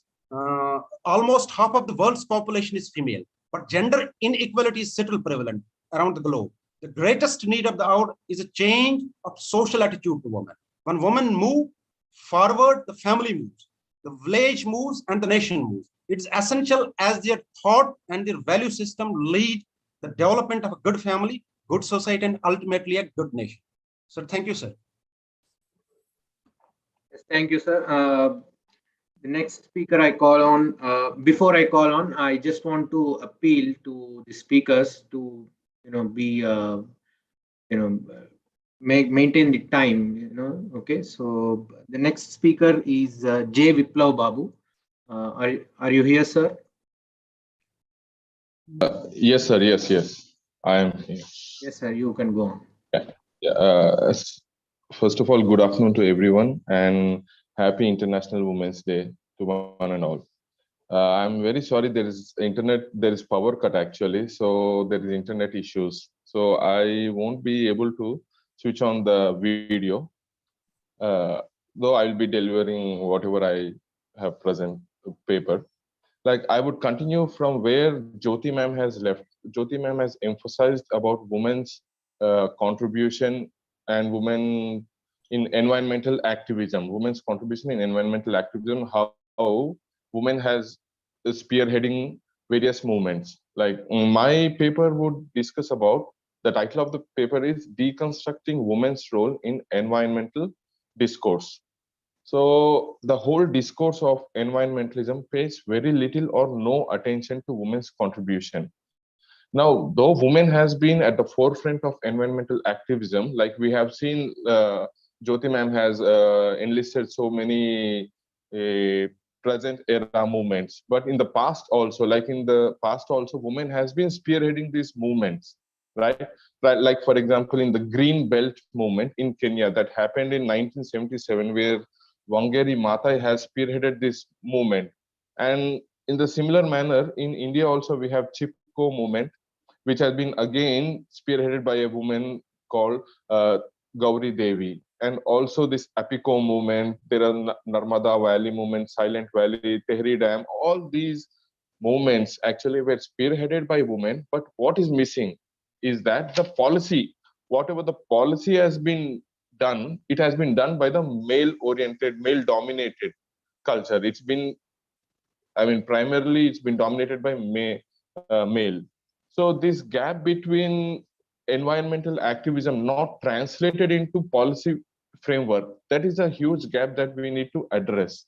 Is that how there are many famous environmental activists, those who have participated in the movement, but these leaders who led the movement, they are not included in the policy framework for environmental laws, let it be environmental laws or any environmental issues related where government is involved. So this is missing in whole discourse of environmental discourse as such. So this paper primarily focuses on this, how women has been spearheading environmental activism, but this activism is not translated. Why? Because this is all has to do with the patriarchy setup that has been laid down right from ages, right? So there's a culture of silence and negligence of women's voices. Women has been silenced and also negligent, has been neglected in every sphere. Like her voice is not heard, though women have time and again they have tried to raise voice through various movements, but there's a still gap in the policy framework. So this whole paper is, we have a concept of there are ecofeminists. Ecofeminists, again, they take a very radical view of how man has been the sole, destructor. Man destroys nature, thereby by nature woman is also being destroyed. So woman plays a very pivotal role. If we destroy nature, that means where woman has been destroyed practically. Like Jyoti ma'am has emphasized that woman has this inherent qualities of nurturing, of how to bring about a child in that is translated from an inherent qualities to a nature.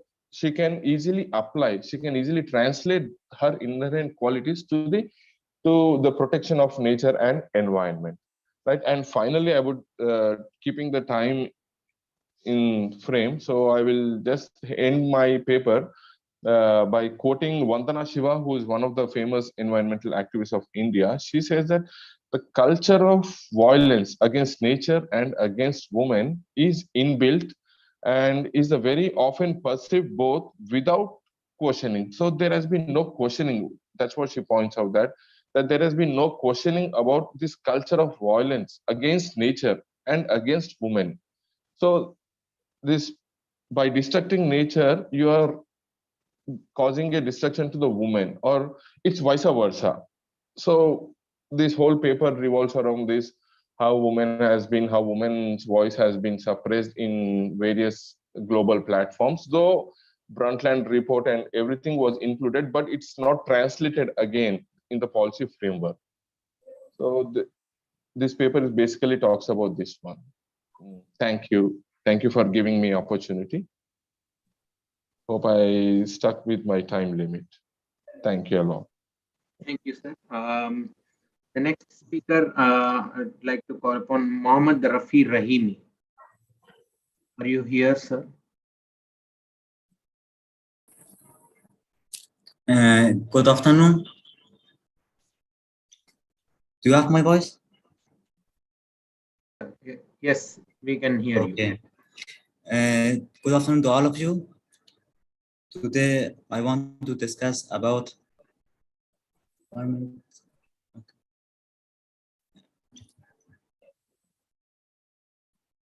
Afghan women, Republic, and Emirates, assessing the multidimensional aspects, especially the economic empowerment of Afghan women for the last 2 decades under the Taliban government. Presented by Mohammed Rafi Rahimi, research scholar and PhD candidate, under the guidance of Professor Prabhakar Sir, professor and faculty member of Commerce and Management Studies, Kandahar University. And I want to indicate this one, Republic, it indicates to previous government of Afghanistan, and Emirates, the current and present government of Afghanistan, it means Taliban. Introduction. You can understand the progress and development of a society not by the skyscrapers buildings, but the position and value of the women in the society. Afghan women's rights in the last 2 decades under the Republic period by the support of United States of America and the North Atlantic Treaty Organization not to count a big achievement. So in this context, we investigate the socio-economic, demographic, and living conditions, because women constitute half of our society, and their progress has important effects on whole the nations. By their side by side helping the women, our country will move forwards and getting more powerful, and because Afghanistan is at least developing countries will move to developing and finally developed country. And this is not possible without giving parts and considering women's power. So here we want to transfer power from single sexuality and discrimination to a democratic society. As the result of these attempts, in the year 1975, International Organization declared the Decade of Women. Also, a story indicates among all existing groups in the society or a country, the women suffered the most in the course of time, banned from many activities and politics and social activities, sport, education, and so on. Also in this regard, Afghan women also weren't exempt from these all problems, and sometimes even worse. And it was bigger, the challenge mentioned above. In Afghanistan, women are with the victims of culture, religious, region, and political and economic subordination. About meaning and definition of empowerment. The word empowerment is new concept. It means delegate, enable, or authorize, and for the first time used in the 17th century. And in definition, we can say the granting of power or rights or authority to someone to perform various activity or to do something.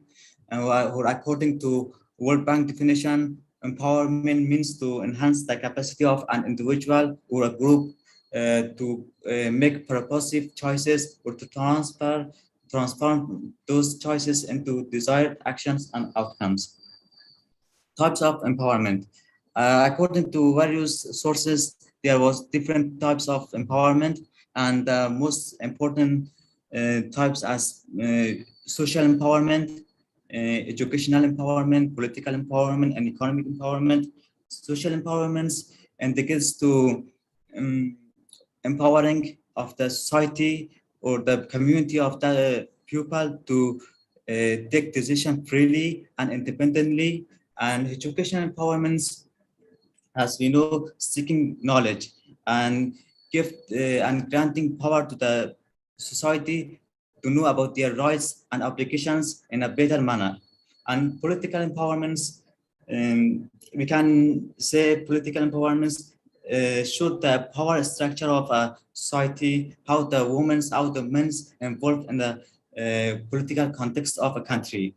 And economic empowerment, in this aspect, we can say about financial independence of the pupil of the society or community, and how the male and female they running their lives, and about self earnings and so on. Afghan women and republic.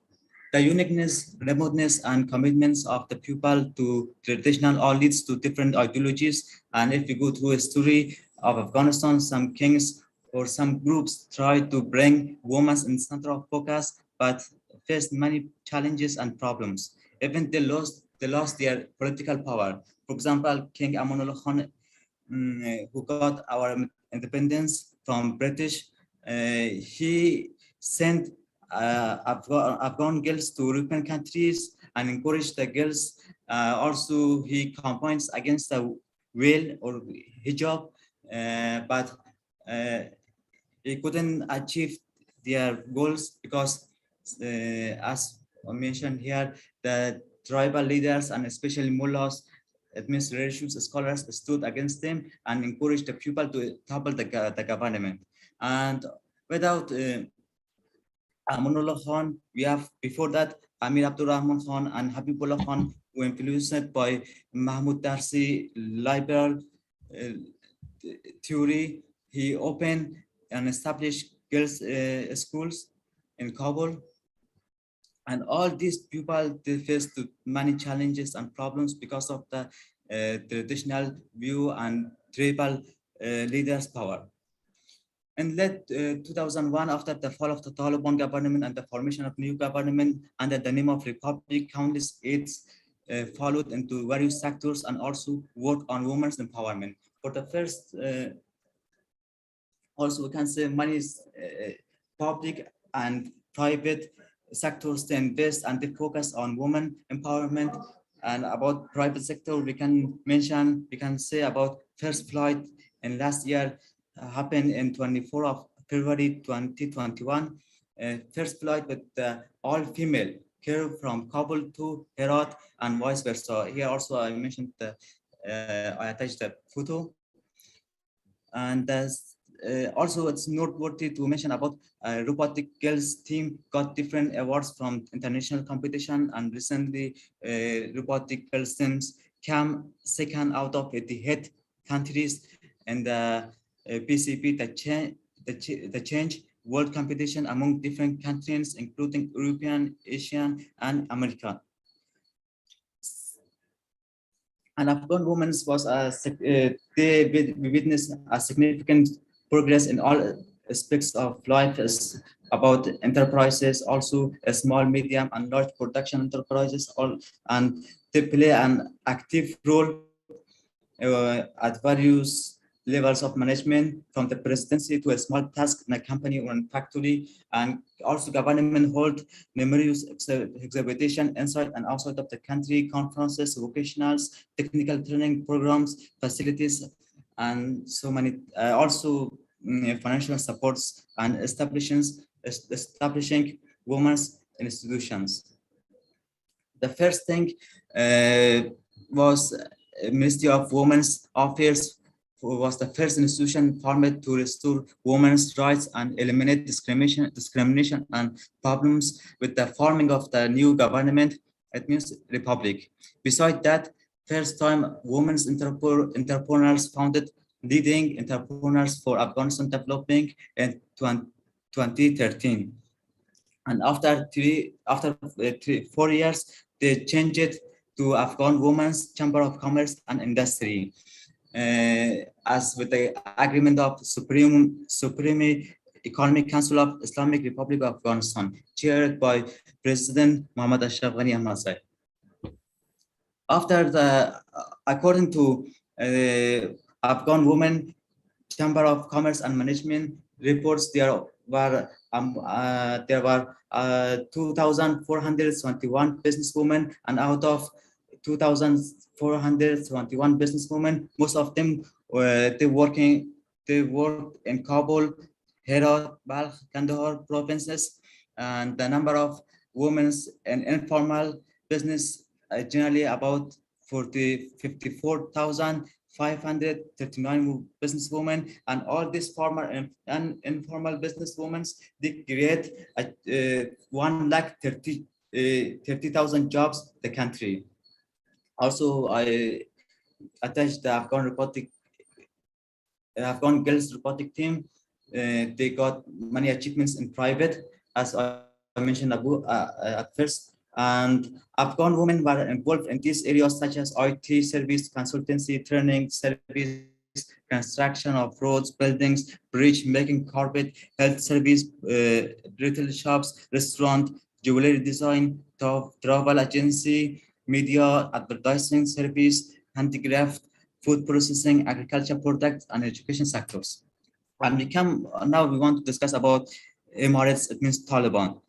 On 15th of August 2021, once again, Taliban took over the country, and at the first, everyone and organization had a positive view of the Taliban. They thought maybe the Taliban changed, and this one is the new version of Taliban. But inversely, they start imposing restriction, and as the Taliban came to power, fear of deeds, torture, and persecutions grew stronger with each passing day, while civil protests, music, dancing, and political activity decreased. According to credible reports, Islamic Emirates forces has been detained and harassed 200 civilians so far.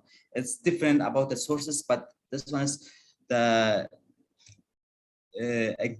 credible report, including 102 women and 98 men. Also, this one shows discrimination. Excuse me, I'm sorry for interruption, but I need you to finish quickly.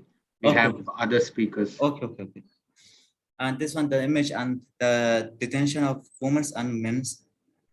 And conclusion, also we can say from the third time the Taliban took over till now, they arranged just one exhibition at Kabul Continental Hotel, and many also we can mention many women entrepreneurs, they leave Afghanistan when the Taliban regained the power, and few of them they remain in Kabul and Afghanistan. They participate to that event in that exhibition, and also it was good news. Yesterday also there was exhibition in western part of Afghanistan, Herat province, and many Afghan women go to participate on that.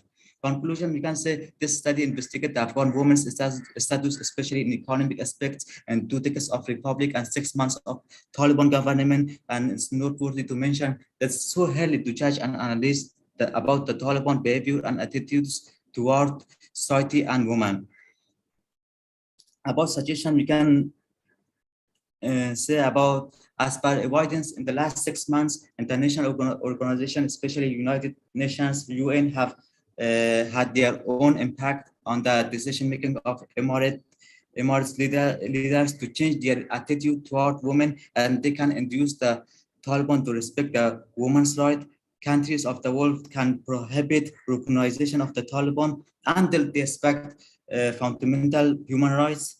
And the third suggestion, powerful countries in the world can appoint a special commission to oversee women's rights, to maintain women's rights in Afghanistan. And the last suggestion, currently the leaders of the Islamic Emirates are interested in cooperating and interacting with the countries of the world.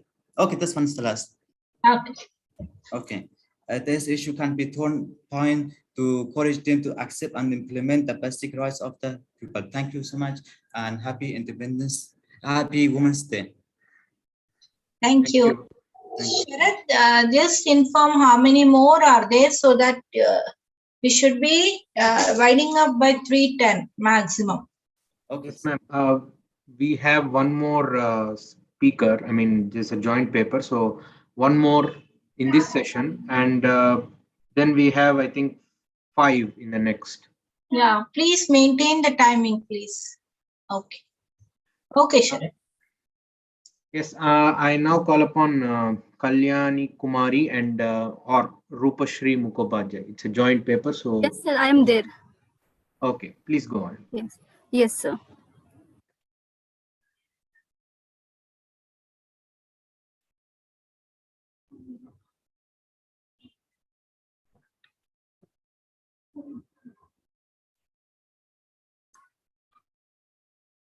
Sir, is my screen visible? Yes, yes, it is visible. Okay, sir. So good afternoon to everyone present here. I am Kalyani Kumari, student of MSc final year from the Department of Genetics and Biotechnology, University College for Women. So today, as we are celebrating International Women's Day and focusing on women gender equality and women empowerment, breaking the bias. So my presentation is based on the theme gender and migration in context to India and how the concept of migration is changing gender. So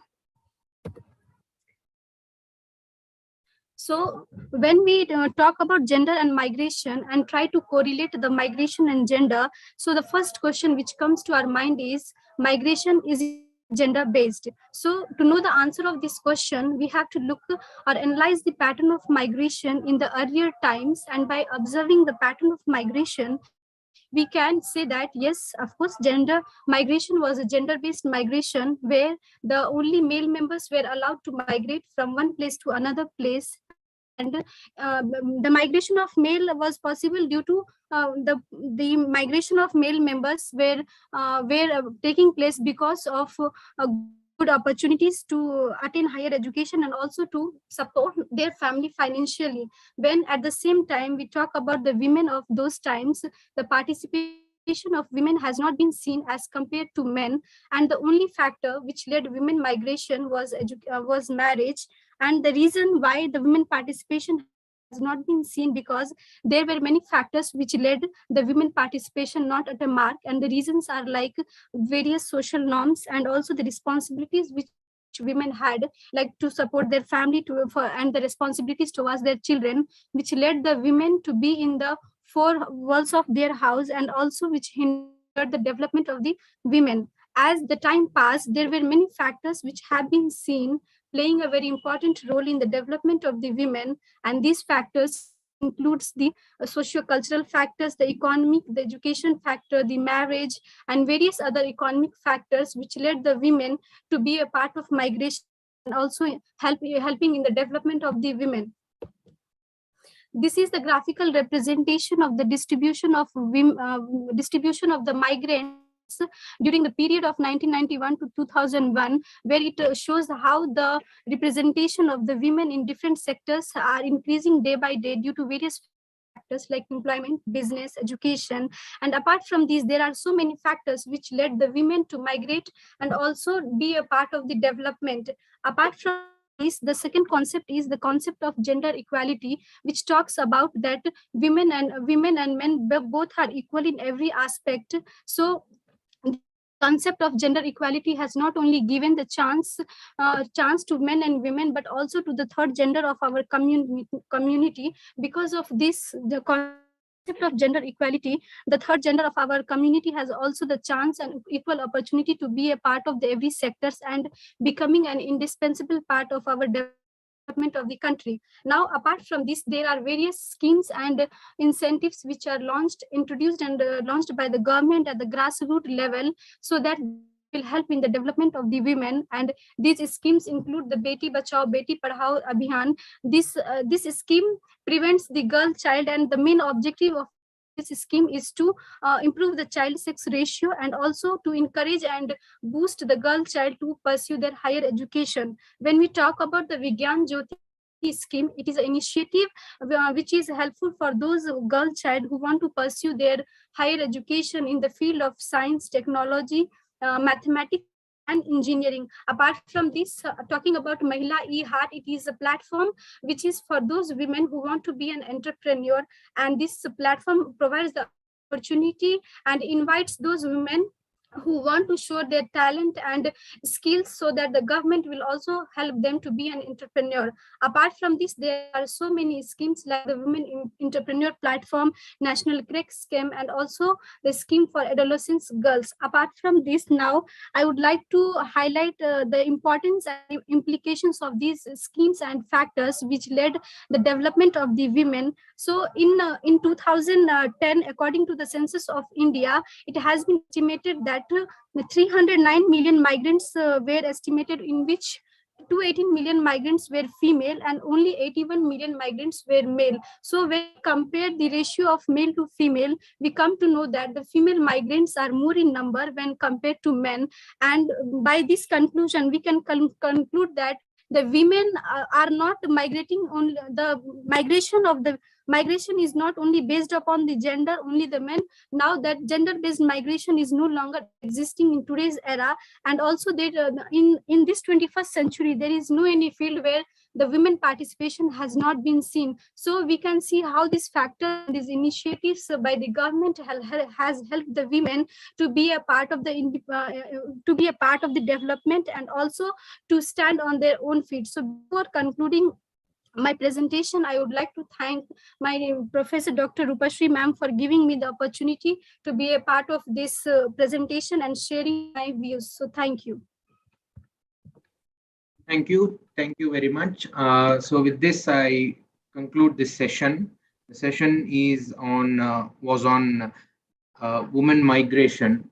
So as we are seeing, right now in Ukraine, right, the human tragedy that is going on with the migration and all. So the next session will begin shortly, and Sai Pavani, my friend, she will be taking over. Yes.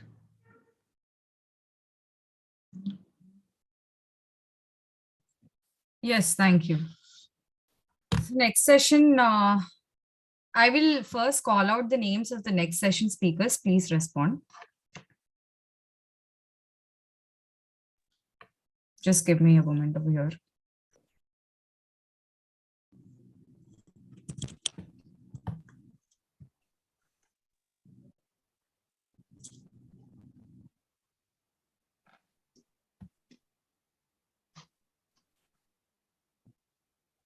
Session 4 speakers. I mean, the session 4 is about gendering COVID-19 pandemic.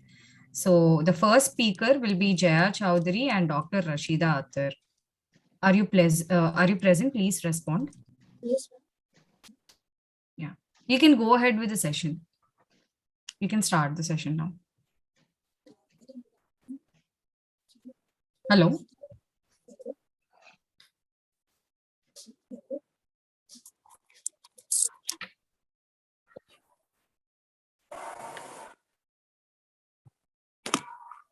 Hello. Jaya Chaudhary, can you please respond? Hello. Yeah, please begin the session. Thank you. Okay, ma'am. Very good afternoon to all of you. I, Jaya Chaudhary, presenting paper on the topic of impact of COVID-19 on the right to health on disabled women in India. Good, ma'am, shall I start? Yeah, you can start. Okay, ma'am. Good health is vital for maintaining an acceptable quality of life. It is an essential component of all development work, and a multilateral linkage exists between health, social, culture, economical, and political spheres. Health is an important factor that not only contributes to human well-being but also aids in economic growth globally. Today's the effect of COVID-19 threaten the health and lives of disabled women everywhere in the world, especially in the field that already struggle to meet their health needs. And when it comes to the decision-making roles in the health sector, they are largely absent. Many public health systems are overwhelmed and face tough choices about which services they can afford to provide. Disabled women face more risk without the means to absorb the economic shocks and mitigate the health crisis. Over 30 million people have been infected by the coronavirus in India. It affected all gender and ages. Due to the prevailing patriarchal norms, disabled women may find it very difficult to go to the vaccination centers alone. And there may be a preference for male family members to get vaccinated first. As all we know that women are an integral part of human society. But for a woman, there couldn't have been any man. She is the mother of mankind. She forms an important pillar of society, and they are the primary caretakers in every country of the world. But still, they suffer more and have poorer health outcomes around the world. It basically only for the women that are disabled. In India, there are 11.8 million women are suffering from disabilities, and with that, they are suffering from the challenges. మస్తు మంటింగ్ తెలుసా మా department లో కూడా అట్లా మాట్లాడలే మరి Excuse me, Srinikila, please mute your mic. Excuse me, Srinikila. And marginalization in their routine life. They are not Srinikila, please mute your mic. Excuse me. Thank you. Sorry for that. Please go ahead. It's okay, ma'am. They are not considered to be a woman enough and routinely discriminated against or abused and harassed. They face barriers in various aspects of life, and this gets heightened during the current crisis of COVID-19. They are at a greater risk of fatal consequences of contracting COVID-19 because of the weaker immunity system or pre-existing conditions. And even when they suffer from menstrual hygiene, it is still a taboo in our society. Many of the products like sanitary pads, napkins, etc. are inaccessible to many in rural India. That also affects the health of a disabled woman. So it is necessary for a disabled woman to take necessary action to improve health indicators and providing health care for all. Improving disabled women's conditions health require a strong and sustained commitment by government and other stakeholders, a favorable policy environment, and well-targeted resources. Long-term improvement in education and employment opportunities for women will have a positive impact on the health of women and their families. And if we see in the short term, significant progress can be achieved by strengthening and expanding essential health services for our disabled women, improving policies, and promoting more positive attitudes and behavior towards the disabled women's health. The exclusion experienced by women with disabilities regard to health is not simply a woman issue or a woman with disabilities issue, but a social issue that actually requires the active participation of men, women, girls, and boys. And this can be described as a gender development rather than women in development. Thank you, ma'am. Thank you. The next speaker will be Dr. G. Vijayalakshmi and B. Lavanya. Yeah, Pavani, I'm here. Lavanya madam will present. Okay, ma'am, go ahead. Lavanya ma'am? Yeah. Dr. B. Lavanya, sorry. Ma'am, you can start, ma'am. Kindly start, ma'am. Yes. Shall I open the presentation, ma'am? Yeah, kindly start, ma'am. Yes. Okay, ma'am.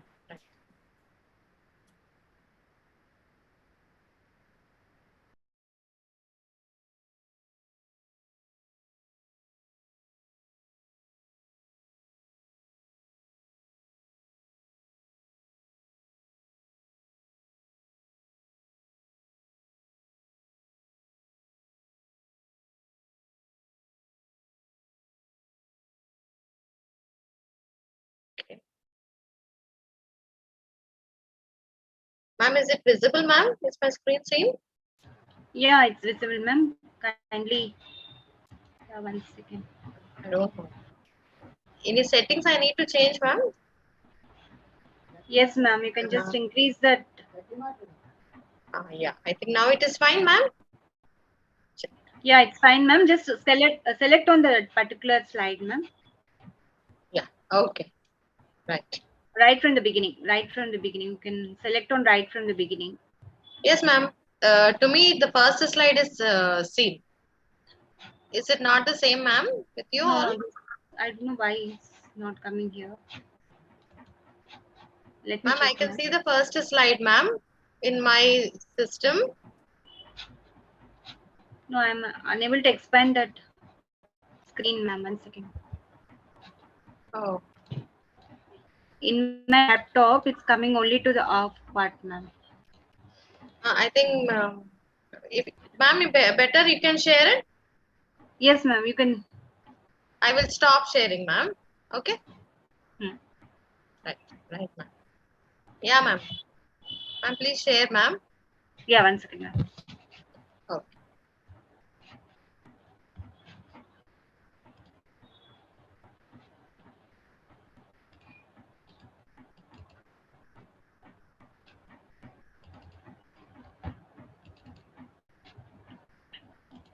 One second, ma'am.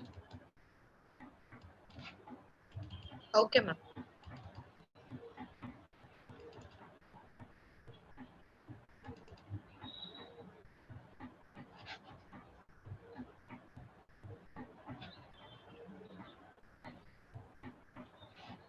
Can you see it, ma'am, now? No, ma'am. The screen is not seen, ma'am. It's not visible? No, ma'am. It's not visible. I think better you can start, Vijaya, instead of wasting the time. No problem, ma'am. We'll wait. We'll wait for a minute. You try once again, ma'am.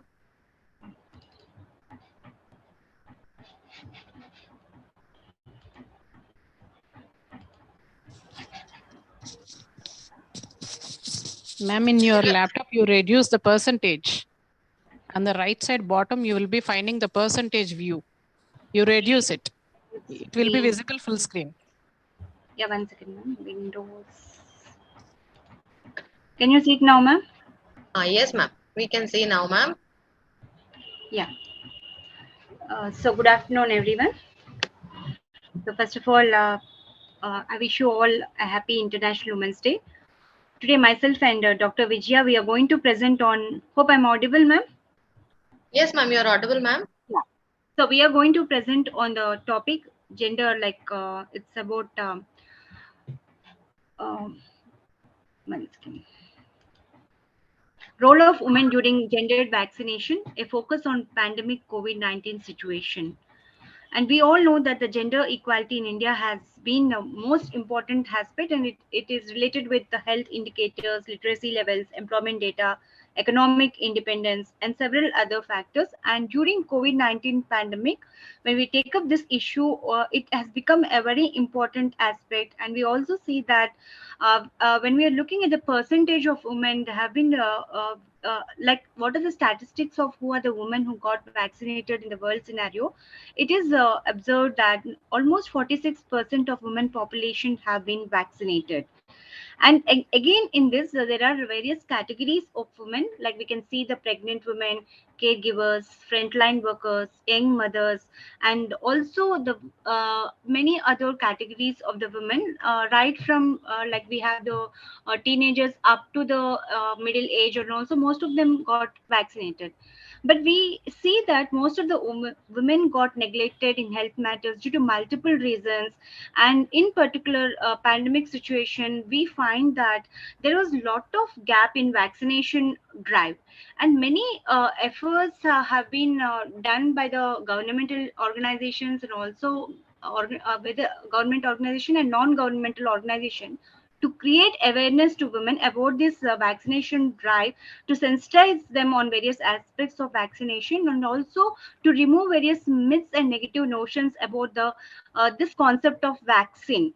And but in spite of that, we see that the percentage was very less during this period.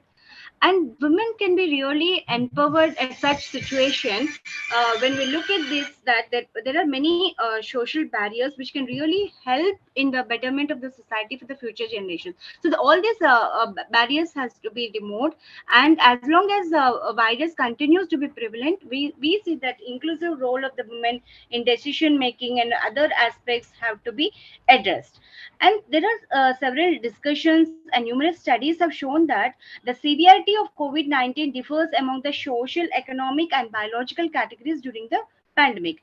Similarly, vaccinations effects may differ along the same dimensions. We also, like for example, the research studies and ourselves also observed that the impact of vaccines varied from person to person, individual to individual also. It has been observed that women appear to have greater side effects than males, and both genders have typical side effects such as fever, bodily pains, and other things. But apart from that, we also found that women are additionally suffering from other menstrual and hormonal changes also, apart from the above features. So another interesting aspect is that majority of the negative impacts reported primarily experienced by women is that there was a lot of difference between the different kinds of vaccinations they have taken, and also there were also variations in the first dosage and the second dosage. Next important aspect is that these are some of the statistics where we can see that how the several dimensions can be observed here in physical access, about the information, about the gender norms, and other important aspects which have to be taken into consideration. And when it comes to the India, it is observed that nearly 5.7% more than men, or that is more than women. We can see that there was a difference in that, and this gap has to be filled.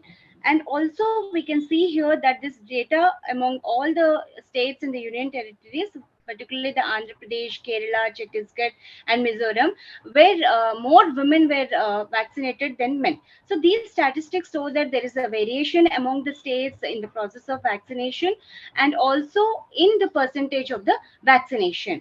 And these are some of the drives that were conducted, and from we can clearly observe from this diagram, that is from Jan 2021 up to July 21, there is a increase in the level of vaccination. And there was also when we compare with the men and the women, the vaccination drive is picking up in mostly in the April phase, and men have been getting more doses than the women. And then another important is that there is a widening gender gap also. So when we are looking at the concept of vaccination also, due to several misconceptions, myths, and health issues also, this vaccination drive was a little lesser among the women when compared to the men. Even though there has been no concrete study conducted, many women have taken their complaints online about the vaccine impacting their menstrual cycle. So some said that when they have taken the vaccination, there is a heavy bleeding, and also other significant gynec problems, and due to which most of the women were hesitant to take the vaccination. And a group of reproductive women who had contracted COVID were also investigated in a recent study, and it was discovered that 72% of women had no change in their menstrual cycle. The remaining women had varying occurrences in prolonged cycle and other cyclic problems. And other important elements which are like stress, lifestyle changes, have been directly related to the menstruation fluctuations.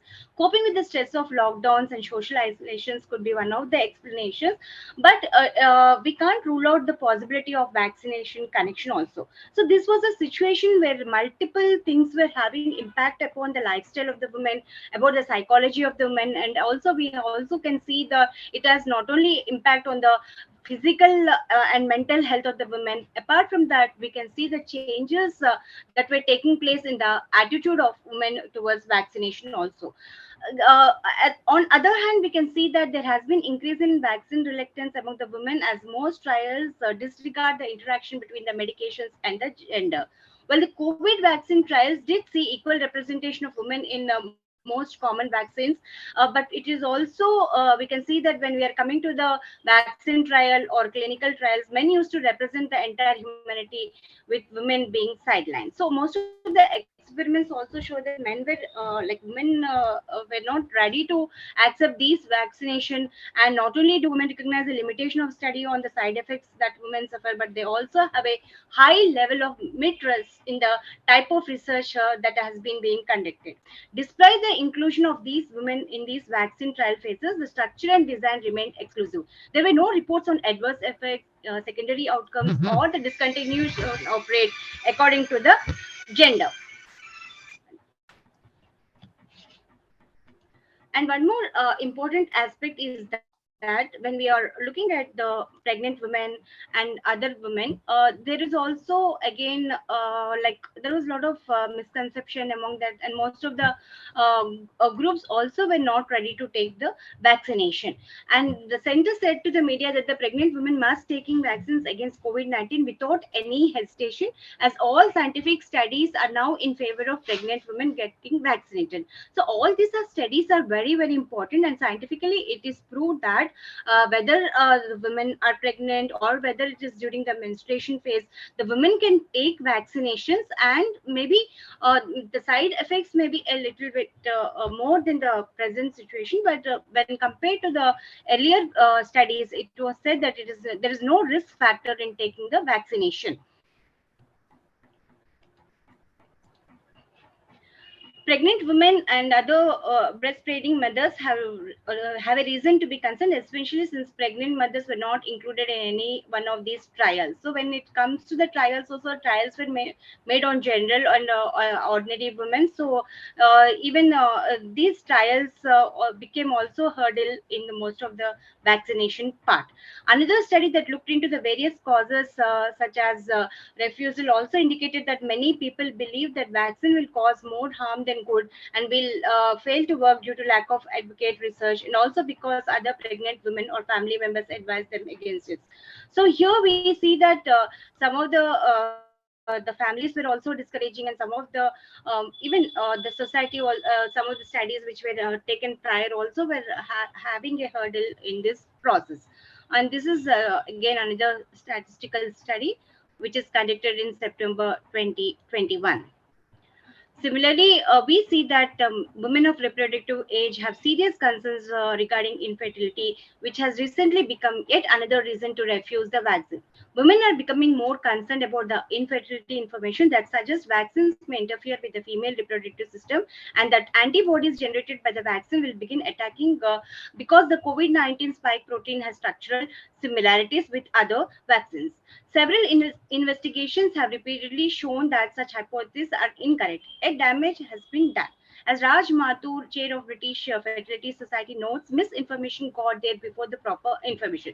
This is also a very important point to be noted, as a lot of misinformation was generated, and unless this misinformation and myths are removed, the proper vaccination drive cannot be made. When these views are supported by the health workers who have previously opposed vaccines on the same reasons, it becomes exponentially more difficult to persuade the local populace. Inaccurate information has made achieving herd immunity double as challenging, as we live in a period when people trust. See, this is also very important. We trust more Google than because everybody started searching the websites, side impacts of side effects of the vaccinations and all that. So they were trusting Google more than the government. So the questions which are very important is that, can India afford vaccination apprehension among the women? This is a very important. Can we conduct the training program or training workshops for the women to know about the importance of vaccinations during the COVID-19 scenario? Similarly, several research is also being conducted by the many institutions and many organizations, and we have seen that only a little percentage has taken the vaccination, and even the medical tests and other trials have been conducted only to the few sections of the society. And this immunization process, where we are saying that the awareness has to be created, so the government should take proper measures, certain measures in according to the perception and attitude of the women. That point is also very, very important. And these are the several other studies which have been taken, and they have taken studies not only according to the mental behavior, psychological behavior, but also from economical and social point of view. And additional research has to be done on the vaccine reluctance and what are the remedial Excuse measures me, ma'am. strategies Sorry that to have to be interfere. done. Hello, ma'am. Sorry to Yes. interfere, but your time is running out. Please try Yeah, to yeah, conclude. I'll just conclude. So we can see that different studies have been made at all levels, what was the reaction of the women to this vaccination process, were they ready, and what was the percentage, and not only in India but also abroad also. A lot of research institutions and organizations have done research on this. So ultimately we can say that the government can influence women's attitudes towards vaccine by enlisting the help of local leaders and respected persons in providing proper information alongside well-equipped healthcare staff. Social media platforms could be utilized to mitigate the damage caused by it by enlisting the help of social media influencers to advocate the use of vaccines. Women should be encouraged to discuss and any concerns they have about getting vaccinated with their doctors and gynecologists.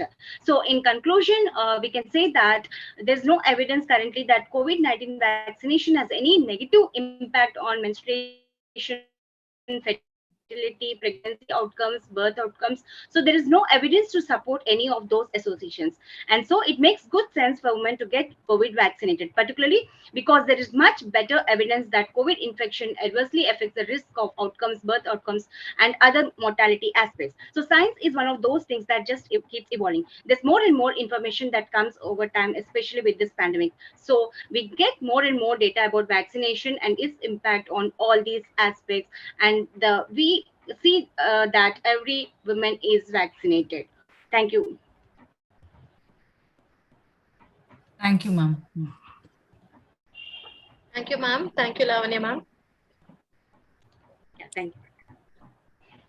Moving on to the next presentation, do we have Sana Jabin over here? Sana Jabin, please respond.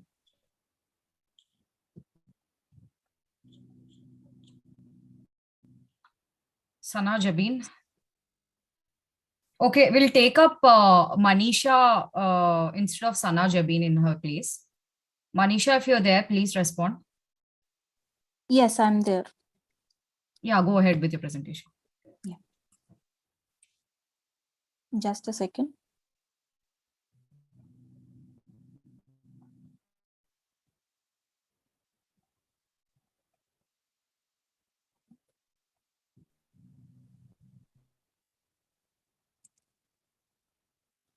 So, good afternoon, everyone. I hope my voice is audible.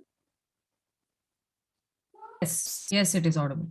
Yes. So, good afternoon, everyone. My name is Manisha, and I'm an alumni of Koti Women's College. I completed my graduation from Koti Women's College in the year 2018, and later on, I pursued my post-graduation from Osmania University. And currently, I'm working as a faculty in St. Anne's College for Women. So today, my topic for the presentation is women and environmental activism. Sadly, I'm not going to present any slides over here. I'm going to present it like this. My apologies for that. Yeah, so whenever we speak about the environmental activism, it is often seen that women play a major role in terms of environmental activism, but they do not get their due credit. So my paper tries to focus on some of the major reasons why more women are involved in environmental activism compared to men, and also some of the major environmental movements driven by women. And it also tries to focus on some of the reasons why women do not get their due credit in terms of environmental activism. It also tries to understand the concept of ecofeminism and also provide some reasons why the world needs more environmental activists compared to men. So to begin with, a lot of studies reveal that women play a major role in terms of environmental conservation compared to men, and also women adapt better to the changing environmental conditions compared to men. So some of the major reasons associated to this concept is that traditionally women have been given the role of being farmers and collecting wood for the cooking purposes and etc. So because of all these works, they remain in close contact with their local environment. And because of this close contact, whenever something happens to their local environment, women will be the first people to be affected because they are responsible for all these works. So whenever something happens to their local environment, women will be at the first place to respond. And second reason is that since women give birth, they are naturally and biologically very caring in nature. And because of this very caring nature, when something happens to the environment, so they are naturally inclined to defend their local environment. Women are naturally inclined. And the third reason is that since times immemorial, women have been attached to the domestic and household management. And because of these works, they are in very close proximity to their local environment. And it is obvious that when they are very close to their local environment and when something happens to the local environment, they'll respond compared to men. So these are some of the reasons why more women are involved in environmental activism compared to men. So we have some major movements that are driven by women. There are many movements, but I try to focus on some of the major movements. So the first movement that comes to our mind whenever we speak about the environmental activism driven by women is that the Chipko movement. The Chipko movement was originally started in the 18th century by a woman named Amrita Devi, who belonged to a Bishnoi community. So in the 18th century, what happened was that the king of Jodhpur ordered saying that the trees that are surrounding the Bishnoi community had to be cut down in order for the construction of a palace, for which Amrita Devi, along with her two daughters and some of the women who belong to the Bishnoi community, they protested by hugging the trees, and they protested against the king. In this protest, Amrita Devi and her two daughters lost their lives, and this movement remained very iconic in the history of the environmental activism. So this movement inspired the people of Uttarakhand, and later in the 1973 also another movement took place that is also referred to as Chipko movement. It was during the time of Indira Gandhi, and at that time the government passed an order saying that certain forest lands would be allotted for the sports company, to which again women are the major people who protested against this decision. They drew the inspiration from the Chipko movement started by Amrita Devi, and they succeeded. Later on the government took back its decision. So this movement remained very iconic in the history of environmental activism. And then we have another movement called the Green Belt movement. Green Belt movement is one of the biggest environmental movements if we go back into the history. So this Green Belt movement was started in Kenya by a woman named Wangarai Maathai. So it started by planting 7 trees in the backyard of... Sorry yes? to interfere, but can you conclude it early, please? Okay, yeah.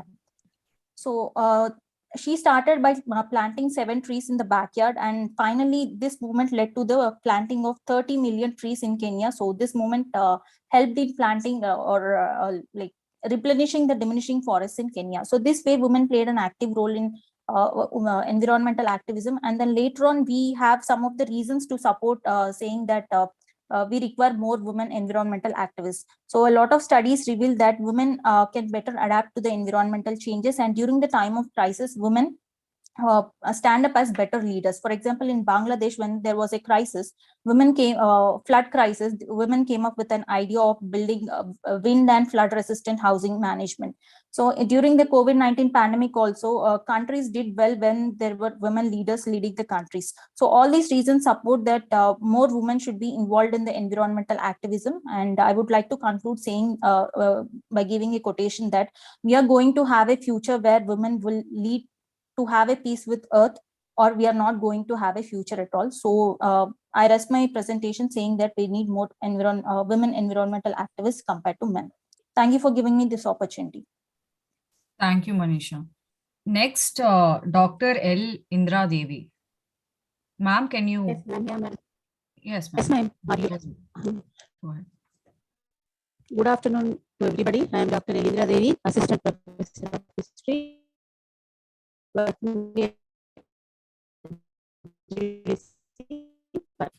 Ma'am, actually, can you check your connectivity? A lot of disturbance is there.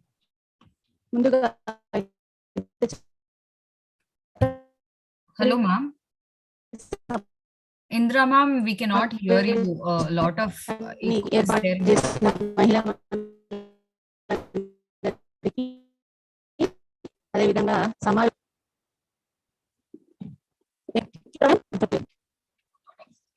Okay, now it's okay now? No, ma'am. You will have to check your connectivity. Connection is okay, ma'am. Please try going to a different place and talk from there, ma'am. We are not able to hear. Okay, Okay.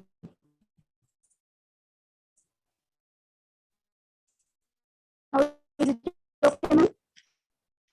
It's still not okay, ma'am. This network Is it issue. okay, ma'am? No, ma'am. Please try to check it.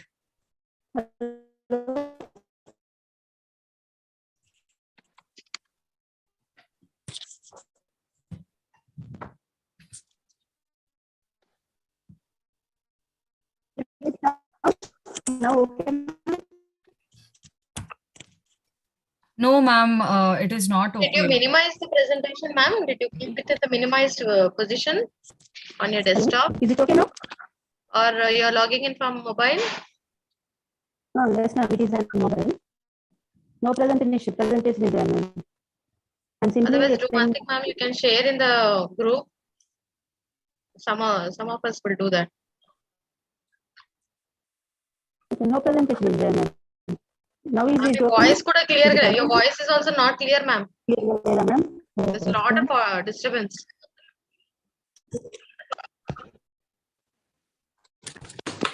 Now is it okay, ma'am? Hello? Your Yeah, audio now is I okay. think it's fine. Your audio is fine, Is it ma'am. okay? Yeah. Yes, ma'am. Okay ma'am, నేను ఇప్పుడు continue చేస్తాను ma'am. Okay, generating issues మీద నా topic madam. Generating issues మీద ముఖ్యంగా Covid మన సమాజం ముందు అనేక సమస్యలని విసిరింది. వీటిలో ముఖ్యంగా ఇంతకుముందు మనం ఎప్పుడు కనీ విని ఎరగనటువంటి సవాళ్ళను ఎదుర్కోవాల్సినటువంటి పరిస్థితి ఏర్పడింది. వ్యక్తికి మధ్య ఉన్నటువంటి సంబంధాలు, అదే విధంగా కుటుంబానికి సమాజానికి అన్ని కూడా చెల్లాచెదురైనటువంటి పరిస్థితులు మనకు ఏర్పడ్డాయి. ఒకనప్పుడు రోగి ఎవరైనా ఉన్నట్టయితే శారీరకంగా మానసికంగా వాళ్ళని ఏ విధంగా సఫర్యలు చేద్దాము, ధైర్యం చెప్దామనేటువంటి దూరం నుంచి బయటికి రావాల్సినటువంటి పరిస్థితి వచ్చింది మనకి కోవిడ్ వలన.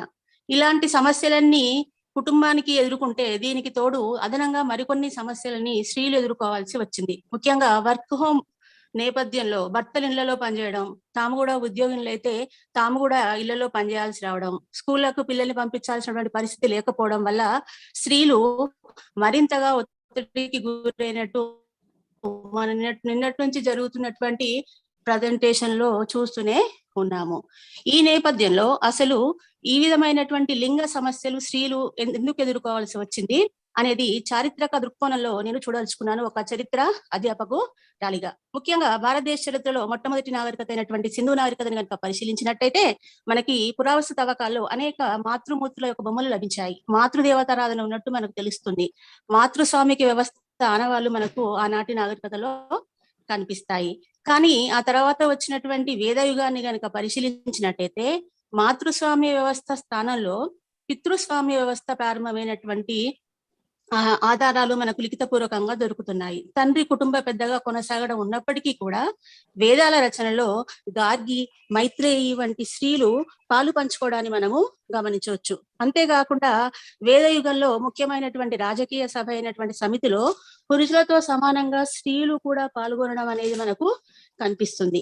కానీ వేదయుగానంతరం మనకి స్త్రీల పట్ల వివక్ష ఎక్కువ అయినట్టు అనిపిస్తూ ఉంటుంది. ముఖ్యంగా స్మృతుల రచన కనుక మనం గమనించినట్టయితే స్త్రీలు బాల్యంలో తండ్రిపై, యవ్వనంలో భర్తపై, వృద్ధాప్యంలో కొడుకుపై ఆధారపడాలని, స్త్రీ స్వాతంత్రానికి అర్హురాలు కాదని మనకి స్మృతులలో స్త్రీల మీద అనేక సామాజిక కట్టుబాట్లు విధించబడటం అనేది మనకు కనిపిస్తూ ఉంది.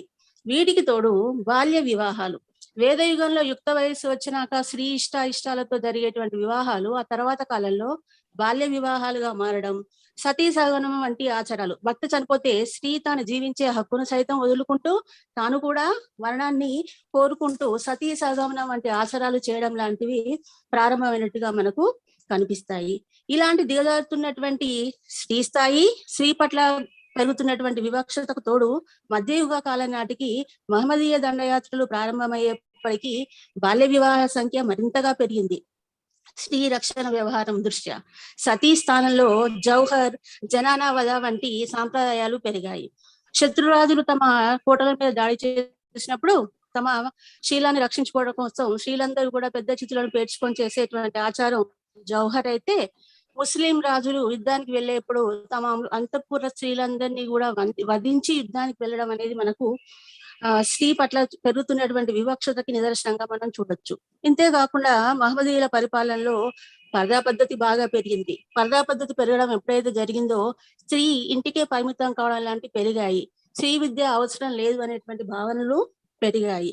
ఇలాంటి కష్టమైనటువంటి స్థితిగతుల్లోనే ఉన్నటువంటి పరిస్థితుల్లో కూడా మధ్యయుగంలో మనకు రజియా సుల్తానా, రాణి రుద్రమాదేవి వంటి స్త్రీలు పరిపాలించడాన్ని మనం గమనించవచ్చు. ముఖ్యంగా ఢిల్లీ సింహాసనాన్ని అధిష్ఠించినటువంటి రజియా సుల్తానా తన సోదరుల కన్నా చక్కటి సామర్థ్యాలు కలిగి పరిపాలన చేయగలిగే స్థితిలో ఉన్నప్పటికీ కూడా ఆమె స్త్రీ అయినటువంటి కారణంగా సర్దార్ల నుంచి ఆమెకు ఎదురైనటువంటి ప్రతిఘటన వల్ల ఆమె తన గద్దెను ఎదుర్కోవాల్సినటువంటి పరిస్థితి ఏర్పడింది. అదేవిధంగా రాణి రుద్రమాదేవి తన తండ్రి గణపతి దేవుడికి పుత్ర సంతానం లేకపోవడం వల్ల ఆమె సింహాసనాన్ని అధిష్ఠించి పరిపాలించింది. కానీ స్త్రీ అవ్వడం వల్ల ఆ రాజ్యానికి అంతర్గతంగా అధికారుల నుంచి వ్యతిరేకత, అదేవిధంగా ఇతర రాజ్యాల వ్యక్తులు కూడా కాకతీయ రాజ్యం మీద దండయాత్ర చేయడం వంటి సంఘటనలు ఆమె చూడటం వల్ల తనకు కూడా పుత్ర సంతానం లేకపోయినప్పటికీ తన మనవన్ని దత్తత తీసుకుని ఆమె తన వారసుడిగా ప్రకటించడం వంటి సంఘటనలు మనం చూసినట్టయితే తనకు ఉన్నటువంటి శక్తి సామర్థ్యాలను వినియోగించుకునేటువంటి అవకాశం స్త్రీలకు ఆనాడు కూడా లభించలేదు అనేటువంటి విషయము అర్థమవుతుంది. అదే విధంగా ఆధునిక యుగం వచ్చేప్పటికీ బ్రిటిష్ పరిపాలనా కాల ప్రభావంతో, అదే విధంగా పాశ్చాత్య విద్య ప్రభావంతో భారతీయ యువత మేలుకోవటం, అదేవిధంగా సంఘ సంస్కృతుల్లో స్త్రీలు కూడా సావిత్రిబాయి పూలే, పండిత రమాబాయి లాంటి స్త్రీలు కూడా సంఘ సంస్కరణకి పూనుకోవడం వంటివి చేయడం వల్ల స్త్రీలు చదువుకోవడం, రాజకీయంగా కూడా చైతన్యవంతమయ్యి స్వాతంత్ర పోరాటంలో మంచి పాత్రను పోషించడం లాంటివి మనకు కనిపిస్తాయి. కానీ అది కొన్ని వర్గాలకే పరిమితమైనట్టు మనము గమనించవచ్చు. ఈ విధంగా మనం స్వాతంత్రం తర్వాత కూడా స్త్రీ యొక్క స్థితిని గమనించినట్టయితే విద్యావకాశాలు పెరగటం, ఉన్నత విద్య నేర్చుకునే అవకాశం ఇవ్వడం, ఉద్యోగాలు చేసే మహిళల సంఖ్య పెరగటం, ఇలాంటివన్నీ కూడా మనకు కనిపిస్తాయి. ఆసక్తి ఉన్న రంగాల్లో స్త్రీలు పాల్గొనేటువంటి అవకాశాన్ని నేటి తల్లిదండ్రులు సైతం ఇవ్వడం కూడా మనకు కనిపిస్తూ ఉంది.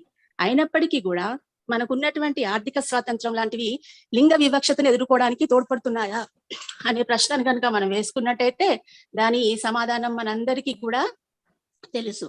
అసలు మన భారతీయ సమాజంలో ఉన్నటువంటి లింగ వివక్ష తొలగాలి అంటే నా అభిప్రాయం ప్రకారము ముందు మహిళలు తమ ఆలోచన ధోరణిని మార్చుకోవాలి అని అనుకుంటాను నేను.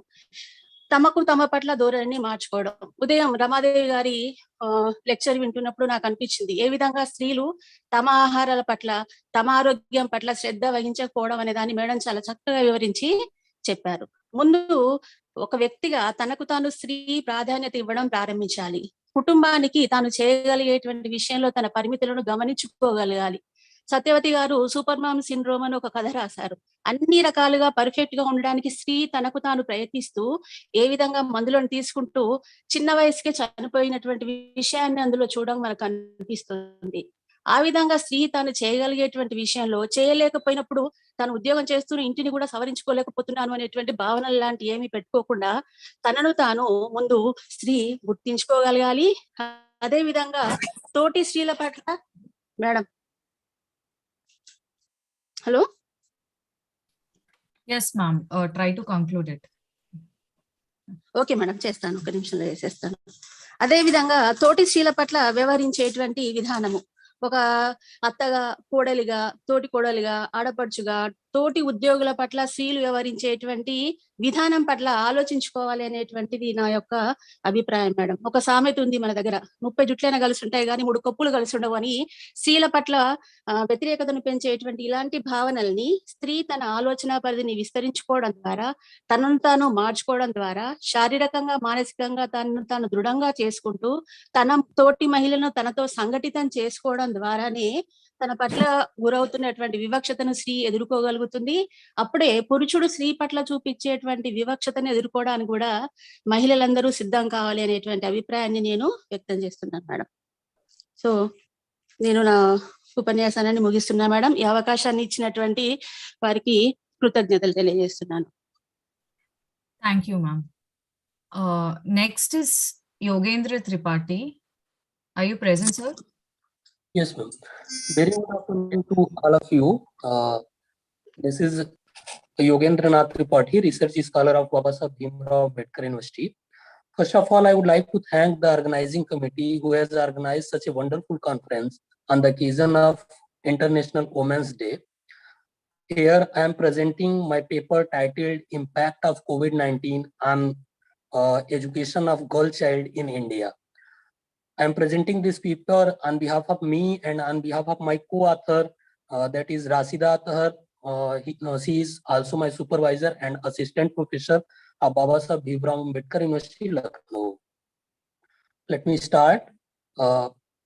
Like others individuals, the girls are also entitled to the same human right and fundamental freedoms, including the right to education. Why the right to education is so important for the girl? Because it is only the education which provides the girls, which provides the opportunity to girls to develop spiritually and intellectually.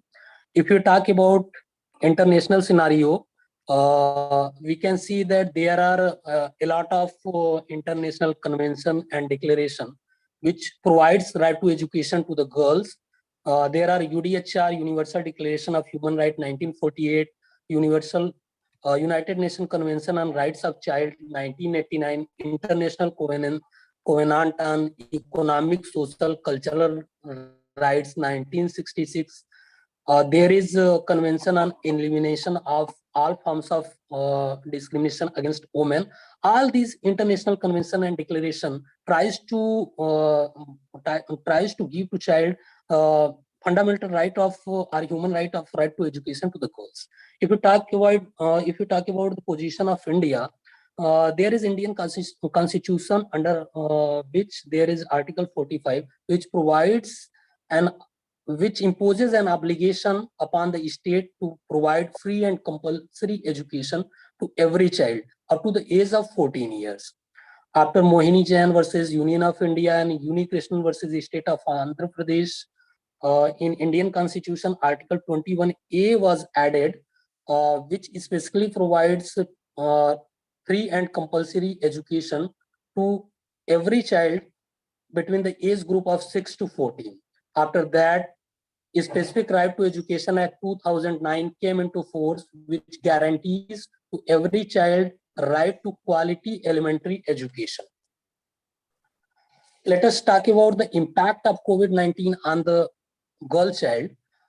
As we know, during the COVID period, the classes were running online, and in rural areas, and especially in low income household, the education of girl child has been challenged by this pandemic. As during pandemic, the girls who belong to the lower income household, they don't have access to internet, they don't have mobile phones. Even if they have a single mobile phone in their family, such mobile phones are available for the boys, not for the girls. So the education of the girls was interrupted during the COVID period. If we talk about the data, before COVID-19, India has 30 million children who are out of school. Among them, 40% are girls. The situation became more worse during COVID period, as it was projected that 10 million girl child will not be able to return to school after COVID. You can see also the gender inequality in the field of access to internet facility. As we can see today, here only 21% women are using mobile internet facility in comparison to the men that ratios 42%. So, for mitigating the impact of COVID-19 on education of girl child, I would like to suggest certain measures to be adopted to mitigate the impact of COVID-19 on the education of girl child. First of all, there should free technology to the girls, such as mobile phones, laptops, and free data pack should be provided to the girls so that they can be engaged in learning during closer period of schools. Second suggestion is during COVID emergency, free learning materials like textbook should be provided so that girls can study at their convenience. To reduce economic burden on parents, cost of schooling should be reduced and special scholarships and incentives must be provided to the girls. Plans to the reopen school should be gender responsive and supportive environment for girls should be created. Female teachers should be hired and infrastructure of school should be developed with respect to the COVID-19 situation. This is all about my presentation. Thank you all. Thank you, sir. And thank you, everyone. That was quite an insightful session. Also, I request Sarita Sivampeta to, mute herself out.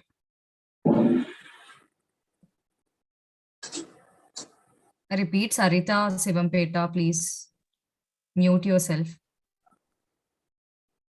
Anyway, I hand it over to Srilata ma'am right now. Thank you. Srilata ma'am. Thank you all for presenting all the presentation in time. We have the next invited speaker with us. And everyone has completed and papers are really very valuable. And thank you all for presenting in time and being very professional in your presentation. Thank you. Thank you, Srilata ma'am.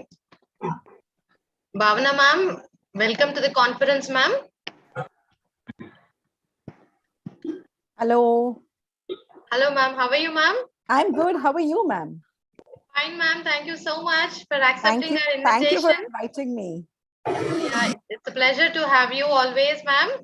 And on behalf of University College for Women, I once again extend a warm welcome to you to the conference.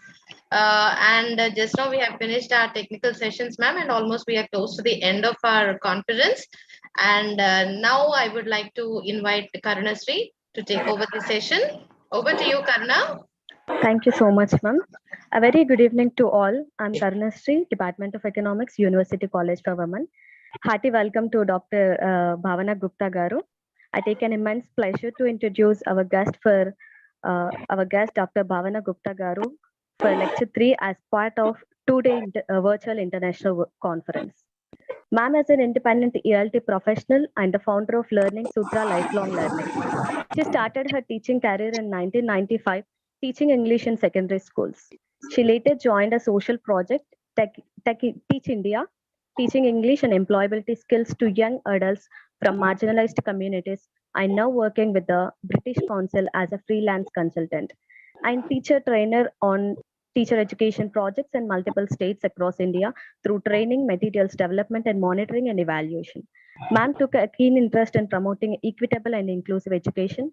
In addition to designing language learning workshops with an inclusive approach, she have designed and delivered gender inclusive programs on menstruation, addressing the topic through the lens of body positivity and gender sensitivity, and also created structured programs on diversity and inclusion for teachers in alignment with the National Education Policy 2020. Thank you, ma'am. Now I request ma'am to start the session. Thank you, Karuna. Thank you for the introduction. Just want to clarify, this is not Dr. Bhavana Gupta. I'm just Doc Bhavana. So okay, just that sorry. clarification. That's okay. That's perfectly fine. But thank you for inviting me for speaking about a topic which is so close to my heart. So give me a moment. I'm going to share my screen and then we can start. Tell me when you're able to see it. Yes, ma'am. We are able to see the screen, ma'am. So I'm going to switch to slideshow mode. Please, can someone just take care of the comments in the chat and feed that into me, maybe in the middle or at the end, whatever suits you. Sure, ma'am. Yeah, because I'll not be able to see that. Right, ma'am. Sure, madam. So I'm going to switch over. Okay, so we're going to be talking about a topic which is gender bias, and I think Mr. Tiwari was also talking about some topics related to this, and I was very happy to hear some like-minded people talk about the same topic. I'm going to be talking about gender bias, and I've called my presentation The Elephant in the Room. So can someone tell me why I've named it so? Why have I named it The Elephant in the Room? You can unmute yourself or you can put your answers on the chat, whatever suits you.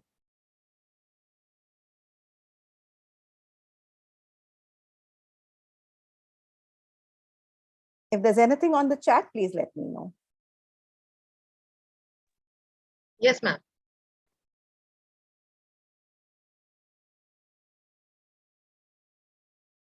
So why Dear is it elephant participants, in the room? kindly interact with the speaker. Yeah, I'm going to be asking you a lot of questions in between, not to test your knowledge, but just to make it interactive and not make me feel as if I'm just speaking to a screen. Yeah, there is one reply I can see here, ma'am, from Padma Patwari. She says that it's there, but nobody wants to talk about it. Exactly. Thank you, Padma. So yes, it's an issue. The elephant in the room is something which is a great issue, which is a great challenge or an obstacle. But in spite of it being such a huge obstacle, it's normally overlooked in the scheme of things. So it's not spoken about. And that's the exact reason why I call it elephant in the room. So it's present everywhere in the classroom, of course, outside the classroom as well, but inside the classroom, in spite of gender equality and gender equity and all of that, it's still present in the classroom. It's present in our personal context too, of course, professional context, within our workplace, within our colleagues. So it creeps in at different places. It's very, very controversial. Nobody wants to say that, yes, it exists. And that is why it is avoided as a subject for discussion. So that's why I call it the elephant in the room.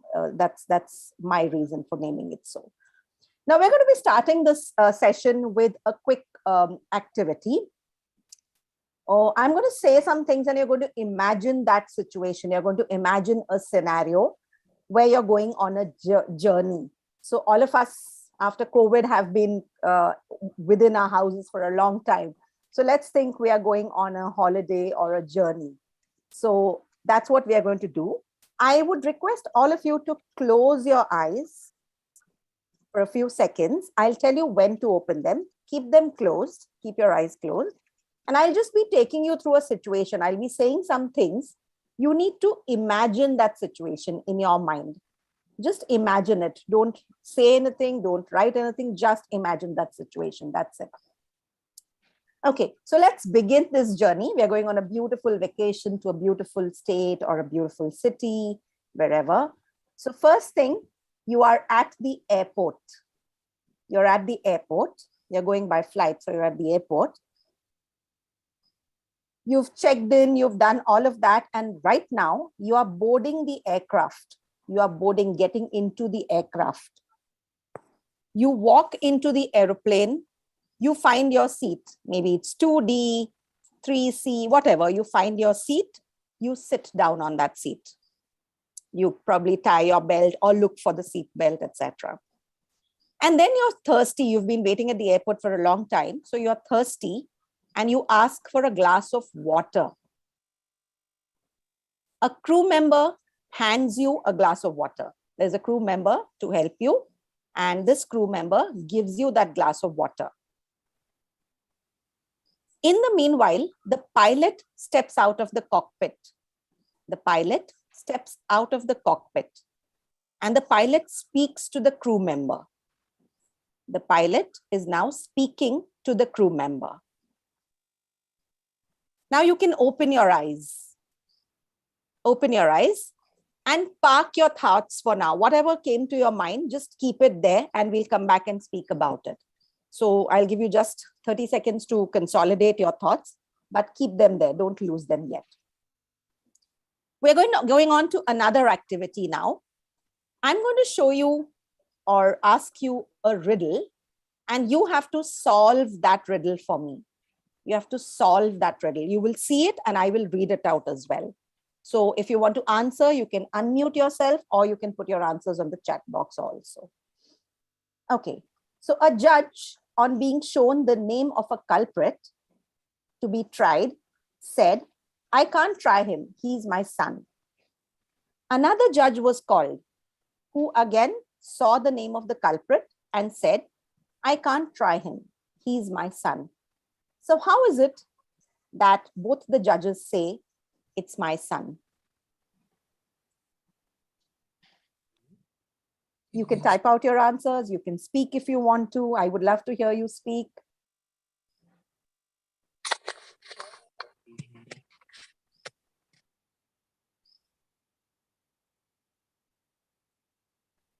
Okay, any answers on the chat box? I'll wait for another Yes, 30 ma'am. seconds. Yeah, Manjari ma'am has suggested that one was the mother. Very good. Excellent. Or both the judges are parents of the culprit. Yes. So one is the father, one is the mother. Great. Excellent. Well done. One more activity. Again, a riddle for you to solve. You're on the right track, so you should be able to find this out faster. So this time, a father and his son were in a car accident. The father dies at the scene, and the son, who's badly injured, is rushed to the hospital. In the operating room, the surgeon looks at the boy and says, "I can't operate on this boy. He's my son." So again, how does this happen? If the father's died at this accident spot, then who's the surgeon? The surgeon is the mother. Answer from the participants one. Excellent. Thank you. Thank you. So I'm so happy that you guessed these riddles. These are some examples of some gender biased riddles, which we have often found on the internet. I found some of these through these years on the internet, and they're still floating around, and there are many, many, many more. Now, the fact remains that when this riddle was thrown to people, it was very difficult for them to come to this conclusion that the surgeon is a mother, or that the doctor, the judge is also the mother. Even feminists, even hardcore feminists, sometimes found it very difficult to arrive at this answer. Here, it was slightly easier because we know the context. The conference is around gender. The topic of the session is around gender. So that context is somewhat created for you. But when it's thrown out of context, okay, I can hear some voices. Can you please mute yourselves? Yeah. So Yes, basically, because of the context, it became a bit easier to come to this conclusion. So yes, there are these gender biases that exist in our minds. Similarly, if you go back to the aeroplane incident, I want you to tell me, I told you to think about the crew member. The crew member handed you the glass of water. What gender did you think the crew member was? What gender did you assume the crew member? A female. Most of us, including me probably, would imagine a female because we are so used to seeing air hostesses, female crew members. So we imagine that to be a female. And what about the pilot? What did you imagine the pilot to be, male or female? Male.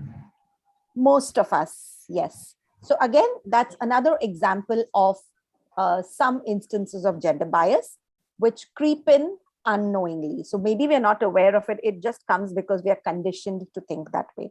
So yes, moving forward in activity 2, like you said, the judge was the boy's mother, culprit's mother, and the surgeon was again the mother. And in the first activity, it was a male pilot that we thought of, and it was a female crew member that we thought of. So now let's look into what we are looking at. When we are talking about these biases, they are unconscious biases. They happen unconsciously. It's also called implicit bias, either unconscious or implicit. The fact remains very, very self-explanatory that it's an unconscious bias. So obviously we are not in conscious control of it.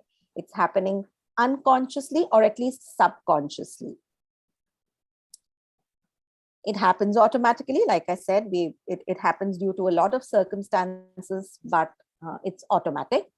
It's triggered by our brain. Our brain makes very quick judgments about things and comes to conclusions. So basically, based on our situation, it's our brain which brings us to make those conclusions. And it's influenced by a lot of different factors. And these biases could be different for different people. A lot of factors affect our unconscious biases, some of them being our background, the way we are brought up, our cultural environment, our personal experiences. So I can bet if there are people who've seen a lot of female pilots personally in their own life, will probably find it easier to arrive at the conclusion that the pilot is a female or a surgeon is a female. So again, it depends on our personal experiences.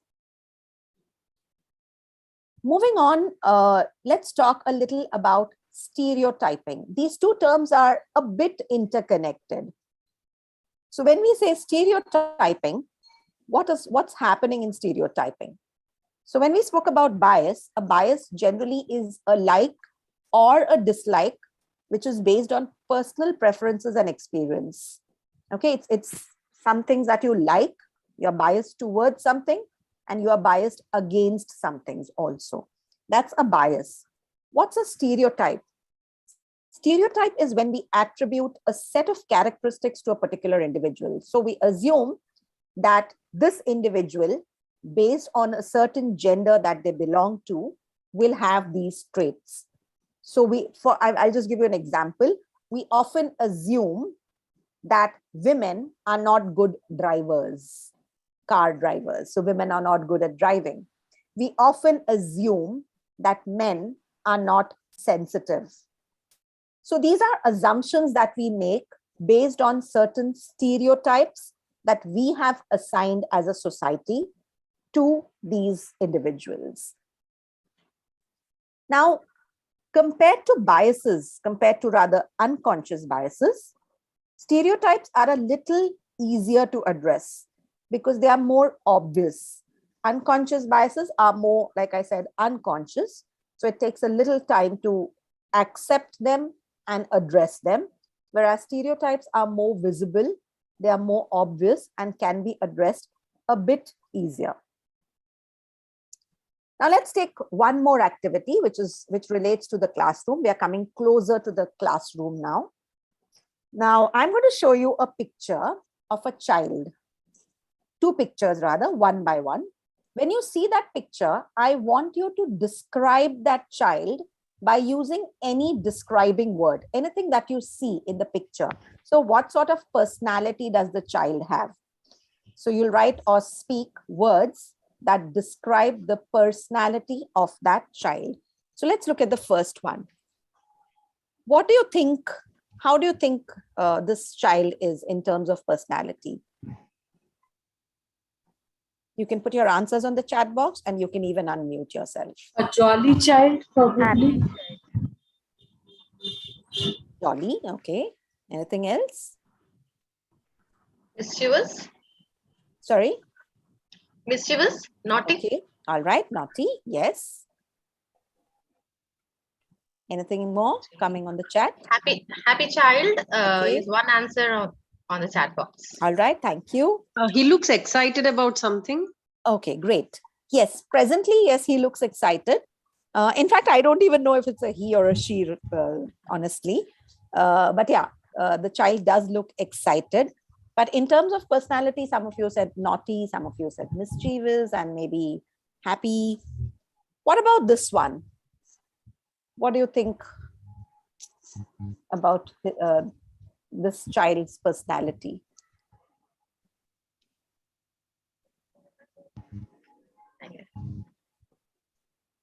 Similar expression, I think happy and anything more? Contented. She looks very nerdy. She looks very Okay. Okay, interesting. content and happy child. Okay, content On and the chat happy. box. Yeah. Okay, great. Thank you. All right. So I'm just going to sort of conclude this and wrap this together by saying that some of you said the first child looks naughty.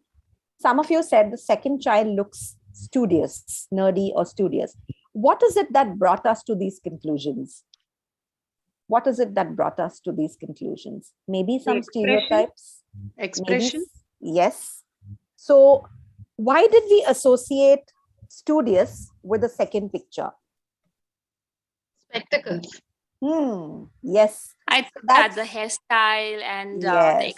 at the A lot of face. things, yes. So looking at the hairstyle, looking at these spectacles, we assumed that the second child is more studious.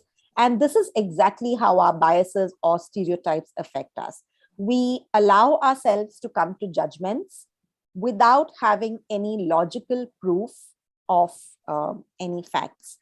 That's how it is. So this is, again, here, it took me quite a while to look for these pictures because I wanted the expressions to be somewhat similar.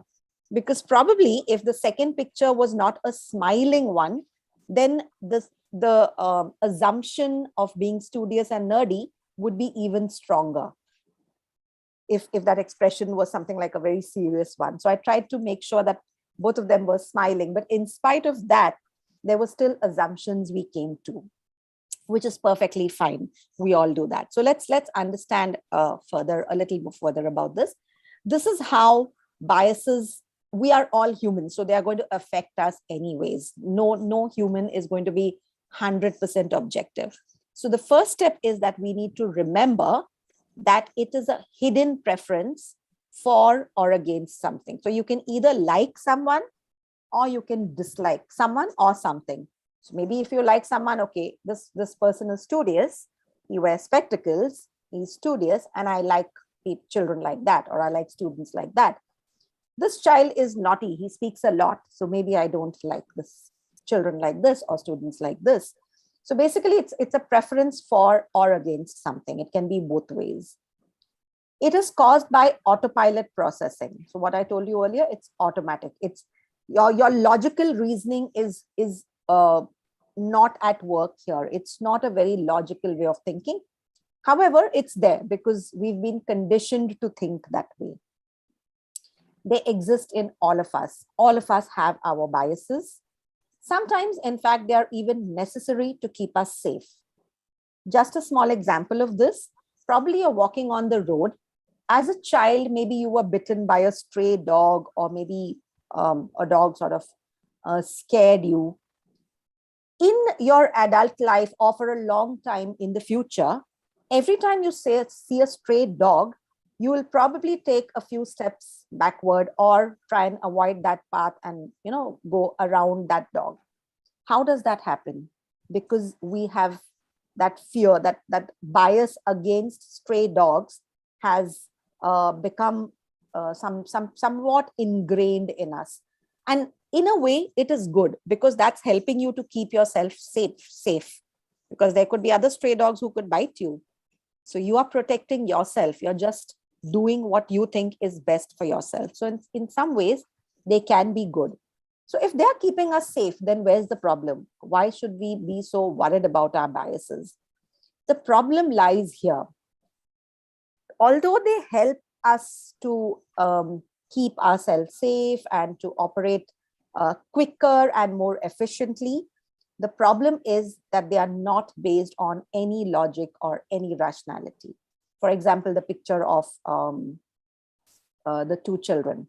There was no rationale to it, but we still assumed those things because probably in our experience, we've seen a lot of students or a lot of people who wear spectacles and who are also studious. So we tend to connect these things together and make assumptions that anybody who's wearing spectacles likes reading or is very studious or is nerdy and things like that. So that's how this affects, and this is where the problem sets in. Now, again, we'll have another example of some biases. So look at this lady and try to guess the profession of this lady. What does this lady do?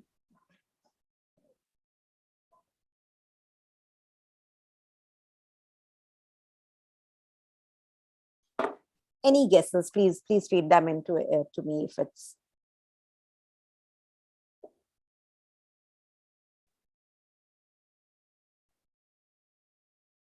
Principal is one answer, ma'am. Okay. Musician. Okay. Okay, what about, this is Sarla Thakral. I'll tell you who she is in a minute. And what about this boy?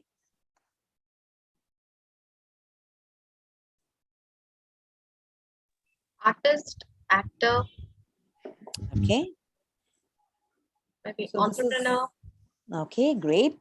All right, so I've cheated a bit here. Let me say that I've cheated a bit. The lady is Sarla Thakral.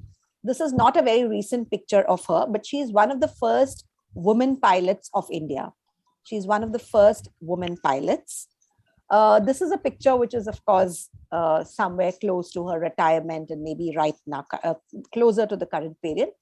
But yeah, she's one of the foremost women pilots. And this boy, Amiruddin Shah, is a renowned ballet dancer from India. Now, ballet dancing is a dance which is normally associated with women, but he is one of the famous ballet dancers who's right now studying ballet abroad. You can even check him out on Netflix because he has a movie to his name. The movie is called Ye Ballet. Ye, that is Hindi Ye, Y-E-H, Ye Ballet. And it tells how he got attracted towards ballet. I'll need to be excused for just 1 second. I'll be back.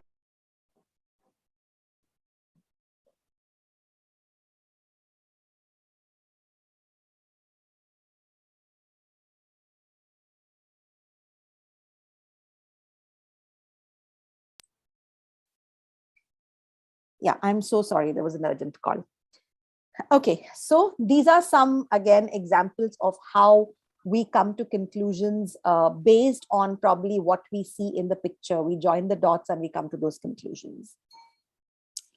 Now, moving forward, why am I talking about unconscious bias? In a minute, I'll go on. So gender bias is also connected to some unconscious biases that we hold. It's one of the forms of unconscious biases that we hold in our minds. So me being an English language specialist, so I'm basically an English language trainer, and coming closer to my field of work, I've been exploring gender in language for quite some while. So we'll be going further in terms of language, in terms of English language. So what is gendered or sexist language? When we speak about gendered or sexist language, this is what it means. It's stated that language which excludes or discriminates against women is referred to as sexist language. So consciously or unconsciously, women are considered as subordinate within the language. I'm not even talking about the social system yet. It's just language. Though, let me tell you that English is not by itself a very highly gendered language, but in spite of that, there are still instances of gender in the language, which we'll also be speaking about soon. So any language that excludes or discriminates women is sexist language. So basically what it means is it assumes that maleness is the standard. Being male or assuming someone to be male is the standard, and femaleness is the exception, or it's the non-standard, and it becomes slightly subordinate. Now, when we talk about gender in language, especially English language, there are different kinds of gender that we are talking about. One, of course, is grammatical gender. When we refer to something as he or she to identify what gender they belong to, that's the grammatical gender, which is there in English language. We use he and she. There is sex, which is a biological characteristic. So if it's a woman, it's a woman. In fact, if it's a man, it's a man. But in fact, we need to go beyond that binary also, because there are a lot of other genders beyond man and women also. So that's another thing to think about on a broader note. And the last one is when we are talking about gender as a social construct, which means that the roles, behaviors, etc., which are given to a certain gender based on stereotypes. So basically, society that says, okay, this role, so if it's a doctor, it's assumed that it'll be a man. If it's a pilot, it's assumed that it'll be a man. This is gender as a social construct. And this is where the major chunk of the problem lies. In fact, even grammatical gender, for that matter, there's a lot of, let's say, evolving happen, where now instead of he and she, there's this thing about using they as a gender, as a singular first person instead of he and she. And we've been doing it unconsciously or consciously. So gender in English language, let's go through some instances of gender in English language. First is, of course, the pronouns and the possessors. That's he, she, her, him. And like I said, even this is taking a turn towards being gender neutral by using, instead of he and she, they, instead of her and his, they are. So even that shift is happening while we speak. Masculine or feminine nouns. So when we speak in English, we say actor. If it's a female, we say actress. But again, that is what brings in the problem. And ideally, it should be one word for both genders. So why an actress? An actress, whether it's female or male, it can just be an actor. Similarly, waiter or waitress. Why do we need to call that? We can just say server. So it's just a gender neutral noun. So we need to think of words within professions which can encompass both male and female. Which is why if you go back to that aeroplane incident, I called an air hostess a crew member. I did not say an air hostess gave you a glass of water. I said a crew member. You can say maybe crew member, or you can say steward, something like that. But the more neutral the term is, the better it is to encompass all genders within it. There are a lot of nouns in English language which end in man. For example, policeman, chairman. So again, English language is evolving to think of nouns which are more gender neutral. So instead of policeman, a better term to use is police officer. That becomes gender neutral. We don't know whether it's a male or a female. Instead of chairman, we just say chair or chairperson. So the chair came into the room, meaning the chairman or the chairperson. So ideally, that's how language is evolving. And if we need to communicate in a global context, then these are things which we need to be aware of, and we need to make our students aware of as well. Use of masculine form by default. So words like mankind. So why do we use this? Why is it mankind and why not womankind? So these are by default male words, which, like I said, give more of an authority or more of a position, higher position to males. And male firstness. So when we say Mr. and Mrs., why is Mr. first and Mrs. later? So again, consciously, unconsciously, we are adhering to these social constructs. Adam and Eve, brother and sister. So all of this, it's when we use this by default, we use the male first. And this is something that slowly needs to change. More instances of gendered language, some more examples. What about this? The very degree, the very base of our education. We get degrees which are conferred upon us. Bachelor of, again, an example of male being assumed to be important. Similarly, master of. So basically, even the nomenclature of these qualifications has by default been male. Masterpiece. So why is it masterpiece? In fact, if you look at this word master, the word master has a very positive ring to it. It signifies someone who's in charge. Whereas if you look at the feminine version of it, mistress, that word itself, even if we use it here, takes on a very negative connotation. So it gives a very negative, it brings about a very negative meaning to it. So that's how vast the difference can be. So a lot of words which we use as default male: mastermind, masterpiece, history. So why is it his tree? Why not her story? So if you break up the word, it says his story. Where are the women here? Where are the women in history? So we are excluding half the population here in that sense. So maybe it should be her story too. And again, like I said, Mr. and Miss or Mrs. Mr. is a word which encompasses men who are married or unmarried. But again, we have Miss or Mrs. Telling us whether the person is unmarried or not. So again, that little social aspect creeps in here. Now, I'll give you another word and I want you to tell me what you think this means. Okay, so we'll go on with this. And so I was saying we can use police officer instead of policeman. So when we say policeman, a policeman is a government servant. We can rephrase that by saying a police officer is a government servant.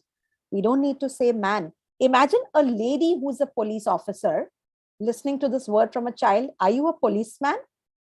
Do you think the lady will have an adequate reply to it? She's a policewoman actually, and she's still being called a policeman. So ideally, a best option would be to use police officer. Similarly, I was talking about he and she. He can easily be substituted by they. He always carries a gun with him. They always carry a gun with them. Now, just the use of they does not mean that the sentence becomes plural. It can still be singular. It can still signify one person, but this is more gender neutral. He is very hardworking. They are very hardworking. So obviously the verb will change. The verb that goes with it will become plural, but it can still be used as a singular pronoun. It can still be used as a first person singular. And that's what language is doing now. Coming to one more word, midwife. Can you tell me what comes to your mind when you hear the term midwife? Who's a midwife? Chat or unmute, whatever. Who's a midwife? Women from chat box, ma'am. Okay, women. Actually, the perception is that of a woman, but they can belong to either gender. Great. Okay, so I'll tell you how this word originated. So in very ancient English, the word midwife itself means with woman, with woman. So anybody who is with a woman. So how does the gender come in? How did we start associating midwives with just women? That's how our stereotyping works. That's how we've been conditioned to think that midwives are women. Whereas the actual meaning of midwife, ancient meaning, is just to be with a woman. So something between. So just 1 minute.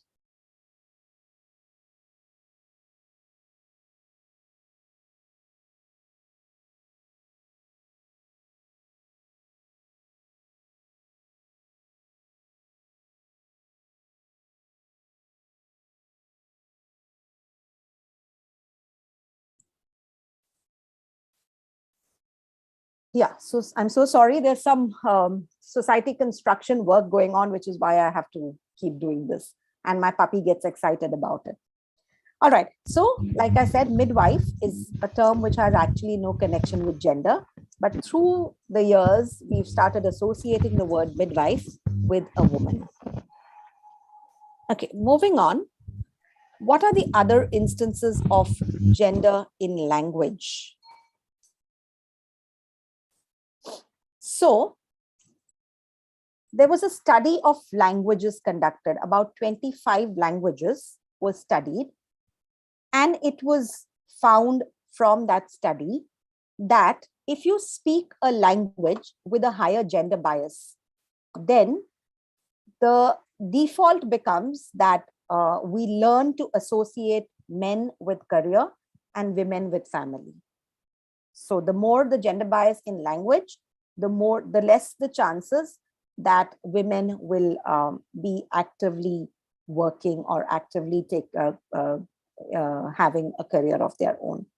And a weaker gender bias automatically shows a higher representation of women in science or STEM subjects, really. So basically, language in a way affects society, and society also affects language. So it's again society and language are interconnected. The type of language that you speak will mold the sort of person that you are. Now, in the study, it was found out that these are the 4 most spoken gendered languages. These were the most commonly spoken gendered languages, and you'll see Hindi is one of the these 4 languages. English is not, like I said, highly gendered, but yes, there are still challenges with gender in English, which we need to still look at. Hindi, of course, has a lot of gender. We all know that any noun in Hindi also has a gender attached to it. So if we say kursi, kursi automatically becomes a female gender. We say kursi, badi kursi, choti kursi. But when you say table, it's a masculine gender is attributed. Bada table, bada or chota table, that sort of thing. I don't know about your mother tongues, of course. A lot of you have different mother tongues here, but it's worth thinking about how much of gender exists in your mother tongue and in what aspects does it come in. And English, of course, like we just discussed, is not free of its own share of gender, though it's not very gendered, but at the same time, it's not completely gender neutral as well. So terms like chairman, I told you we in English, in global English, we prefer to call that the chairperson, police officer. If it's a fireman, can you give me a term for fireman? What can you call a fireman? If you want to use a gender neutral term for fireman, what would you call them? Probably fireperson. Okay, yes, not a bad guess. Anything else?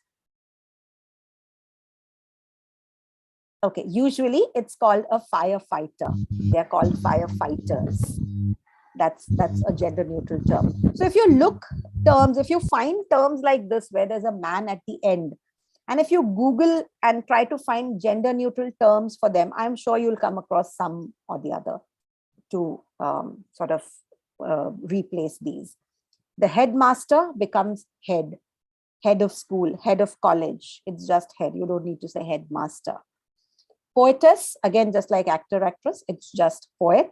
Whether it's a male or a female, you don't need to say it's poetess. An actor, again, it's just an actor. Similarly, it could be nurse. Sometimes we are used to saying nurse. Okay, we think nurse, woman. And if we see a man as a nurse, we might say, okay, he's a male nurse. But there's no need to do that.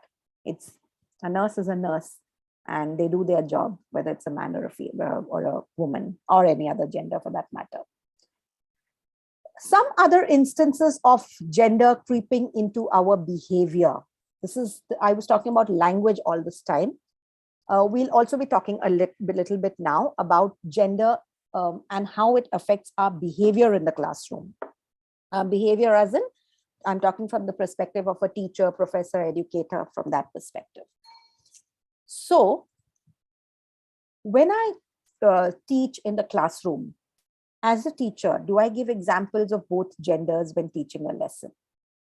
So if I have to, let's say, give role models, do I think of role models who are a mix of both, or at least one example of each? Or do I give more examples of men than women for anything that you're teaching? The text that I'm using or the content that I'm using, the course book, text, etc., is it contributing to gender biased actions? For example, if it shows a woman in the kitchen, it's in a way propagating the idea that women are responsible for cooking.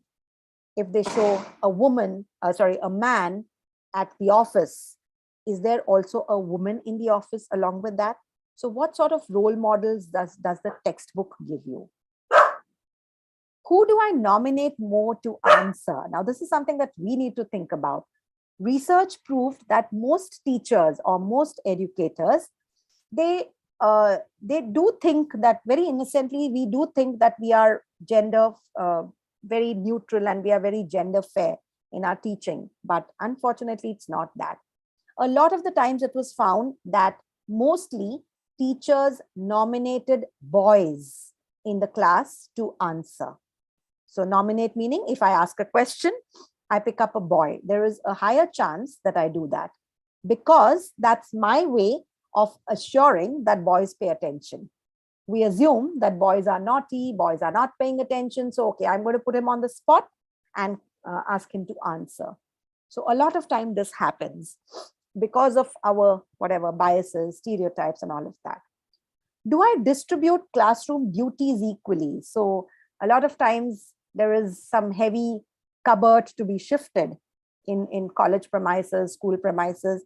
And I'll say, okay, can some strong boys come and help me shift this? Again, we are aggravating that bias. What is making us assume that girls cannot do that? Why are we assigning those duties to boys? Similarly, if there's some organizational task, let's say some event to be organized in the college or in the workplace, okay, we'll form a committee of women and they'll be responsible for the snacks and for the decoration and stuff like that. So organizational tasks. And this is again something that we are assuming, and we are basing it on our stereotypes. Not all women are organized, let me tell you that. Not all men are unorganized. So again, it's a stereotype. And this is also, there's also a term called the secretary effect. The secretary effect, which means that women are considered good note takers. So if there's a group of students doing some work, mostly, more often than not, the girl, one of the girls will be assigned the task of taking notes while they plan out an activity, or if they're working on a project. Why? Because it's assumed that girls are good at that task. And this very bias continues into the workplace when they go forward. And there is again in corporates a term called office housework, which means that just like I was saying, events in the college, duties of maybe snacks and decoration are allocated to the girls. Similarly, in office also, most of the female colleagues are given the duty of organizing these events, which is a way of stereotyping women, if I may say. So we need to come out of that, and we need to think, why are we doing this? Why is this duty being assigned to a particular person? So maybe shatter stereotypes there by just these small things. You don't even have to have huge actions for this. Just by doing these little actions, you can change stereotypes and role models. Do I equally scold both genders when problems and issues arise?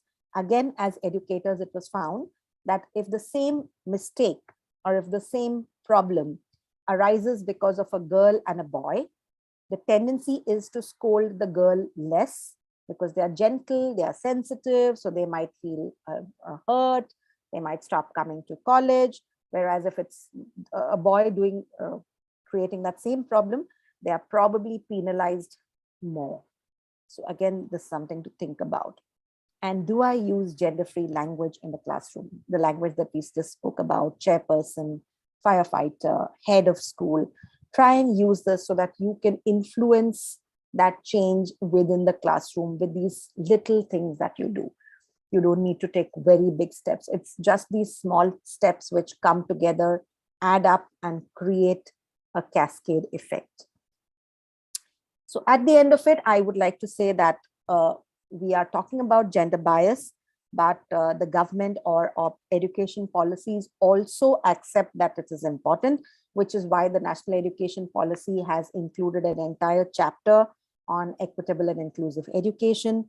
Similarly, if we talk about the Sustainable Development Goals, even that talks about one, quality education, which means fair education for everyone. And it also talks about gender equality. So all of that needs to come together and operate parallelly.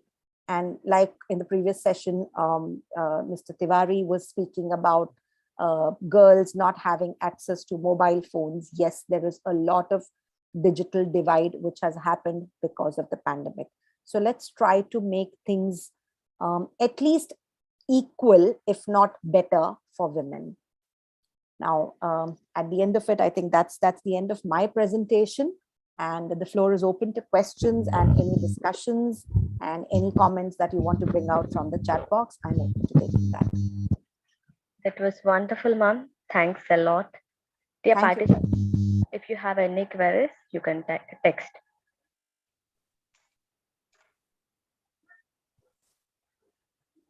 You can even unmute and share your thoughts if you want to.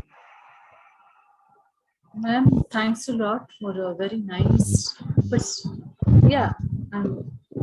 a very innovative perspective about gender you have presented.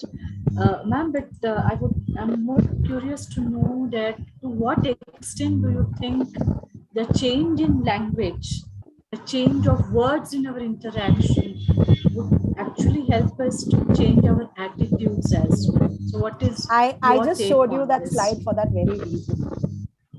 That 25 languages, and that research itself showed that the more gender bias there is in a language, the more we are perpetuating stereotypes, and we need to shatter them. So these are just small things you can do, which will have a larger impact as they go along. So yes, it does affect attitudes also.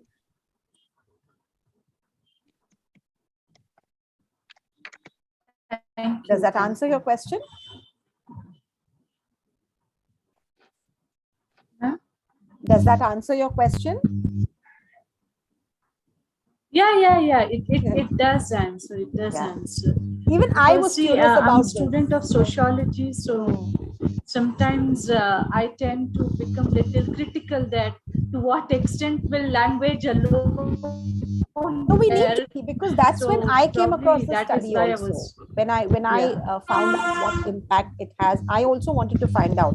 Of course, it has an impact, yes, but how big is the impact? So when it adds together, it does make a difference. And that's what the study of those 25 languages show. Ma'am, I just want to ask this question. When we are in the present talking of NEP, we are talking of giving importance to vernacular languages, literature, culture, and all that. It's already gender biased. So now we are again redoing the same thing. Are we not perpetuating again and again? Somewhere I feel this new education policy is double-edged. On one side, it's giving an option. We are saying it's open-ended, but at the same time, with the level of development we have, and so many restrictions, even for the education sector also, the children, especially the girl students, have to really fight for their basic education and for higher education. So it's a double-edged sword, and the government is just leaving it off. On one side, exactly. So in some ways, it's left to the educators to address these issues. And I fail to recall the name of this person, but there was a very nice quote by, again, as far as I remember, a sociologist. I don't remember the name right now, but this person said that sitting in the same classroom, studying from the same textbooks, girls and boys are still receiving very different educations. So what do you think that means? That's where the gender biases are coming in. So in spite of going through the same content, the same education system, like you rightly said, girls are still facing a lot more obstacles than boys. But again, having said that, I would also like to say that sometimes we also have these biases against boys, which are again not fair. So it's when we speak about feminism, we think about women being superior, but I don't think that's true. It's more about being equal. It's not about being superior or inferior. It's more about being equal. So it's not about feminism, but it's about humanism. So again, this term was used a lot. When we speak about feminism, it takes a very negative connotation. Anyone who speaks about a feminist will look at a feminist with very negative eyes. Okay, this lady, she's going to be fighting for her rights and this, that, and the other. But we're not doing that. We're just asking for equal status. We're not even asking to be, because let's face it, men and women have their own intrinsic strengths and weaknesses. And that's what makes us different in that way. So there is no real comparison between men and women. The only thing we can say is that yes, men and women are good in different ways.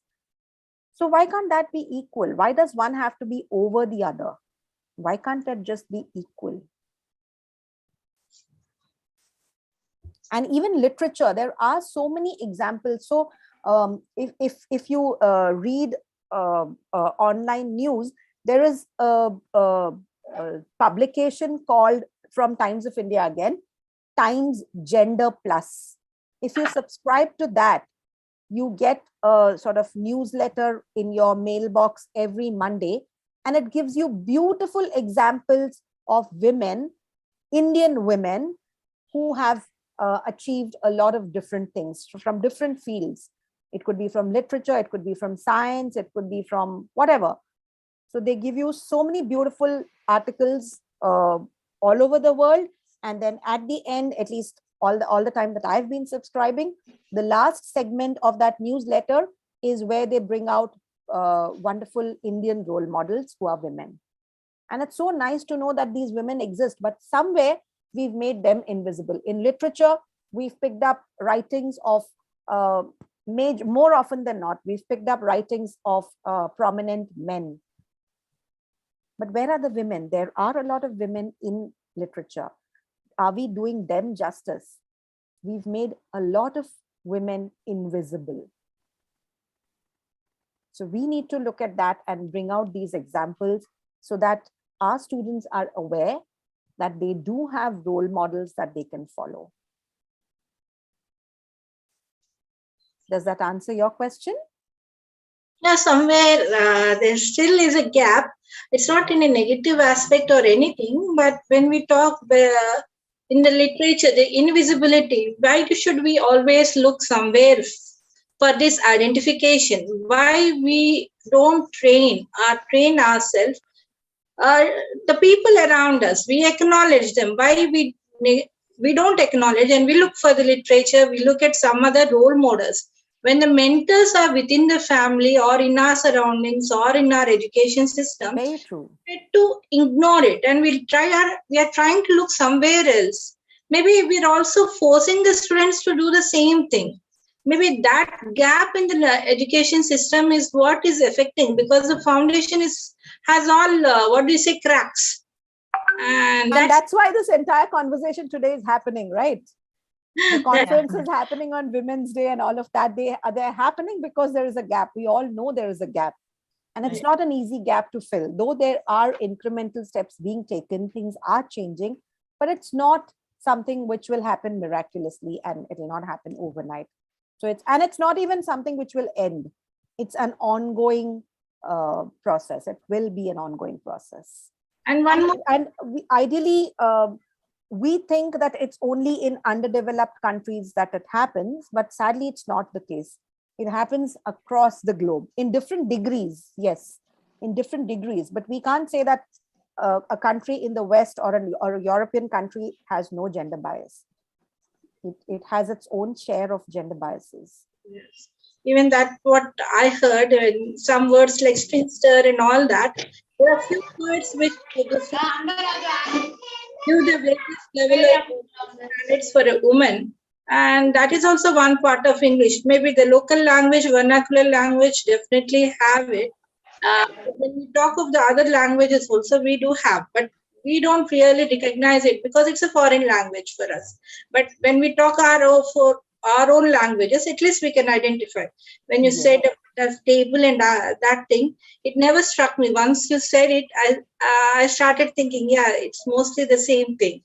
So this makes a lot of difference too. Yes. Thank you very much. So that's what has conditioned us, the languages that we've grown up with, our first languages. To a certain extent, we've been conditioned by that, which is not wrong. We all need mother tongues in our life. The importance of mother tongue can definitely not be undermined. But at the same time, there has been some contribution of our mother tongue and of English to the role models that we are today, or whatever we are today, our mindset. Thank you. That's very exciting for us. Thank you, ma'am. Thank you, Bhavana ma'am, for that wonderful presentation. was very interesting and interactive, and you in these wee hours, of day, you still kept us focused and attached to these various activities and to your presentation. Thank you so much for that wonderful presentation from your side, ma'am. Thank you so much. And once again, thank you for having me here. And it was a great session. I enjoyed interacting with all of you. And I would urge you to think about these issues and see how you could use gender neutral language to bring about these small changes. Yes, Karuna. Yes. Shall I proceed with thanks? Second, I would also like to welcome Dr. Rachel. She's here. She's from Boston. She's in the next speaker in the valedictory. Welcome, Rachel. And we also thank you so much. Yes. Welcome, Dr. I'm Rachel. sorry. Could you?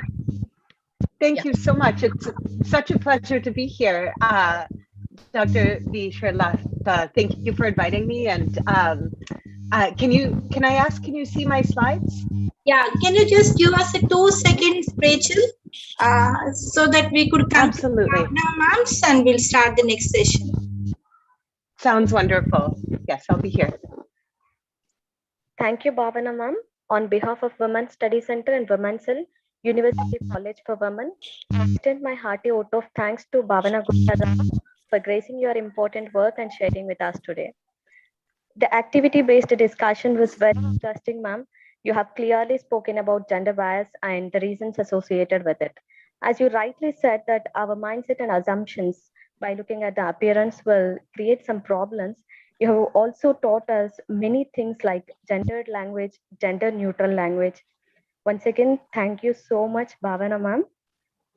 Thank you, Vijayalakshmi ma'am and Srilata ma'am for the opportunity. Would you like to add anything, Vijayalakshmi ma'am? Yeah, thank you, Karna. I think we are running out of time. So thank you once again, Bhavna ma'am, from the whole team of Women's Studies Center, Women's Cell from University College for Women. And we will definitely like to connect to you on another platform with more interesting activities and themes coming up from you. Thank you, ma'am. Thank you. Ma'am, should we begin the valedictory? Srilata madam and Vijayalakshmi ma'am. Yeah, Srilata ma'am. I think Vinita ma'am, we will also are waiting for principal. All our guests have vice joined, principal ma'am. Oh yeah. Pradeep sir has already joined, so welcome to you, sir. And even Sulochana madam has joined, our chief guest. Usha Kiran ma'am. Usha Kiran ma'am, sir. So good evening, Usha ma'am. Good evening, Pradeep sir. Good evening, Rachel ma'am. And we all at Usha Kiran ma'am. We all at Osmania University College for Women, now officially designated as Women University, extend a very warm welcome. We will just begin the valedictory in a couple of seconds when our beloved principal and vice principal join us in a couple of minutes.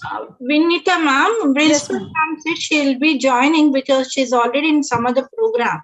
Okay. The same thing. Even I think our vice principal will also join. In the meantime, we'll have. I have joined, ma'am. I'm there. Good evening, ma'am. Good evening, Shailaja madam. Good evening, ma'am. Good evening, ma'am. I have joined. Okay. Then what we'll do is, Mama, we'll just start off with Dr. Rachel. Sure. Hello. Srilata, hello. Yes, ma'am. Good evening, ma'am. Good evening, Srilata. Yes, I was there. Good evening, Usha ma'am. Good evening. How are you? How are you all? Fine, ma'am. We are a university now. Yeah, congratulations. And all the faculty are very happy. And we are also happy. Good evening, ma'am, and warm welcome. It's a great news. It's a great news, isn't it? Yes, indeed it is. So congratulations to all of us. Yes. On the Women's Day. Yeah. So, Vinita ma'am, we'll just start off with Sure, ma'am, sure. So on behalf of Osmania University College for Women, now officially designated at Women University, I extend a very warm welcome to all of you for the valedictory session of two-day virtual international conference on gender equality and women empowerment, breaking the bias. And as part of this valedictory session, we have very esteemed speakers and guests who have already joined us.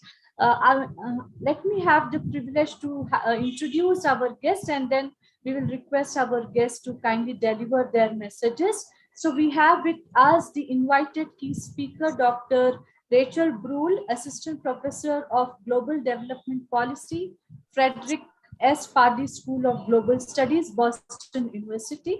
We are also joined by our distinguished chief guest, Professor Usha Kiran Madamji, who is the Director, Indian Council for Social Science Research, SRC, Southern Regional Center, Osmania University, Hyderabad, and our guest of honor, Mr.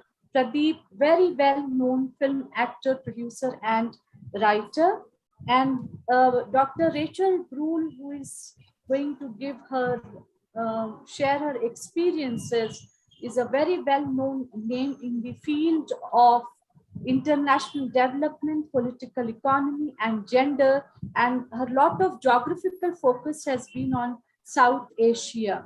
Specifically, she studies the relationship between political representation and inequality in social and economic domains across democratic and hybrid political regimes.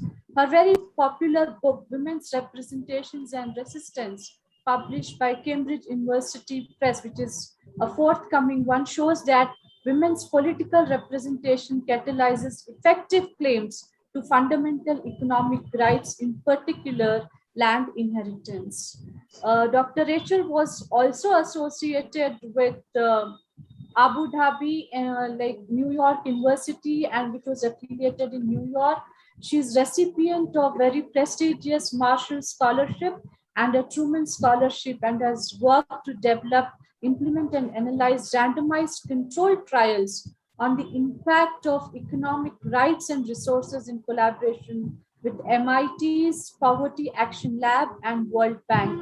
She holds a PhD in political science from Stanford University. So welcome, Rachel Brule, and our very, very beloved, our own Professor Usha Kiran Madam, who is also the Honorary Director of ICSSR, she's also holding additional position of Directorate of Placement Services, Osmania University, a very, very difficult job. I gave it up.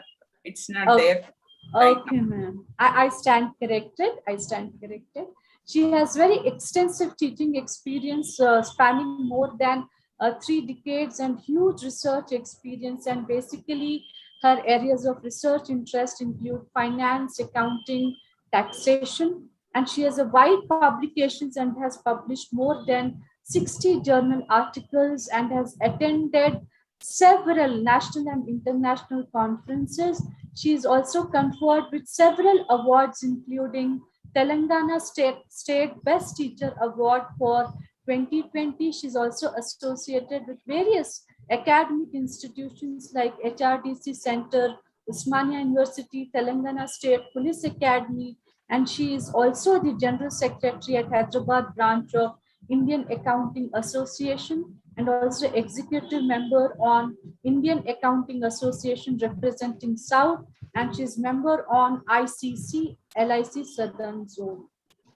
We also have with us a very well-known face and personality related with the TV industry, film industry, Shri KV Pradeep ji, who is our esteemed guest of honor, born in a very traditional family in Hyderabad, and who basically started his career on stage as a child actor at the very, very small age of 5, and later auditioned as All India Radio drama artist, and later started his silver screen career as hero in very, very well-known Telugu films like Mudda Mandaram, Nalgu Stambalata, Rendu Jella Sita, and continuing with his acting career. His latest role in film F2 is the most trending one, and he is the first actor, producer, and director of Telugu television industry. And his awards are very, very impressive, my dear friends, with 14 Nandi Awards and also All India Best Child Actor Award, Nataratna Award, Gemini TV Lifetime Achievement Award. Shri Pradeep ji has motivated over 15 lakh students and has piloted many workshops in performing arts and creative skill sets. And he has also conceptualized 300 plus training modules. And he has authored 30 serials and 3 books in Telugu. And he's a continuous learner and creative thinker in his approach. And he carries almost all 33 years of training experience and is ready to learn from young minds. He is visiting faculty to several institutes, including Annapurna Film Institute, Central Universities, Day-2, etc. So on behalf of Osmania University College for Women, Women's Study Center and Women's Cell, I extend a very, very warm welcome to our distinguished, our honorable chief guest, our guest of honor and invited speaker. And may I now request Dr. Rachel Brule to please go ahead with her message, to go ahead with her presentation. Over to Dr. Rachel Brule. Thank you so much, Dr. Vanita. Can you hear me? Yes, ma'am. Oh, of course. You are audible and your slides are also visible, ma'am. Thank you. Oh, wonderful. It's such an honor to be with you and to be with Dr. Srilata, Dr. Kiran Varilata, with Mr. Pradeep and with everyone else here today. Thank you so much for having me. I wish I could be with you in person, and I hope there's a chance to meet face to face in the year ahead. What I wanted to talk to you about today is my book, with which Dr. Vanita introduced so generously, Women, Power and Property, the Paradox of Laws for Gender Equity in India. So this is now in press as of October 2020. I'm working hard to get an India edition out, so hopefully I have good news on that front soon. The question that motivates this book, which I think is appropriate for International Women's Day, is how do we achieve this fundamental good, gender equity, given women's persistent political and economic exclusion?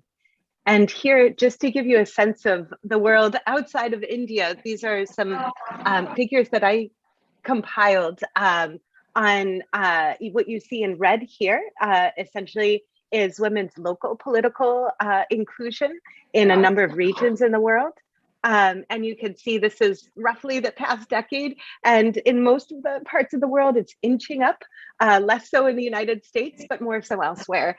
And as it does, we also see the quantum of women's economic inclusion rise. So that's in blue. It's the World Bank's Women in Business and Law Index, which ranges from 0 to 100. And as that gap with 100, between that line and 100 shrinks, it shows the closing of the differential constraints to economic decision-making that women face according to a given country's laws. So we do see rising political and economic inclusion if we look around the globe today. In India, as I'm sure you're well aware, women do face severe economic challenges. So roughly 12.9% of women in India own land. And this is probably inaccurate because records themselves are of such poor quality in many places. Hopefully we see this improving over time, but it's a challenge not just in India, globally, I should mention. And right now, about 2/3 of court cases concern land rights, and the majority of those land disputes are fought within families. So when we talk about equality, we're not talking about something that just exists in kind of the broader theoretical domain. These are intimate fights. And you can see that in society as well. The revival of conservative festivals such as Raksha Bandhan, for example, which really lauds a sister's fealty to her brother for her spiritual well-being, as well as her kind of material sustenance, are just examples of the ways in which society as a whole is responding to greater claims by women to these material resources. Fundamental of them are land rights. But that said, to me, the thing that where India is really a light to the world is when we look at the terrain of local politics. And here, India is truly exceptional. And so in the words of Mani Shankar Iyer, who I'm sure you all well know was the first Union Minister of Panchayati Raj, in an interview, he said, "It's important to remember that there are more elected women in India than in the rest of the world as a whole put together." And I want to tell you about one of these women. Her face isn't here, but I'll show you her face in a few moments, who I had the honor to get to know, named Padmawati from Krishna district. And she had an improbable rise from a poor scheduled caste family where she had to fight for every spare moment of time and resources. But she did so successfully, and she began organizing on the front stoop of her home after dark, after she had finished the domestic duties to her household. And she would then bring together women from across her community to jointly work to access and distribute credit. And so this was one of the first self-help groups in rural Andhra Pradesh. And these meetings were regularly broken up by her husband, who would come out of their home and yell that she was blackening the family name and drag her in by her long braids, ending these meetings early. And yet Padmawati persevered as the group she organized grew larger and larger over time. So did her name and her reputation as an effective leader. And so these networks of women were really consequential when reservations opened the door to women's local political candidacy. She contested and she won. And once in power, she really changed how the local state, how the panchayat worked. So she made sure not only were women welcome inside her doors, but she would wage these fierce information campaigns to ensure that every woman from the youngest in her constituency to the oldest knew not just the value of education, but knew about specific scholarships that were available to young women. She would help them navigate the paperwork in order to apply for access to higher education. She made sure that women knew about elections when they happened, but also about Gram Panchayat meetings when they were happening. And she made sure that women themselves knew about the rights that were accessible to them if they wanted to claim them from the state. And so in this kind of broader work, she made sure that the state itself suddenly became not just accessible, but valuable to women in her constituency. And so it's really the story of women like Padmawati that I think enables us to understand why there is so much transformation happening right now across India. But I would say particularly in Andhra Pradesh, where all of this work, the seeds of it are based. So what I'm going to do is give you just a little bit of a sense of the framing for my theory itself, how I designed and tested my research to test my hypothesis, a few big findings, and then to go to the big picture about where I think we can go to next as we think about how to expand gender equality around us. Okay, so thus far, work that that tries to figure out how to close the gender gap typically leverages one of two instruments.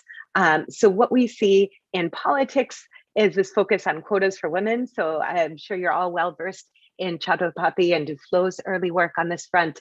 But overall, if we look across the range of articles and books on this topic, we see a convincing accumulation of evidence that quotas do make the state more responsive to the interests and the demands of female citizens, particularly if we look at how they distribute public goods. And in economics, we tend to think much more about property rights. And so here we know property rights are a crucial tool for reducing poverty and bringing about sustainable development, and yet only 37 out of 161 states legislate equal rights to property for women. And we know that legislation is the easy part, implementation is much harder. So my contribution is to identify how these political and economic tools work together. And so specifically, I ask, can gender quotas that mandate women's local political representation, women's reservations, improve women's ability to effectively claim gender equal property rights. And to answer this question, I propose what I call a gatekeeper theory about how local political institutions are important determinants of these fundamental rights to inherit property. And so when I think about when I talk about gatekeepers, these are local heads of government. But before I tell you anything about them, I want to say I think I skipped. Sorry, let me try to go back one slide. Let's see.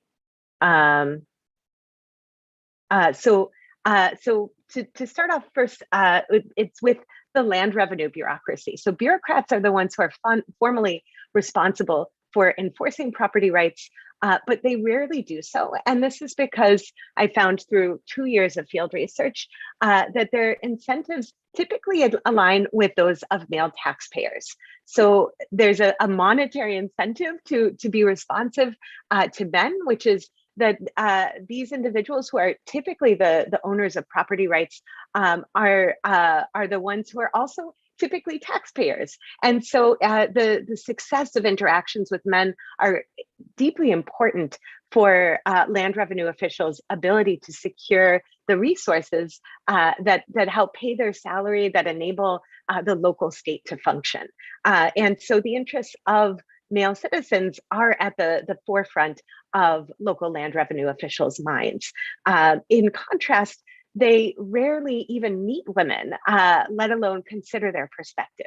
So many women in villages where I went to would never even know where the land revenue official sat, let alone how to reach him. And so the likelihood that these land revenue bureaucrats have women's concerns at the forefront of their mind is much, much lower than their ability to understand and their interest in responding to male citizens' perspectives.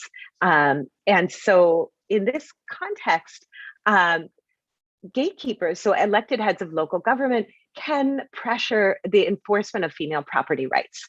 So they can turn the gaze of these local land revenue bureaucrats towards their female constituents because they play a pivotal role in local bureaucrats' careers. So the local pradhan, sarpanch president has the ability to advise on whether a given land revenue bureaucrat gets promoted to a higher position or actually gets demoted and transferred to a less desirable location. And so when they ask local land revenue bureaucrats for support on a particular case, it's very likely that those bureaucrats will listen. However, absent quotas, what I heard from nearly all male gatekeepers was that enforcement of female property rights was a woman's job alone. And they would go further to say that they couldn't be held responsible for anything that happened to women who made these kinds of disruptive claims within their families and upon the state. And this official bias justified inaction by bureaucrats. So bureaucrats were well aware of women's equal rights to inherit property, and yet they said that they would never initiate these proceedings to ask women if they themselves wanted to make a claim to land after their father passed away, because they said if they did so, that they couldn't they couldn't control the conflict that might result. And without support from the male gatekeepers, sarpanchas, pradhans, they felt that this was not within their purvey to ensure that these kinds of claims to land rights could happen while maintaining peace in the local village.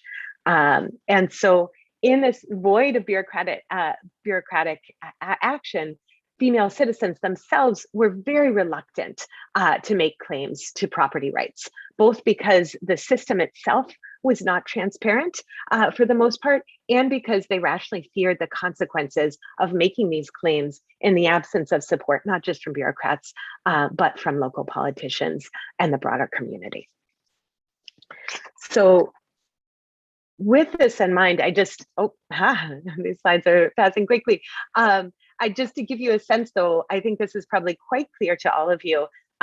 Why are land rights so disruptive? So to take the words from a woman in Haryana, she said, "Yahan te to logi admi ki sampati mani javi hai, wo kaisa sampati mein adhikar mange." Here in Haryana, a woman is considered the property of a man. So where then does the question of her claiming her share in the property arise? And so in this context, this is where I think female gatekeepers, thanks to women's reservations, fundamentally restructure the state. And they do so in three important ways. First, they reconfigure public space. So they ensure that meetings of the Gram Panchayat, for example, happen in times and places that are not just transparent for women, happening often in formal government spaces, but they're times where it's safe for women to attend. So during daylight as opposed to after dark. They create new spaces for women. So building physically new spaces where women can gather and learn about rights, not just to property, but to a range of other state provided resources. And what I think is most radical is that they repurpose the private sphere, facilitating negotiations of rights within families before they get to the contested public domain of courts or Gram Panchayats. And so this can do one of two things. This can create a virtuous cycle where we see increasing female ability and success at claiming rights. And thus we see these positive role models that the last session was talking about, where we see it become more and more socially acceptable and supported for women to claim rights to inherit property. But we could also see vicious cycles ensue where conflict over property, which is a scarce and highly valued resource, causes backlash that prevents women from even raising their voices and further implements backlash, violent backlash to prevent women from even considering claiming rights to land. And which of these two kinds of cycles ensues, I argue, depends on women's intra-household bargaining power. And here, this picture is the woman Padmawati that I was introducing you to earlier. So this leads me to three sets of predictions about what the impact of quotas should be. So first, I think that where there are reservations, we should see female gatekeepers enabling daughters to renegotiate rights to resources. And these gatekeepers, second of all, are going to be most effective at critical junctures, which here in this context, I see as marriage negotiations, when daughters can strike what I call integrative bargains, where they can give up something of value to their families, monetary dowry, which, although it's illegal, is, as I'm sure you all are well aware, very widely exchanged. But daughters can say, please don't give me monetary dowry. Instead, give me land rights in my name. And with the support of female gatekeepers, daughters are very often quite successful at this. And so where daughters have the ability to strike those integrative bargains, that's where I see evidence of women's economic empowerment. In contrast, women without that bargaining power, women who have already married when they gain rights to inherit land and access to female gatekeepers, are the ones who I expect will suffer backlash by status quo beneficiaries. That's not just men and their brothers, but their parents as well. So how do I study this? I leverage two natural quasi-experiments where the state expands access to political power in an as-if-random manner, that's via women's reservations, and economic power, that's in an as-if-random manner, that's the Hindu Succession Act amendments, where a given woman's eligibility is based on the timing of their father's death. So if they died after the state legislated the Hindu Succession Act, they're eligible for equal inheritance rights. And up until very recently, if their fathers died before their state legislated that reform, they're ineligible. So I conducted 2 years of field research based mainly in Andhra, and now also Telangana, across Anantapur, Roundabout Reddy, Krishna, Khammam, Visakhapatnam, and Srikakulam districts. And I also leverage a data set from the Rural Economic and Demographic Survey conducted by the National Council of Applied Economic Research in 2006 to 2009 across a little under 9,000 households, but including all members of the household, so about 100,000 individuals across 240 villages in 17 major Indian states. So let me take you to my findings. So there are 4 main findings that I want to show you. First, what is the impact of changing property rights reforms to give women equal rights to inherit? And what we can see in this first column, these are women whose fathers die after reservations have occurred. So there is a female pradhan when their father passes away. And so pre-inheritance reform, so that's prior to gender equal inheritance, we see women are about 6 percentage points more likely to inherit in the presence of a female gatekeeper. And 6 percentage points may not sound like a lot, but this translates into a rise in inheritance from about 10.3% of women to 16.3% of women with female gatekeepers, which means about 23.6 million more women inheriting, given India's population of roughly 1.34 billion, 67% of whom are rural, and 92% of rural households are landholding households. However, absent reforms, so the second column, we see that giving women equal rights to inherit property, absent quotas, does nothing. That doesn't change women's probability of inheriting land. And the third column here asks what happens for women who actually gain property rights with a female pradhan who can help them navigate the land inheritance system. And here there's a really striking finding, which is we see a drop in the likelihood that women inherit land by 9 to 10 percentage points. And this, I would argue, suggests that we see resistance to enforcement of women's economic rights when they are substantial, when we have equal economic rights guaranteed by the state. And so the second finding I want to show you is a little bit more hopeful, which here I ask, does variation in women's bargaining power change female gatekeepers' effectiveness at enforcing equal rights to property? And the answer is yes. So what I'm showing you is the net effect of female gatekeepers for women who are eligible for equal inheritance rights compared to those who are ineligible. And I'm doing this by their birth year relative to state level reform. So the more negative this number this means the earlier prior to reform women were born. And we can see for women who are born well before reform, who are around 50, 40, 30 years at the time their state reforms inheritance rights, we see a negative impact. That's what I just showed you in the prior slide.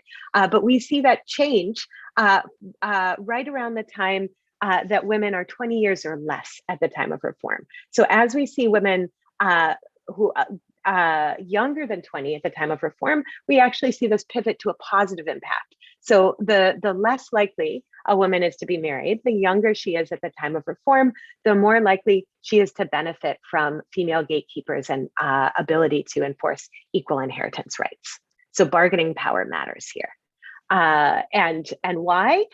So if we look at what bargaining power does for women's dowry, we see women who have exited marriage markets at the time of reform, women who are 20 years or older, dowry doesn't change in the presence of female gatekeepers. However, for women who are younger than 20 at the time of the Hindu Succession Act amendment, those who are entering marriage markets at reform, there we see a significant negative impact of female gatekeepers on women's likelihood of inheriting, women's likelihood of receiving dowry. So women with bargaining power and political voice are much more likely to renounce monetary dowry and thus use that renunciation to gain property rights in their name. However, the story isn't all rosy. I also see backlash across multiple dimensions. And so here, I just want to show it to you in one form, which is what happens for for brothers who are those traditionally with exclusive entitlements to inherit property. And what we see is for families where we have both brothers and sisters, we see a significant drop in brothers' willingness to care for parents in old age, which is typically the social contract that brothers inherit land in exchange for taking on the responsibility of not just caring for that property, but caring for their parents as they age. And we see a drop of about 20 percentage points in sons' willingness to care for parents in old age, which I'm measuring based on their co-residence, married sons' co-residence with their parents. Looking just at elder sons, we see that drops precipitously when there are sisters who have not just the ability to inherit with an equal entitlement to inheritance, but have the likelihood of successfully claiming those rights thanks to female gatekeepers at the time of their father's death. And so what do we, oh, sorry, let me go back to what I think the contribution is of this work. So first of all, we do see something very positive, that women's representation fundamentally alters gendered systems of power, really from the ground up, from the household up. And this impacts not just political behavior, which I'm happy to talk about in the Q&A. I do find it increases women's political participation and over time, also men's political participation, but we also see changes in economic and social behavior as well. And I argue these politics are really personal. Daughters' negotiations can actually make families better off by renouncing, what are massively increasing monetary dowries, which don't go to daughters, which go to in-laws, and often are spent on large wedding ceremonies, and then that money disappears. Families can be better off by keeping property within the family, but ensuring that daughters have rights to this property too. But constraints often bind. So one constraint is information. There's uncertainty over whether the Hindu Succession Act amendments will be enforced. Second, the opportunity to strike integrative bargains is limited based on whether women have married at the time they gain these rights, and political voice. And structure also varies. So the value of a given woman's economic voice, social voice, political voice varies widely across local contexts in India. And the final point, the final contribution I think I make is to say that this, gender equality isn't easy. There's conflict which is intrinsic to breaking patriarchal power structures. And so these unintended consequences of backlash that we see, which fundamentally limits the security of parents in old age, should not be surprising to us. And so we can do better going forward to expect unintended consequences, to expect conflict, and to figure out how to support intended beneficiaries of reforms, how we can support women, not just in providing rights, but providing a broader infrastructure for support for women to claim these rights. And I want to leave time for Q&A, but I'll just briefly introduce 3 new research projects, and I would be delighted to talk about any of them if people are interested. One piece of work I'm conducting with Elise Toth is to look at whether quotas remedy intersectional exclusion. And Elise and I look at the impact of 2-dimensional quotas. So quotas, not just for women, but also for members of scheduled tribes or scheduled castes.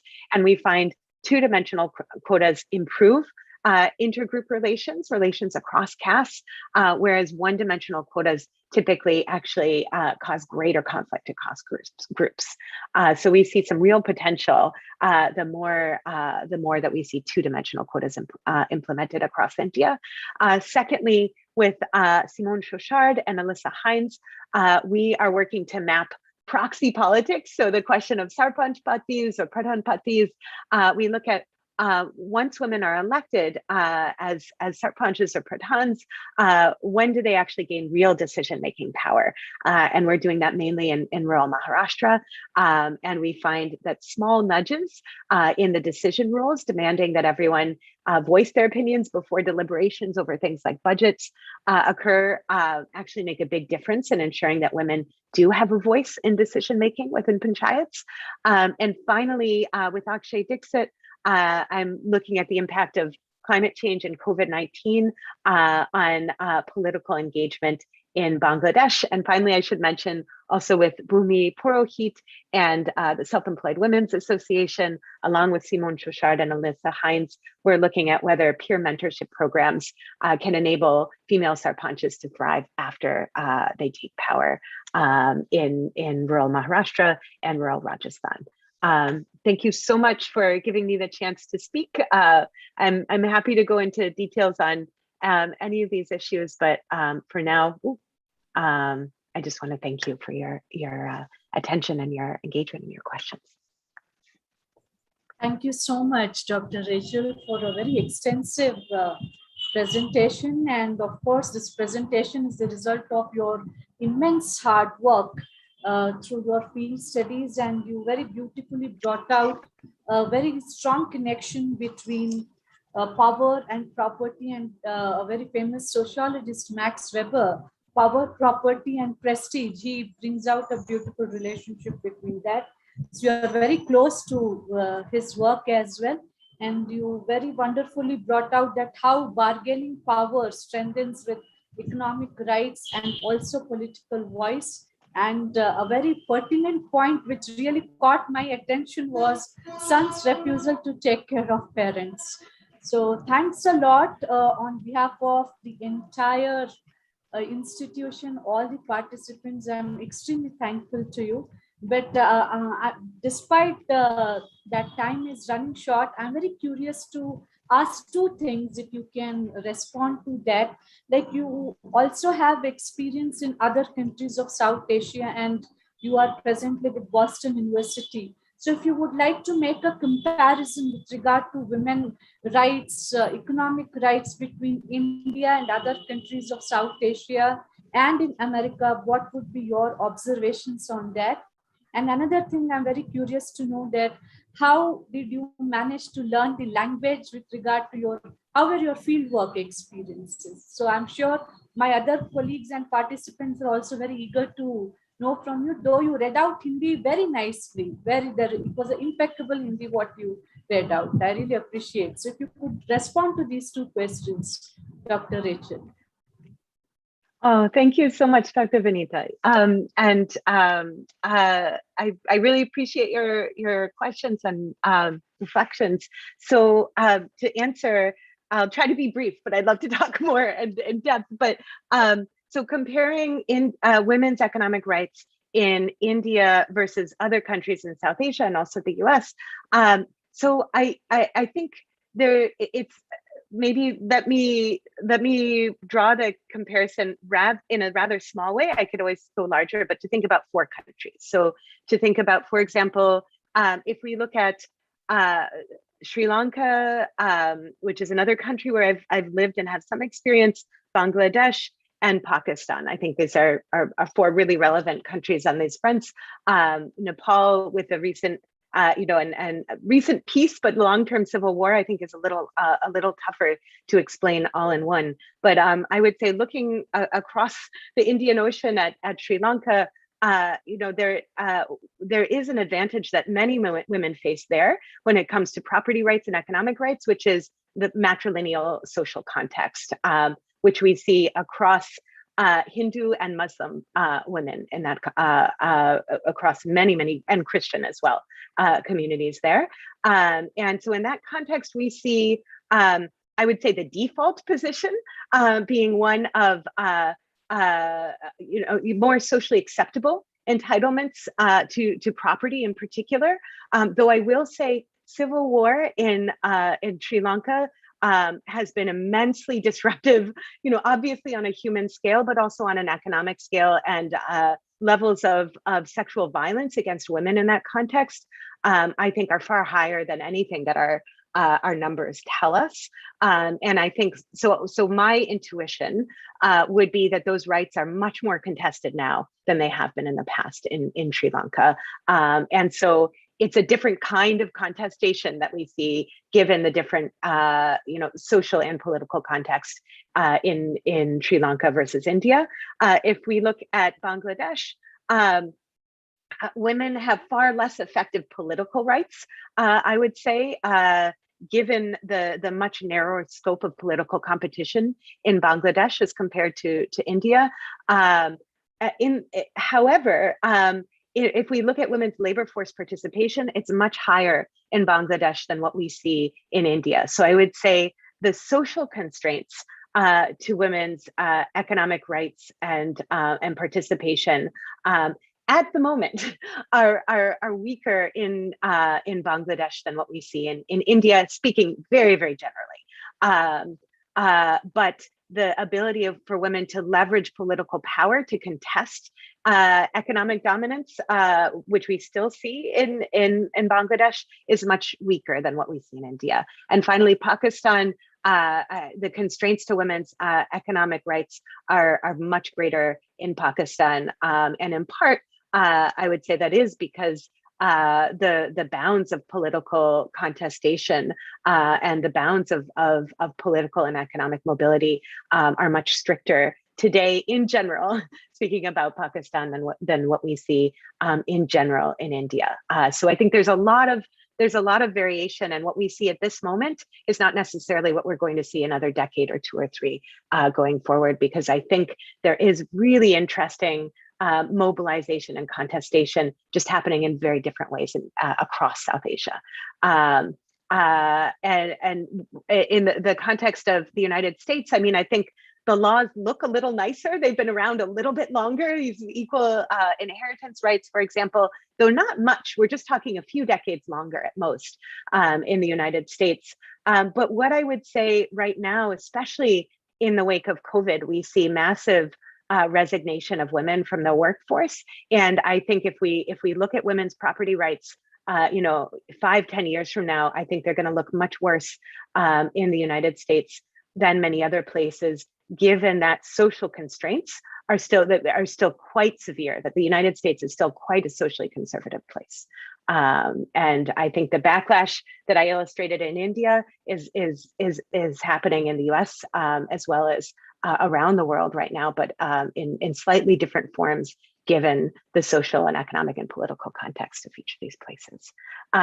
About my language, thank you. Well, so when I came to India for the first time, this was with MIT's Poverty Action Lab in Rajasthan, actually in Udaipur, and I knew no Hindi.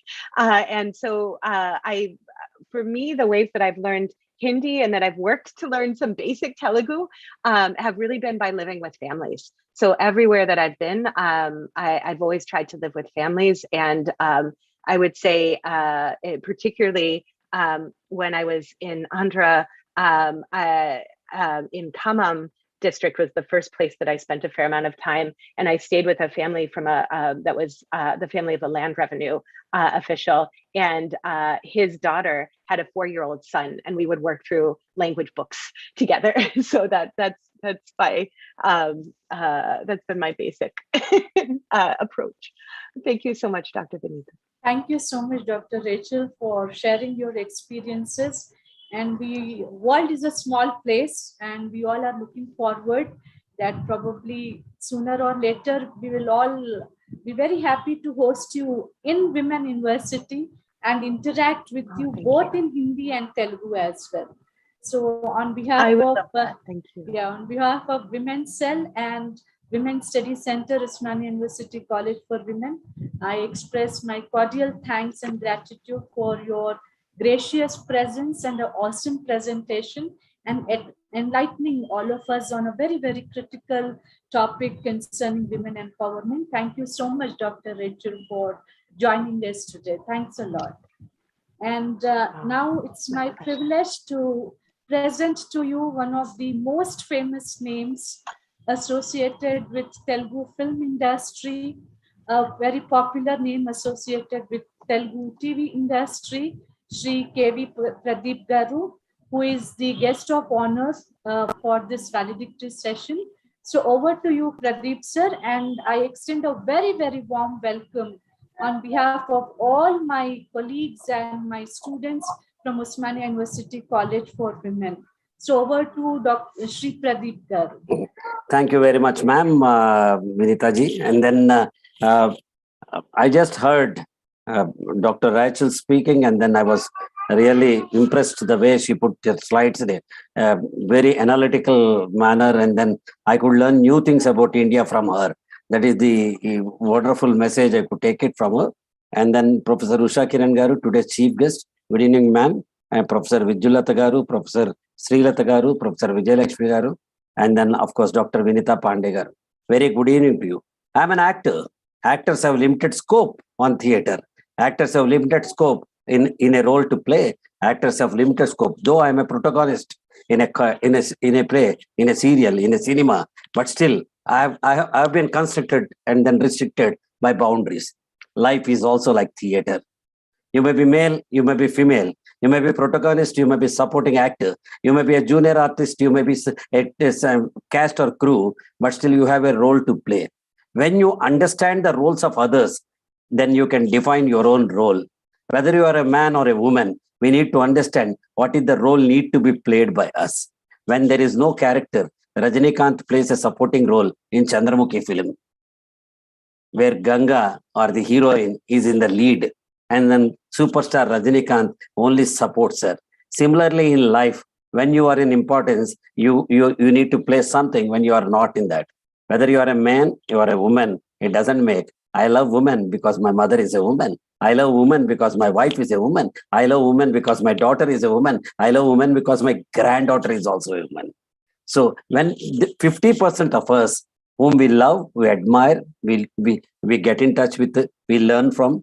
My grandfather was a theater actor, my maternal grandfather. My grandmother in those days, I'm talking about early 60s when I born, she used to manage the whole family without my grandfather being present in the home. He used to tour around for things.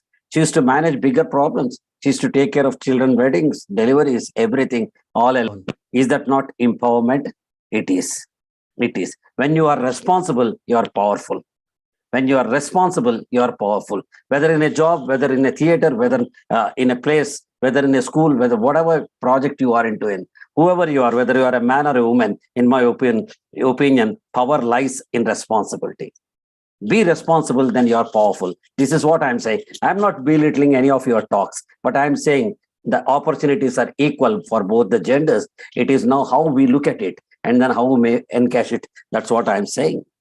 While preparing for what to talk in the 10 minutes given to me, generally it is very difficult for people like me to conclude in 10 minutes. It once it has so happened that for a person like Churchill, somebody asked to speak for 10 minutes. He said that, come after 10 days, I can do that. He said, for 10 minutes, you need 10 days. Then he said, if it is for 1 hour, I can talk immediately. But it is for 10 minutes, I need to prepare. And then I need to have a concise speaking ability. So I need more time, he said. So while preparing, 3 quotations I liked, I would like to share with them. She overcame everything. She overcame everything that was meant to destroy her. This is equal to both he and she. There are few things which are destroying us, which are inbuilt by us because of our mindsets. Nobody draws a line. It is you who are drawing a line for yourself. Nobody call you inferior without your permission. It is you who are saying, I'm not able to do it. I'm constrained. I want to sleep at night 10. I want to get up at this. All these are mindsets in my opinion. And the second quotation is, behind every successful woman, not man, behind every successful woman, there is a tribe of successful women. What a beautiful thing is that. Women need to support women. This is what, see, it's like any minority. If I go and stay in US, I become minority there. If Rachel Ji comes and stays in India, she becomes minority here. All that we have to do is we form a Telugu association in US, say that Silicon Andhra Telugu Association. It is only protecting the group minority. It is like 100 wolves coming and encountering a tiger. Nothing else. So I'm just saying that behind every successful woman, there are plenty of women who are inspirational to her. I always feel, looking at the love of my wife towards her father, I wanted a girl child to be my first child, because my mother used to love her father. My wife loves her father the most. Now I'm proud that my daughter loves me the most. It is only the way we look at things, nothing else. That's what I'm saying. And the third one, the important quotation which I've read is that I designed my life and I wrote my own story. Why did Bahubali killed Kattappa is one question which wandered in our heads for over a year, from Bahubali beginning to Bahubali conclusion. But it is not a suspense or a surprise to Rajamouli because he created. Let our own stories surprise others, not us. Let our successes surprise others, not us. Let our achievements surprise others, not us. So how can we do that? I read a book called Men Are From Mars and Women Are From Venus. It speaks about relationships. It says that men seek positions. Both are not same. You cannot compare lily with rose. You cannot compare jalebi with a cake. You cannot compare Allahabad with Ahmedabad. All are different genres altogether. Similarly, never we can compare men and women. They are from different species. They are from different places. They are from different backgrounds. They are from different cultures. They are from different mindsets.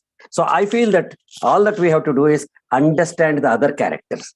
Like as an actor, I understand the characterization of the other characters. Similarly, at home, at office, at workplace, at wherever you are, I need to understand the others. So men seek positions. All that men want is that they want a promotion in the job. They want a visiting card saying that I'm president of this, I want secretary of this, everything. Whereas women seek relationships.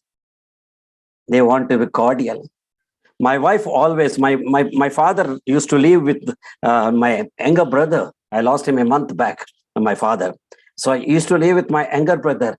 My wife, every day while I'm coming home, I used to call her and say, 10 minutes I would be at home. She said, why don't you go to your dad and then spend some time with him and come back? That's the kind of love they extend to others. They are inclusive. Men are exclusive. Women are inclusive. They want everyone to be together. There is a beautiful saying which says that men hear from this ear and then exit from this ear. Men, whatever somebody says, including his own wife, they hear from their left ear and then they exit from the right ear. But women hear from left ear and then right ear and then they exit through their mouth. Meaning is that they would like to communicate. They would like to share. They want others to hear them. They want others to listen them. They want others to understand their. They don't want solutions. They just want to hear, listen. That is the reason. Immediately, if there is some thing goes wrong, a woman immediately looks for another woman to share that information. No matter that other woman can be a neighbor, can be a housewife, can be a housemaid, or can be even sometimes they speak to the what you call dishes in the kitchen also. They want to come out and then they want to speak. All that we have to understand as men, that women want us to listen to what they say rather than give solutions at the time when they need anything else. They have solutions. They are empowered to manage homes plus offices. They are empowered to manage kids, homes, and also offices. They are more competent than me. That's what I learned from my, you can say, my life. Then men want networking in the sense that I want to go around, I want to spend time, I want to do that. Women want privacy with their life partners. I want to spend some time with you exclusively for half an hour. It's okay. Everyone is there. When can half an hour? That half an hour is mine exclusively during the day. They come and see. We need to appreciate that, and then we need to understand that. What I say is that there is a equation, or you call it as an abbreviation, called PAC, PAC, in transactional analysis. In every transaction, irrespective of our age, we behave like an adult, like a parent, like a child. This is what is a human psychology, which says that all that we have to do in a relationship, men and women, is that if the other person is a parent, you become a child. If the other person is an adult, you also behave like an adult. If the other person becomes a child, take control and you become parent. Then the equations will be all right. So I'm just saying that on a Women's Day, it's a pleasure to spend time with many of the women whom I'm seeing here. But I would like to say, these days, it hardly matters whether you are a man or a woman. It only says whether you are a human being or not, whether you have a character which says inside beautiful and outside beautiful, irrespective of whatever it is that. I never distinguish between a man and a woman in my lifetime. Neither I'm going to do for the rest of my lifetime. For me, everyone is equal because I'm an actor. Actors include male actors and female actors. Thank you very much, Vijayalakshmi ma'am, for inviting me. Thank you very much, Vinita ma'am, for making part of this wonderful talk. Thank you so much. I think within the purview of my scope, I did justice to what I need to talk. Thank you very much. It's always a pleasure to interact with you all. Thank you, sir. Thank you. Okay, please carry on. You want to say something, Vijayalakshmi ma'am? Actually, I wanted to thank sir for his excellent talk, and he was very apt and then to the point, and he has given a lot of inputs. Although his lecture was very short but crisp, to the point. Thank you so much, sir. Thank you, Pradeep sir. I'm a student of sociology, and I always believe that life is not about big things. We always want big things, look at big things. The actual pleasures of life lies in smaller things, and your talk actually covers those smaller things, which is the foundation of a good relationship. Thank you. When Srilata ma'am shared, Vijayalakshmi ma'am shared your CV, I saw that you have motivated 15 lakh people. So I was wondering that how is it possible that one person motivates, but listening to you for 10 minutes, Pradeep ji, I'm really overwhelmed, and I personally feel it is because, you understand life at its grassroots level. Thank you, ma'am. Thanks a lot, and I'm feeling so happy that you are with us on this very momentous day, and you shared your experiences, and through your experiences, you're also telling us how to go ahead in life. So thanks a lot on behalf of entire institution, Usmania University College for Women. I extend my cordial thanks and gratitude for your gracious presence and for your invaluable time, sir. Thank you, ma'am. Pleasure is mine. Thank you so much. So with your permission, now we will proceed, and it's time to invite our beloved chief guest. We all have been waiting to listen to her. Usha madam is not new to us, but hosting you and inviting you as a chief guest on International Women's Day, and especially in the backdrop that now Women's College is Women University, I deem it my privilege to invite Professor Usha Kiran Madam as the chief guest of the valedictory of this two-day international virtual conference. So over to you, Usha ma'am. Thank you, Dr. Vinita. Am I audible? Yes, ma'am, you are audible. Yeah, thank you very much for all lovely invitation and introduction. I have, I think, all of us here very happy for the announcement made by the state government that, this being the Women's Day, International Women's Day, our state is going to get a new women's university. That is, great news for all of us. So, and I feel honored to speak on this day because especially it is designated as Women's University. So I feel proud to be here amongst all of you.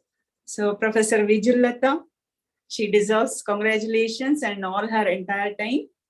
And also the study center, especially Dr. Srilata, Vijayalakshmi, and you and all others. I have my colleagues, I have seen Dr. Shailaja, Vice Principal, Sabiha, and all other faculty, and dear participants. I think we have with us Pradeep Kumar, and also we have Dr. Rachel. So good evening to all of you. And of course, I've been listening to many things. So I started listening Bhavana, and then later on Rachel, and of course Pradeep, and so many learned things have been discussed here. And being the last speaker is always a difficult task. All these things have been covered. Whatever I wanted to tell, somebody or the other, they are sharing. So now it's a question as to what I should speak to the participants. So anyway, let us congratulate each other for the success of the seminar and also for celebrating this International Women's Day so nicely, academically, and coming together. So definitely it is something good for all for all the academicians. That is the first thing I would like to tell. And of course, the theme of the day being break the bias. So is there bias? Is the first question. So many people said there is bias. This bias is towards the women, towards the girls. Yes, I agree. There is bias, no doubt. But bias is flowing from all sides to all sides. So there is a bias towards the girls, towards the women, and also towards the men. Our aim is to see that there is gender equality. So in a way, we are here using this platform. We are trying to celebrate the Women's Day in such a way that is, we are trying to see what are all our achievements, especially with relation to the societal or cultural or business areas. So when we are looking at these areas, where we are and where we were and how really we are going ahead, what is our progress, all these things have to be discussed. That is the most important aspect. So definitely this day is a great platform for us to discuss these things. And not just discuss, we have to introspect ourselves and see like what are all the changes that we can propose and what are all the things that we can think of to end the kind of a discrimination. So while thinking about that, we have to consider that it's not just, feminism and all, but, it should be overall development of one and one, that is the men and women. And definitely this bias, whether it is towards men or towards women, towards girls, it should be ended. That is a thing what we have to think. And women being more vulnerable, of course, this platform takes the examples of women who are facing the bias. And when we are looking at the bias, it may be noticed or, it may be conscious or it may be unconscious. Sometimes those who are facing the bias, they might not understand that they are facing the bias. So people tell, very openly they tell that, everybody is equal for me, that men and women, they are one and the same and they are equal, something and all we keep telling. And we are very happy that in traditional courses, now most of the girl students are, going ahead. We say that 70% of our admissions are now women students in higher education. And when I go to the technology and engineering, compared to the yesteryears years, I find that there are many girls who are taking up the education. All kinds of conventional, not conventional, all kinds of fields of education they are going through. Fine. Is there the progress? We have to question ourselves. Is there the progress? If somebody is joining a course, higher education, can we say that it's the ultimate progress? I feel no. It's not the education that really makes you more powerful. It is knowing and understanding how to make decisions. That is really most interesting thing. And that is how we have to really empower the women and girls. So decision making is one of the arts, one of the things, which all of us should really learn. And whenever we are facing any kind of bias or discrimination, what are we doing? Are we really approaching the right frameworks? Are we really communicating this to anyone?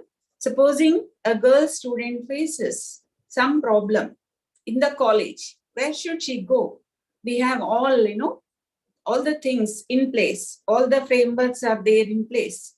But are the students really going to those institutions? Are they seeking justice? It's a very big question. So having frameworks or, legalizing them or, saying that, we are providing all facilities and all, it's not the empowerment. The empowerment lies only when such institutions are really used by the aggrieved parties. So what is the use of having internal complaints committee if a student is not able to approach it, or if a women colleague being harassed by somebody, by a man, if she is not able to go to internal complaints committee, what is the use of it? We call ourselves having women empowerment cells. Fine. So how many of the women colleagues or how many of the women students are approaching these empowerment cells and discussing their problems openly? This is a question that we have to put. So when the student or the colleague or the women in the organization, if they are approaching fearlessly all these institutions seeking justice, then definitely I say that there is no bias. There is no bias, no discrimination, and we are looking at all the things to be equal, all the men, women to be equal. And there is a big list of sustainable development goals, which was initiated by UNO. So when we look at these sustainable development goals, goal number 5 talks about gender equality. And all these 17 goals, if you are looking at zero hunger, zero poverty, or something like technical support, or it may be business area, or you take anything, you can connect that to gender.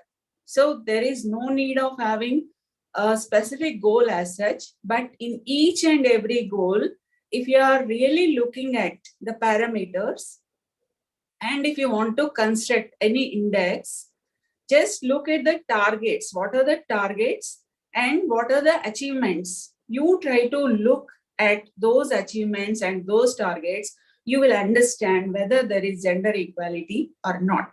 Let me give you one example. There is one goal, sustainable development goal called health. So that health is for all, not just for women, but for all. Health is the most important aspect. And the UNO says that, this health should be there, and there should be a lot of education, lot of awareness about the health. So take those parameters, like whatever are the targets that we wanted to achieve under health. Now just, convert that to any women around your place. Then you will understand how much of awareness is there among the women, and what are the, health parameters really that are being connected to the women, how much development is taking place. If you can do that, it becomes a truly a very good study.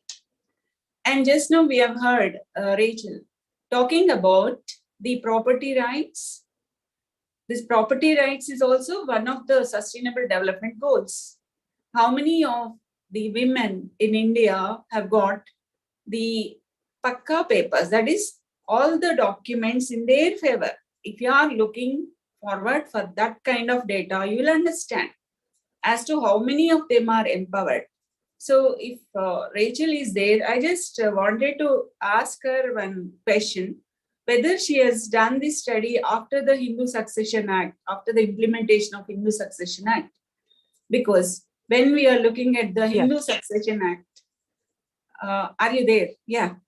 Rachel. Yes, so, it's exactly about the Hindu Succession Act Amendment implementation. So very much, that's exactly when I say gender equal inheritance rights, I mean for Hindu women post I'm happy. Hindu I'm happy that you have taken up this study after the changes that have occurred in the Hindu Succession Act, because the recent amendment or the recent change is that the Supreme Court has declared that each and every woman gets the property rights. And if this is ultimate from the Supreme Court, everybody knows about it. So in a way, men of those daughters are also beneficiaries. So even if women are not knowing, not aware of this fact, then men, at least they will come forward and, educate them. So even this, you have to please note it down. So whenever we are thinking in terms of the sustainable development goals, we have other goals also. Supposing climate you take. When you are taking climate, what are all the changes that are occurring in climate and how are they impacting the women? It is something very interesting because why only women? The climate impacts everyone, but there is more impact on women. So just try to look at what are those causes and why do we think that women are more impacted? That becomes really a very good study as such. So like that, if we go on looking at the various parameters in all the 17 goals, if you can connect that to women and the achievements or the progress in those goals, definitely we come across a very big study which really takes into consideration all the parameters. And one more aspect I would like to highlight here, that is whenever we are thinking in terms of decision making, what happens is in corporates especially, I remember to have came across one particular research study which stated that there is more of men's voice prevails in decision making, especially in board meetings. What could be the reason? So the study explored as to what could be the reason. The study pointed out that it is because the way women try to communicate with others. What happens is, if you are a board member, before the board meeting, women tend to be there in their cabins and directly they move towards the board meeting. Whereas men tend to meet in corridors and keep discussing wherever they are. They keep discussing about these things, like what should be the decision and how a decision should be taken, so on and so forth. By the time they reach the board meeting, the decision is almost over. So it is something like a factor called lobbying. So this lobbying, the study says, the factor called lobbying is more in men rather than women. So it really tells something about how decisions are being made. So whether it is in your home, if you are taking a decision, or a boardroom, or somewhere else in the organization, you tend to talk. You tend to talk and get all diverse opinions, and before you reach the boardroom, so that you will have a kind of a diversification of opinions in your mind, and you will be able to present in a better manner. This is what the study said. So here, when we are talking about the board meetings or the investment decisions, or something like how many people go into the parliament, or how many of them are elected leaders, so on and so forth, we can understand that it is not the position as such, but it is the decision making that is most important. So everybody, the girls or the women, they should understand that how well they are empowered to take that particular decision. So that is most important. It's not that somebody give you the awareness, or somebody really tells you to go for this kind of decision, but you yourself, like we ourselves, have to understand and should have the ability to really think about pros and cons and decide as to what would be the right decision. So when we are able to give this kind of skill to our young girls and the women all over, I think that is the day when we can say that women are more empowered. So that is what personally I feel. So the powers, the powerful positions, whatever are there across, various fields, all these things, they should not be just ornamental. They should give a real power to the women. Then only there will be a kind of a empowerment, enlightenment, or a participation or gender equality. So we all should really look forward to such a day that, you know, all the women, all the girls, you know, they must be able to protect themselves and also to empower themselves to take the decision and prevail over their decisions. So here, you know, I was just referring to in the beginning, you know, I said the bias flows in all directions. So the bias flows from women to women also. Even that factor we have to consider. So women may show bias towards the other women. So even that fact we have to consider. And women show bias towards the men. Even that should be taken into consideration. Men show bias towards the women, or men show bias towards the men. You know, all these factors we will have to assess, and then if there is no such kind of feelings and only based on some rules, regulations, some clarity, and also on merit, if the decisions are being taken or if positions are being achieved, I think that is the day on which we can say that we are breaking the bias. So let us break the bias in such a way that there is no flow of bias towards anyone, especially towards the girls and the women, and also towards the men and other people as such. So let us all take a oath and show this gesture. So this is a gesture which says that, you know, we cross our hands and we break the bias. So thank you very much for listening to me, and also for giving me this opportunity. Thank you very much. Thank you so much, Professor Usha. And you have very beautifully weaved sustainable development goals with women empowerment, women equality, and how we have to look at the evolution of women progress and with regard to property rights. And you also pointed out the role of women in also opting for, you know, more of professional courses, and more women are coming into technology. And one thing which it just stuck to my mind when you were talking about that, it's very important for us to assess the overall development of women. So suddenly I was stuck with a very old Hindi song, Thoda hai, thode ki zarurat hai, zindagi phir bhi khoobsurat hai. So just to translate for Dr. Rachel, it just means that we have few things, we are yet to get few things, but still life is beautiful. So thanks a lot, ma'am, for your very, inspiring talk, and you are also inspiring all of us to take up more of research work, research studies, because when we talk about gender, let us not talk only on the basis of our opinions. Our opinions should be based on the evidences, and that will come only with research.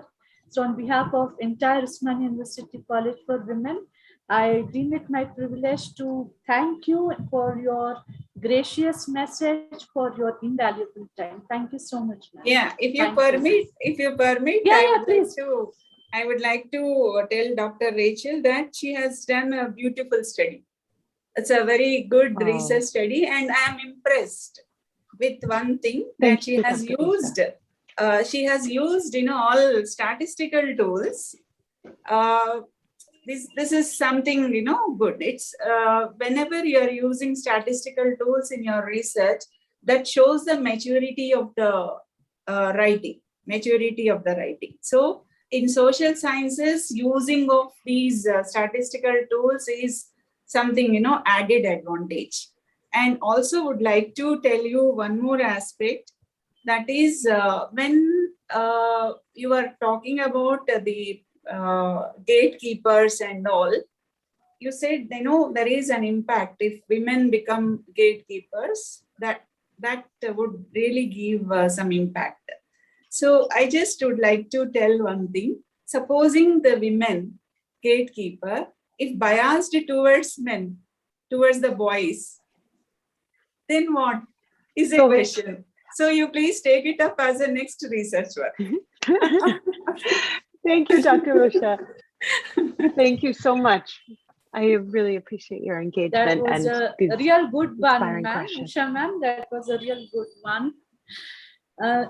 Like I think our principal ma'am is yet to join. So Professor Usha from Commerce, and now I would like to invite our own Vice Principal Madam, who is also from Commerce Department, and being Vice Principal of such a big institution and handling the administration in itself proves about her gender empowerment.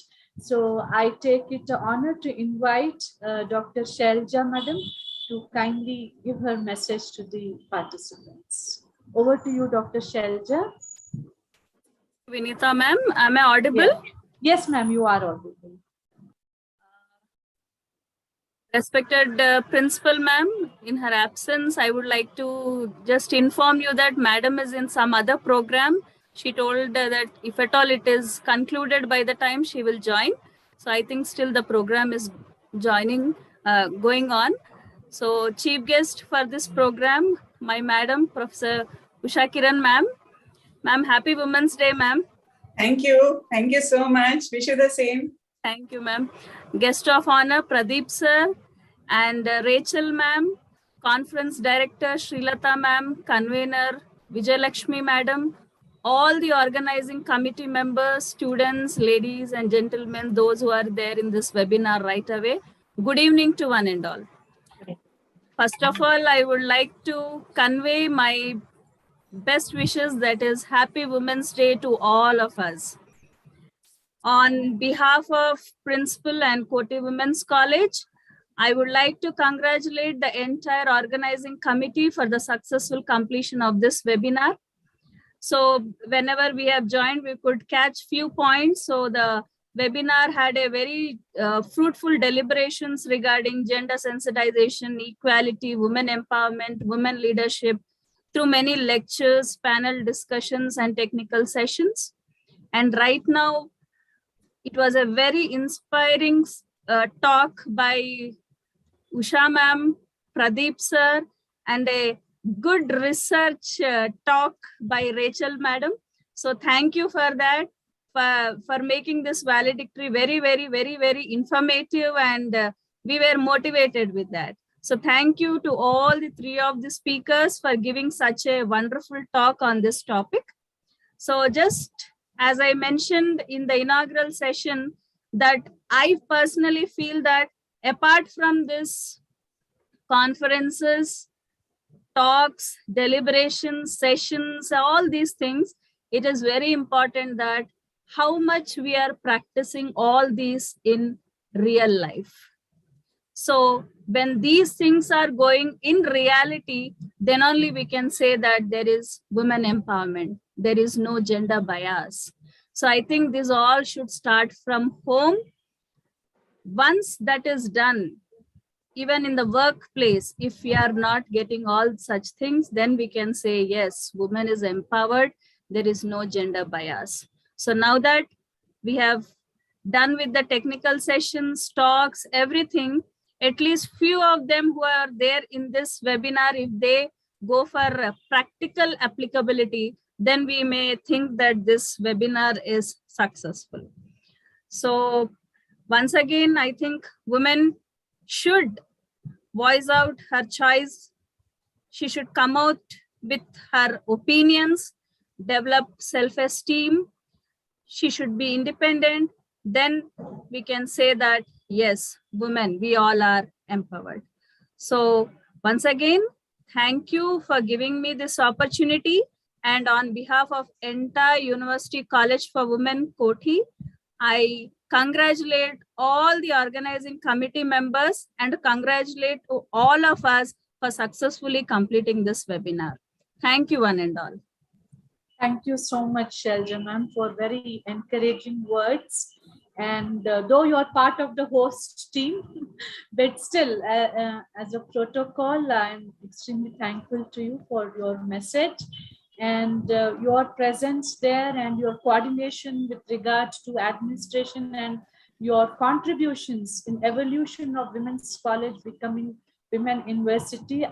Please accept my sincerest appreciation, and I hope that once we are Women University, we will also scale much greater heights. So thanks a lot for your message, ma'am. And with your permission, I would like to now proceed and invite the conference director, Dr. Srilata Madam, who is also the director of Center for Women Studies. In fact, Dr. Srilata and Dr. Vijayalakshmi, they have been the woman force behind this 2 days virtual conference.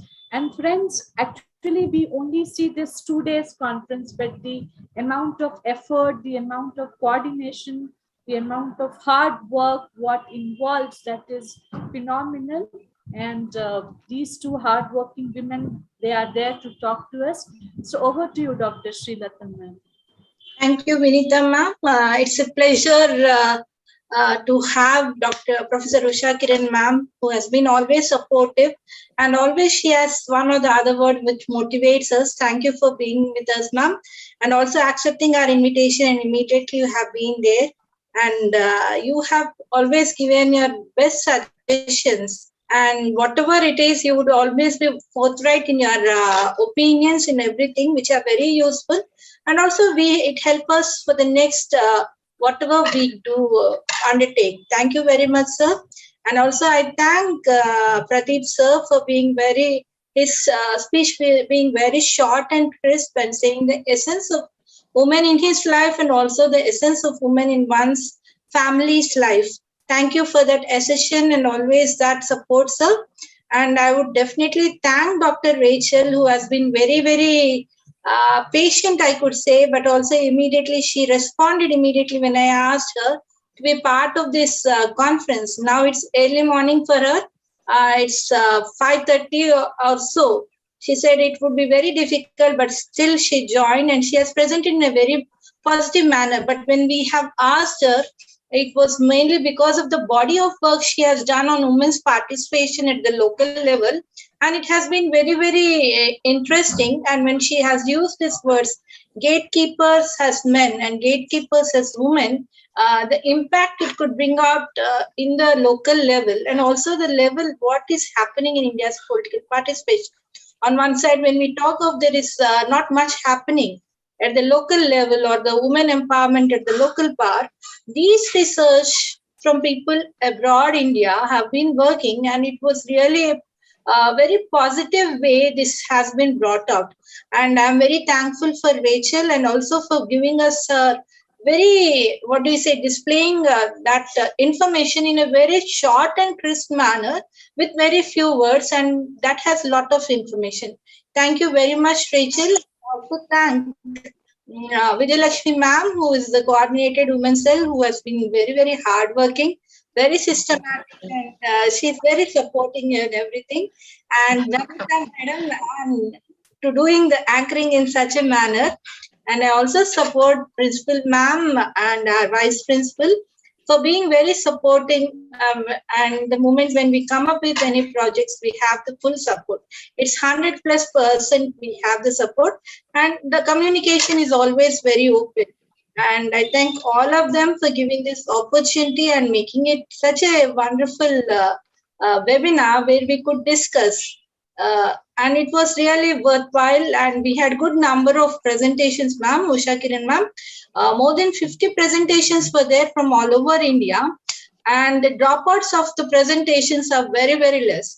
Of the 50 what we selected, nearly only 2 have dropped out, not more than that. Everyone was very professional. Within the given time they have presented, and it was very fruitful. So I also thank all the participants for being in such a manner, prepared in such a manner, and made this conference a success. Thank you. Thank you once again for all the person dignitaries and the participants and my faculty. Thank you. Thank you so much. Thank you so much. Bye. Bye, everyone. Thank you one and all for making this conference a successful program. So on behalf of Women's Studies Center and Women's Cell, may I also extend warmest greetings and great thanks to all the participants, to all the members. And in a very special way, I would like to thank the organizing team for making up such a wonderful team spirit and great coordination. And I must not miss thanking the program director of the conference, Srilata ma'am. I really enjoy working with Srilata ma'am, and we have been doing this since the 2 years. For the past 2 years, it's been very, very motivating to work with Srilata madam. We have been organizing several webinars, and every time I keep learning many things from madam. Thank you so much, ma'am, for putting up great show once again in coordination with the Women's Cell. And of course, I would also like to thank the exam branch, Controller of Examination, Premlata Madam, for extending the technical support so that we could smoothly conduct this particular conference. And of course, my special appreciation to Mr. Hari Prasad for extending all the technical support. And last but not the least, the organizing team once again, the members of the Women's Studies Cell and Women's Cell. As always, they would be ready to, take up any task and then come forward to extend all the support. So thank you once again to each and every member of the college, the University College for Women. Thank you, one and all. Thank you, ma'am. Thank you. Thank you, ma'am. Thank you, Vinita ma'am. Thank you, ma'am. Thank you. All Special the thanks missing to principal, ma'am. Thank you, Shailaja ma'am, for making up you, to ma'am. for the Thank session, you. valedictory session. Thank you so much, ma'am. So I'm stopping the recording, ma'am. Srilata ma'am. Yes, ma'am. Yeah, you can stop the recording, but we can stay back for 5 minutes. Yeah, sure.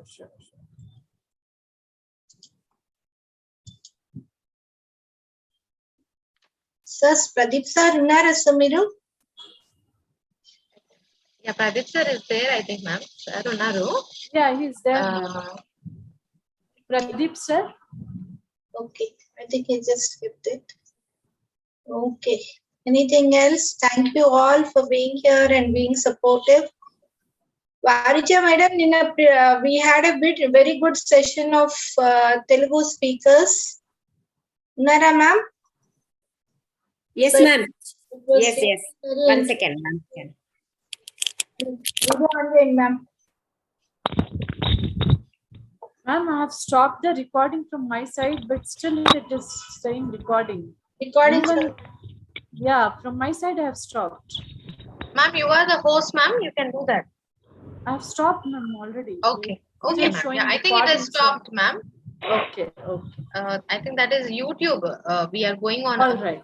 live. We have to stop then. YouTube is more restricting.